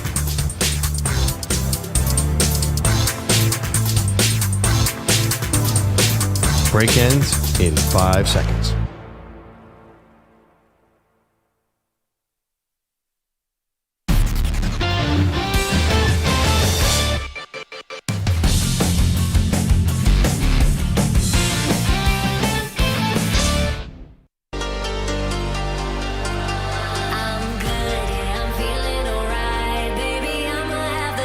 Disappointed. That's the only word I can use to describe the Buffalo Bills defense last night. Welcome back, Maggie Perloff Show. Lifelong Bills fan, Maggie Gray. Bills. I did not realize their history of not trying on defense in the preseason. No. But I watched the game last night. It was on Big Fox, the Bears Bills, and Caleb Williams looked great, but it was hard to tell because the Bills refused to tackle anybody. And the final score was 38-0. I guess this is tradition. But Caleb Williams definitely looked good. We can't overreact to the preseason. It's a hard team to evaluate because everyone's excited about Ben Johnson coming over from Detroit, but they have this crazy division. So they have to be so good to compete with Detroit, Green Bay, and maybe Minnesota. How much time are they going to need to get to that level? Yeah, here's why I was a little more encouraged, even though, yes, it was only one really good drive. Then there was they scored a touchdown on the first drive, and they punted after 6 plays on the second drive. But it was a big Rome Odunze drop, I believe, in that second drive, or else it would have continued. But here's the deal. The thing about Caleb Williams was never the talent. Obviously, guy won the Heisman. We all saw the talent at Oklahoma, USC. We know that he's talented. But here's where I think the big problems come in for Caleb. One, the amount of hype that's already been given to him, the moniker generational talent. He just has so much further to fall than a lot of other quarterbacks, and that's not his fault necessarily, but the bar for him is so insanely high. So that's number one. Number two, not can he complete the throws? He can definitely complete the throws. My question is, what happens to this team if they lose some close games like they did last year, which led to the firing of both their coach, offensive coordinator, everybody had to go. What happens if they lose early games earlier in the season? Is the fan base going to be patient? Is Caleb going to be patient? You know, we don't really know what Ben Johnson is like as a head coach. So my questions about the Bears and about Caleb was never about his talent. You'd be dumb to question that. But the question is, can they put it together? Like, can they actually show that they're going to be a good organization now, which I think Bears fans had questioned that over the last few years. Well, they should be used to subpar quarterback play. It's only been 60 years of that. But well, I think you're over. It's a revolving door of coaches and GMs. Yeah. Like, you've not had anything really stable or awesome in Chicago. And so if you start off the season and say you start off 1-3 or something like that, is the sky going to be falling? I think you're overcomplicating it, though. I think the question this year is, does Caleb Williams look good? Does Ben Johnson, is he going to be able to fix the offense? I don't even think people are going to judge if they make the playoffs. On the win-loss total. Be really careful think about that. There's a lot of hype out there for the Bears, even if people think the division is hard. Their win total is not at a playoff level. They're deep underdogs to make the playoffs. I think fixing Caleb Williams from last year, which actually is not even that big of a fix. I think if the offense moves well and they're exciting, that's fine. I do not think this is a playoff or bust. And I don't think we're going to be talking, if he has good stats, we're not going to be talking about leadership and all that stuff, or even his fingernails being painted or anything. I think people just want to see, hey, this guy can sling it and this coach can make it happen. I do not think that we're everything you said. If they're 1-3 and he throws for 350 yards a game, I honestly think Bears fans will be happy. If they get a 4,000-yard passer and they're 8-9 on the year, I think there will be a sense of satisfaction. Maybe I'm naive on that front. First 4 games before an early bye. Minnesota's the Monday night opener. At Detroit, home Dallas, at Las Vegas bye week, at the Commanders the week out of the bye. I mean, a couple defenses that you can move the ball on there. Okay. I'd like to see it. I don't know what his numbers were against the Lions last year. And I don't know how healthy Aiden Hutchinson's going to be for that one. I think he could put up some numbers there. Again, I don't care about wins and losses for them. They've never had a 4,000-yard passer, Maggie. Can we start there, please? Yeah, but see, to me, then that's are we going for numbers here? Or are we going for impact? Yes. No, finally. We need some numbers here. This is the Chicago Bears. But why would a fan care about that? They want to know that they have a generational quarterback. No, they want to win games. No, they want to know that Caleb Williams is the future. But here's the thing, you're always going to be at some kind of limitation if you're playing in Chicago because of the elements, right? Mm-hmm. So the numbers to me, the counting numbers are never going to be as important as what's actually the outcome. To me, whether he throws for 3,500 yards or 4,000 yards and breaks this drought, who cares? You just need to start beating the Packers. I totally 100% disagree. And maybe I'm wrong because Bears fans don't think this way. They had a season where they were 13-3, and it was all special teams and defense. It was Brian Urlacher and safety named Brown. I can't even remember his first name, maybe Mike Brown. They were a great defense, and they won a ton of games, but their offense did nothing. I think they would rather be 8-9 and have Caleb Williams throw for 4,500 yards and show this guy's a franchise quarterback. Then there'd be so much more excitement coming into next year. They've had great seasons where they've won with special teams and defense. It's led nowhere in the playoffs. This is all about, is Caleb Williams going to be a star? I mean, listen, he was outplayed by Jaden Daniels last year. I think they need him to step up. They need a good quarterback. Don't give me the elements, because I saw Aaron Rodgers and Brett Favre win 1 million MVPs in Lambeau. I'm just saying, if you're focused on the 4,000 yards and the 70% completion percentage, which is what they've already said, then you're focused on the wrong stuff. Well, because you went to a Super Bowl with Rex Grossman. Who cares? Right, which was irrelevant to the franchise. But I'm just saying, no one remembers his numbers or anything Nobody like that. Nobody remembers that year like that. They weren't even close to beating the Colts in that Super Bowl. I just think that the Bears fans have to be tired of it. They know they can cobble together a winning record. They got to the playoffs with Mitchell Trubisky. They don't care. They want to see quarterback development. I think Perloff is right. But it has to be about the numbers more than the winning. I really think that they won't feel like the winning is going to be sustainable if Caleb's not generational putting up those numbers, because they saw Mitchell Trubisky put up mid numbers, but they won a lot of games. They saw Jay Cutler put up good numbers, not great numbers, and win some games, but none of those things were ever sustainable, right? Rex Grossman put up terrible numbers and they won, but those were all one-off years. They haven't been able to put together a winner consistently. So let's say they are 6-10, but Caleb is throwing the ball all over the yard. I think they'll say, okay, listen, 6-11. They'll say, okay, well, we didn't win a lot of games, but you know what? Okay, we got our quarterback. So once we figure out the rest of this stuff, we're going to be fine, because we know to win in this league, you need to be a passing team. Okay. And my question is going to be, how do you think Caleb's going to handle the losing? Because I don't think he's handled it that great. Because I watched it in college. I'm not going to try to judge the guy for college, but you don't often see quarterbacks crying like that. But maybe it just shows that he cares a lot, so I'll leave that open. He's a human being. He's allowed to have emotions. And just how is Ben Johnson going to deal with losing? And the fan base, who, whether you guys think this is fair or not, they're on 10 right now because they think that this is a change in a new era, and they got the guy, the offensive guy. And if it's 6-11, that is going to feel like a huge disappointment. I just remember there was I forgot who it was, but whoever does the post game on the NBC Sports for the Bears, they lost the Packers and Justin Fields' last game there. And I will never forget this quote where he's just watching his game. He's like, "You see that quarterback over there? Looking at Justin Jacob, Love highlights. Jordan he's like, Love, yeah. He's like, I want that. See the quarterback? He just deliver the ball. The guys catch the ball, and he's like, I just want that. And I remember that sticking in my head, being like, they are so quarterback starved that seeing a second-year quarterback who's just finally coming around is like foreign to them. We're like, we need that guy. Okay, Why don't we have that? Let's count all the ways that the Bears are different than the Packers right now. Like, it's organizational, too. The Packers had the foresight to draft someone and let them sit for 3 years behind an MVP. Bears aren't doing that. By the way, Bears don't have a great front office, in my opinion. One thing about Caleb, like, he lost a lot more than most elite quarterbacks. Like, he lost a bunch of games at USC. He still won a Heisman. And well, they won 10 games that year when he won the Heisman. Yeah, I mean, still, though. I mean, usually the Heisman is on but you saw him better.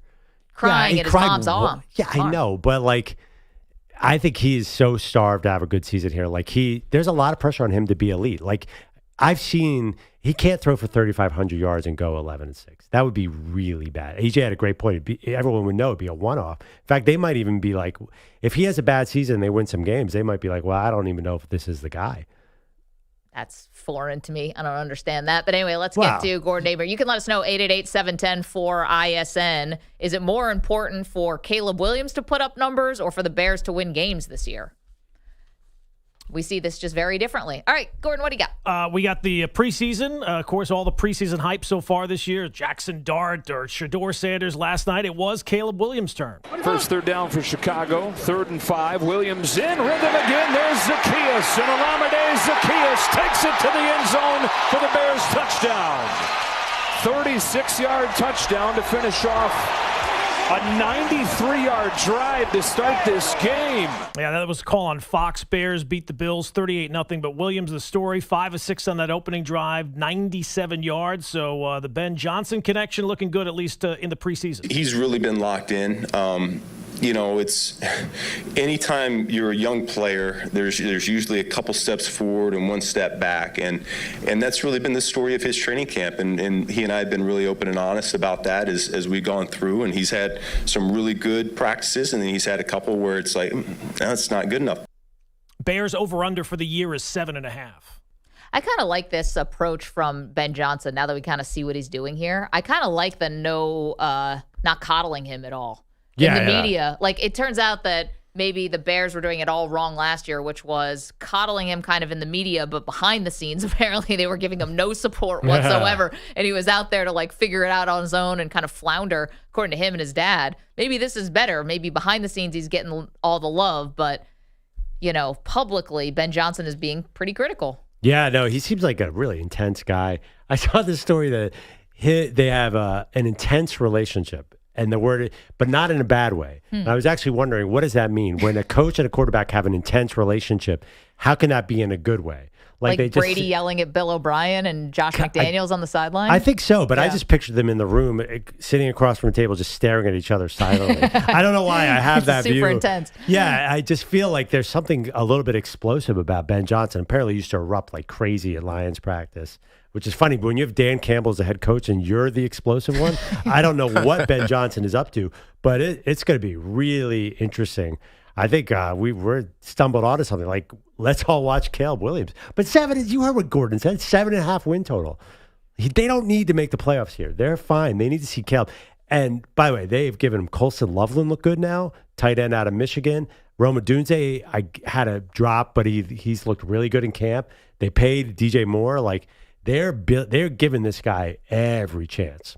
I found the Ben Johnson comments interesting in the contrast of a baseball manager. Like, baseball managers can't be critical in any possible way. Right. Nothing. And here's a coach talking about a quarterback and the franchise quarterback, not just some guy who's the third string. And in a baseball context, that would be seen as overly critical, saying even something. Even in a football context, yeah. I don't think you rarely see. You think did Doug Peterson ever say a bad thing about Trevor Lawrence? I mean, you just don't do that. Well, yeah, but these big picks. Maybe that was a mistake because Trevor has not developed the way he should have. And I think when Jim Moore threw Peyton Manning under the bus and then he got fired, I think that was like a cautionary tale, and nobody does that anymore. First time since July 30th, Brewers lose a game.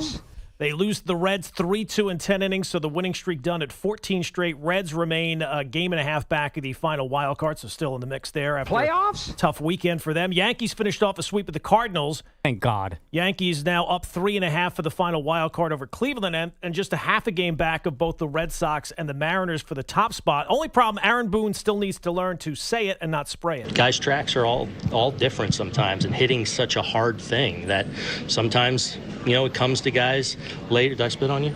No. Oh, sorry. Sometimes it comes later.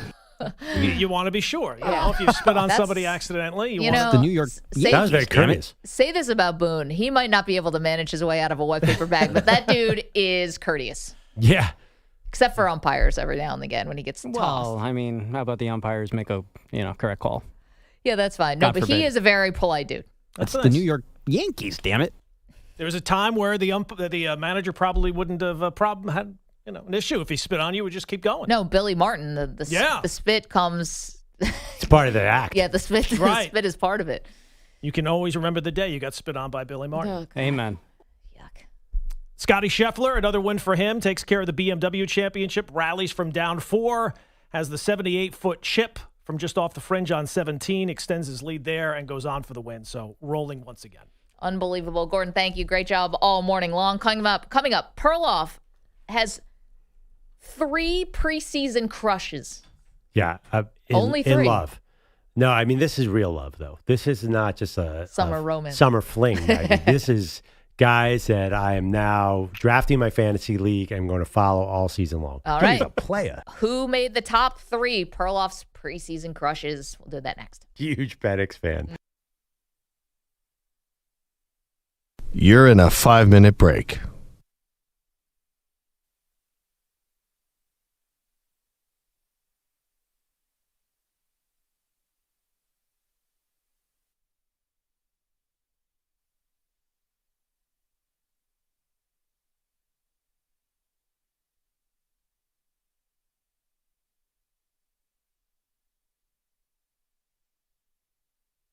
Four minutes, 30 seconds remaining.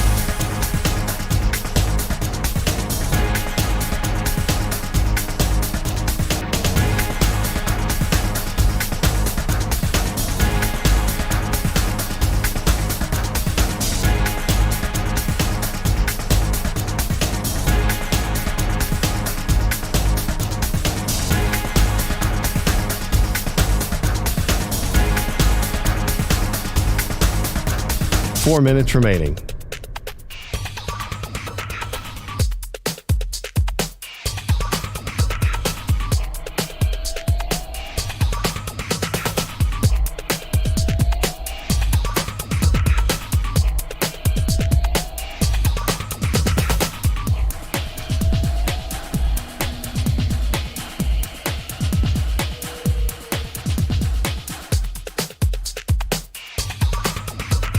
Three minutes, 30 seconds remaining.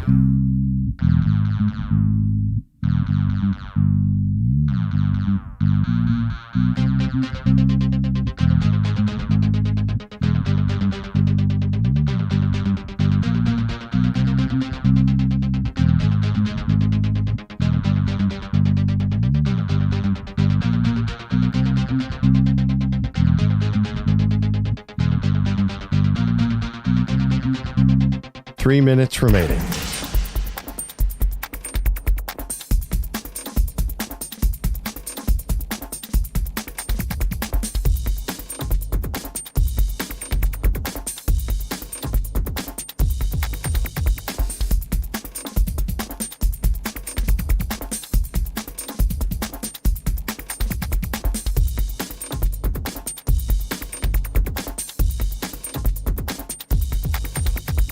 Two minutes, 30 seconds remaining.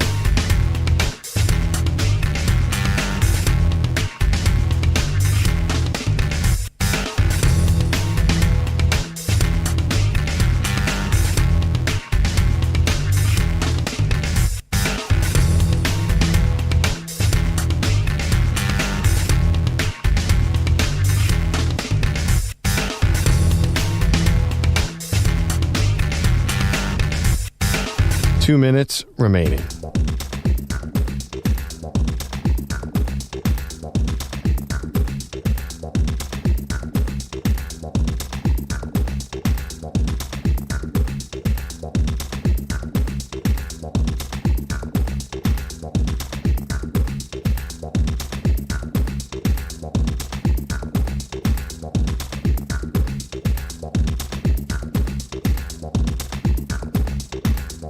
1 minute, 30 seconds remaining.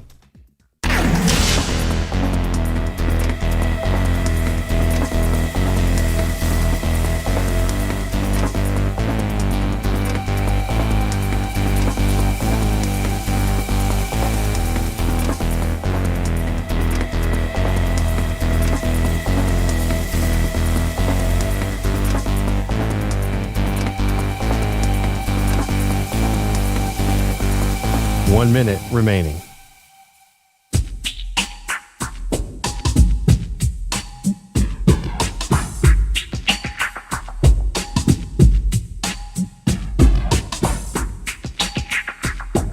$45 seconds remaining.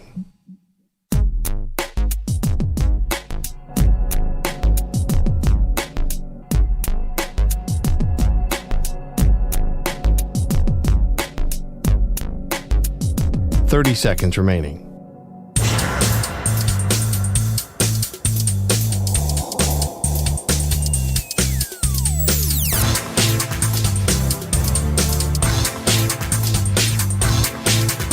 $15 seconds.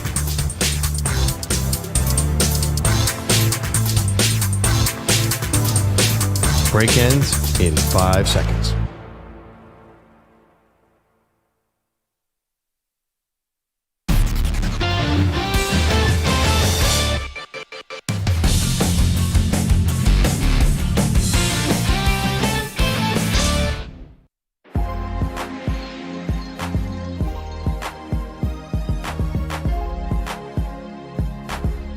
Perloff, easy to fall in love. Yeah, with especially athletes. preseason. especially when there's no defense and there's no blitzes. Yeah. Okay, you've got your top 3 preseason football crushes. Okay. This is mostly fantasy purposes? Or? Well, these are all skill position players, just to keep it easy. It's it's hard to judge an offensive lineman in preseason because you don't necessarily see the results. All right, 3 crushes from this weekend. All right, you want to do 3 to 1. Manny, Yeah. a little music? Oh, okay. I don't even know if I'm ranking these, but yes. Okay. 3. Emeka Egbuka. Yeah. Rookie for the Bucs. Made no sense to draft him in 19. He had a highlight reel catch this weekend for Tampa Bay. That dude is huge. He looks like remember Marvin Harrison Jr. at Ohio State? He was the most jacked receiver you ever saw. We remember him. He was there 5 seconds ago. Egbuka looks like he was on the same weight training program. He's huge. He's fast. He had a great catch in preseason. It looks like the Bucs drafted a natural heir apparent to Mike Evans. As Mike Evans sort of at some point winds down in his career, I think he's going to be a star in the NFL. I'm so excited. I think his production will be okay this year because he's sharing a lot of receiving yards. But, listen, Baker's going to throw for a lot of yards, and I think Egbuka is going to be a breakout rookie. What makes you think he'll stay healthy? Why not? No? Okay. 'Cause I dealt with injuries at Ohio State. No? Not too bad. Well, how many years, how many games did he I'd have miss? to look back. No, I think you are right, but I don't think it was that bad. Okay. Number 2, I'm watching the Houston Texans, and I'm like, man, like the first play, that running back just hit the hole pretty hard. Who's that young guy? Is some guy? It's Nick Chubb. Nick Chubb is in Houston, and he looks healthy, and he looks like, and Nick Chubb is one of my all-time favorites. We never talked about this. Nick Chubb at Georgia, when the rare games he was healthy, he would have been, if that guy never hurt his knee ever once, he would have been an all-time, top 10 all-time running back. He looked healthy, and Joe Mixon is still hurt. I'm definitely, if anyone on my fantasy league is listening, ignore this. I'm definitely taking Nick Chubb because he should start week 1. We don't know how long he'll be healthy. He looked really, really sharp. So that's 2. And these are not, by the way, in order. Number 3 is a weird one. I like this mood, like the music setting the mood, like Jazz Club. These are Perloff's 3 preseason crushes. So this guy is pure Perloff. He's all potential. He is. It's 100%. He's 100% Perloff. Probably, maybe a bit of a knucklehead at times. But I was watching the Colts this weekend. And they have a lot of receivers. They have Michael Pittman Jr., they have Alec Pierce. But all camp, every headline has gone to A.D. Mitchell. Big, tall, second-round receiver, second-round draft pick last year. And they focused him on a lot. He only had 1 catch on Saturday. But they focused in on him. He was either held or interfered with it almost every time he went out. He was getting off the line. The cornerbacks could not handle him. And everyone in Colts is talking about A.D. Mitchell. We remember him in college because he kind of played everywhere. Yeah. Ended up at Texas. Really, really good and really exciting. And he is the buzz guy in camp. The problem. Knucklehead. No. Who's throwing to them? Oh, and right. can they get it to him? Actually, Anthony Richardson had one of the best plays I've ever seen Anthony Richardson have, and there was a penalty on Mitchell that cost him that play. But I think he's a really interesting possible breakout if he had consistent quarterback play, which is a real problem in Indianapolis, which is funny because we talk about quarterback battles a lot. We didn't talk at all about that today, but that's a bit of an issue. But I feel like if he had a good quarterback, that guy could be a star. And again, we didn't really see it on the field. They had one catch in Saturday, but he's really interesting to me. All right, so those are Perloff's 3 preseason crushes. A little old, a little new. You had Emeka Egbuka, who he had tightrope surgery on his ankle his junior year. That's what I was thinking of. Okay. He missed a few games. You have Nick Chubb, a little blast from the past. And then you have A.D. Mitchell. Not bad. You didn't put Ashton Jeanty is not one of your preseason crushes? I was going for Raiders? a bit under the radar. But here's a real question. If you're in a draft, Jeanty's going much higher, but now there's Trevion Henderson in New England is sneaking up draft boards fast, fantasy draft boards. Yep. I don't know. I feel like Trevion Henderson might be my breakout rookie. And Amarian Hampton might be my breakout rookie. And, the Browns really need a running back, too, and maybe Quinshon Judkins. So Jeanty is the obvious star. I'm not as high on him as you are because I think the team is kind of average. And you need to be in good positions to really use a running back the way you want to, and they're going to try. But say the defense falls apart and they're down by 3 touchdowns, they're going to have to throw Geno all the time. Yeah, and it looked like they were really trying out some explosive plays. The Raiders, I'm talking about, in their last preseason game, they were testing Diamador Lenore. I mean, they were really kind of going after some big plays against the 49ers. Coming up snake eyes in a few of them, but Jeanty was certainly the bright spot. I think the Raiders have a little juice. Oh, do we have some poll updates here? By the way, one more guy. Yeah. We haven't mentioned Jackson Dart more than once today. I didn't even do him because he's so over the radar that everyone's over the moon about Jackson Dart. Right, I'm so in love. I know Manny's in full-blown love with Jackson Dart, and we get it. You see that chain too? Oh, love it. Here's my thing about Jackson Dart. I don't trust the Giants really with anything, and I don't think they really deserve our trust as far as getting really good quarterback play over the last few years. But Dable can scheme up a passing offense to some degree. Sure, fine, but I actually do think the Giants are going to do the right thing here when they finally give up this Russell Wilson charade and put Jackson Dart in the game, like as their starter. Because I think sometimes there are guys who can't handle it and there are other guys who can. And I do think Jackson Dart's going to be the kind of guy who I want him to play 10 games his rookie year when there aren't a lot of expectations. Because you want to know what? Yeah. It changes in New York. And then it gets really hard to manage those expectations. Like, I think it'd be better if he's out there this season playing. Like, the offensive line is not awesome, but it's good enough to protect him. He's going to be fine. My biggest thing about the Giants is what's going on with Malik Nabers. This started as a toe injury that he said was like a mosquito bite, that it's more like annoying than anything. And now it turns out this could be a lower back issue. That's not what you want. No, not necessarily. I mean, I would love for my wide receiver 1 to be there. I mean, I think Malik Nabers by the end of the season could be a top 3, top 5 wide receiver. So the fact that we haven't seen him thus far in the preseason, it's a little concerning. No, he's like a top 5 receiver now. Yeah, but I mean, he's missed 11 practices. Well, but you say top 3 receiver. I mean, obviously, it kind of depends who your quarterback is. No, he's not Jamar Chase. He's not Justin Jefferson. Yeah, and also, totally. too, like, if, say, they do go to Jackson Dart midseason, which I agree with you, kind of Eli Manning, Kurt Warner style, I don't think Jackson Dart's going to be throwing for 4,500 yards, and I don't know that production is going to be that high. By the way, Russell He's Wilson. going to get on the field. Russell Wilson with that moonball, baby. That was the play of the game. He didn't do much more after that, but he threw another moonball that was also caught. Yeah, but by the wrong team in the end zone. Facts. No lies detected, though. It was caught. But that receiver ran completely the wrong way. Different direction. Thank you, EJ Stewart, Manny Rodriguez, Gordon Damer, Andrew Kaplan, the Weedos and the Coffee Drinkers. See you tomorrow.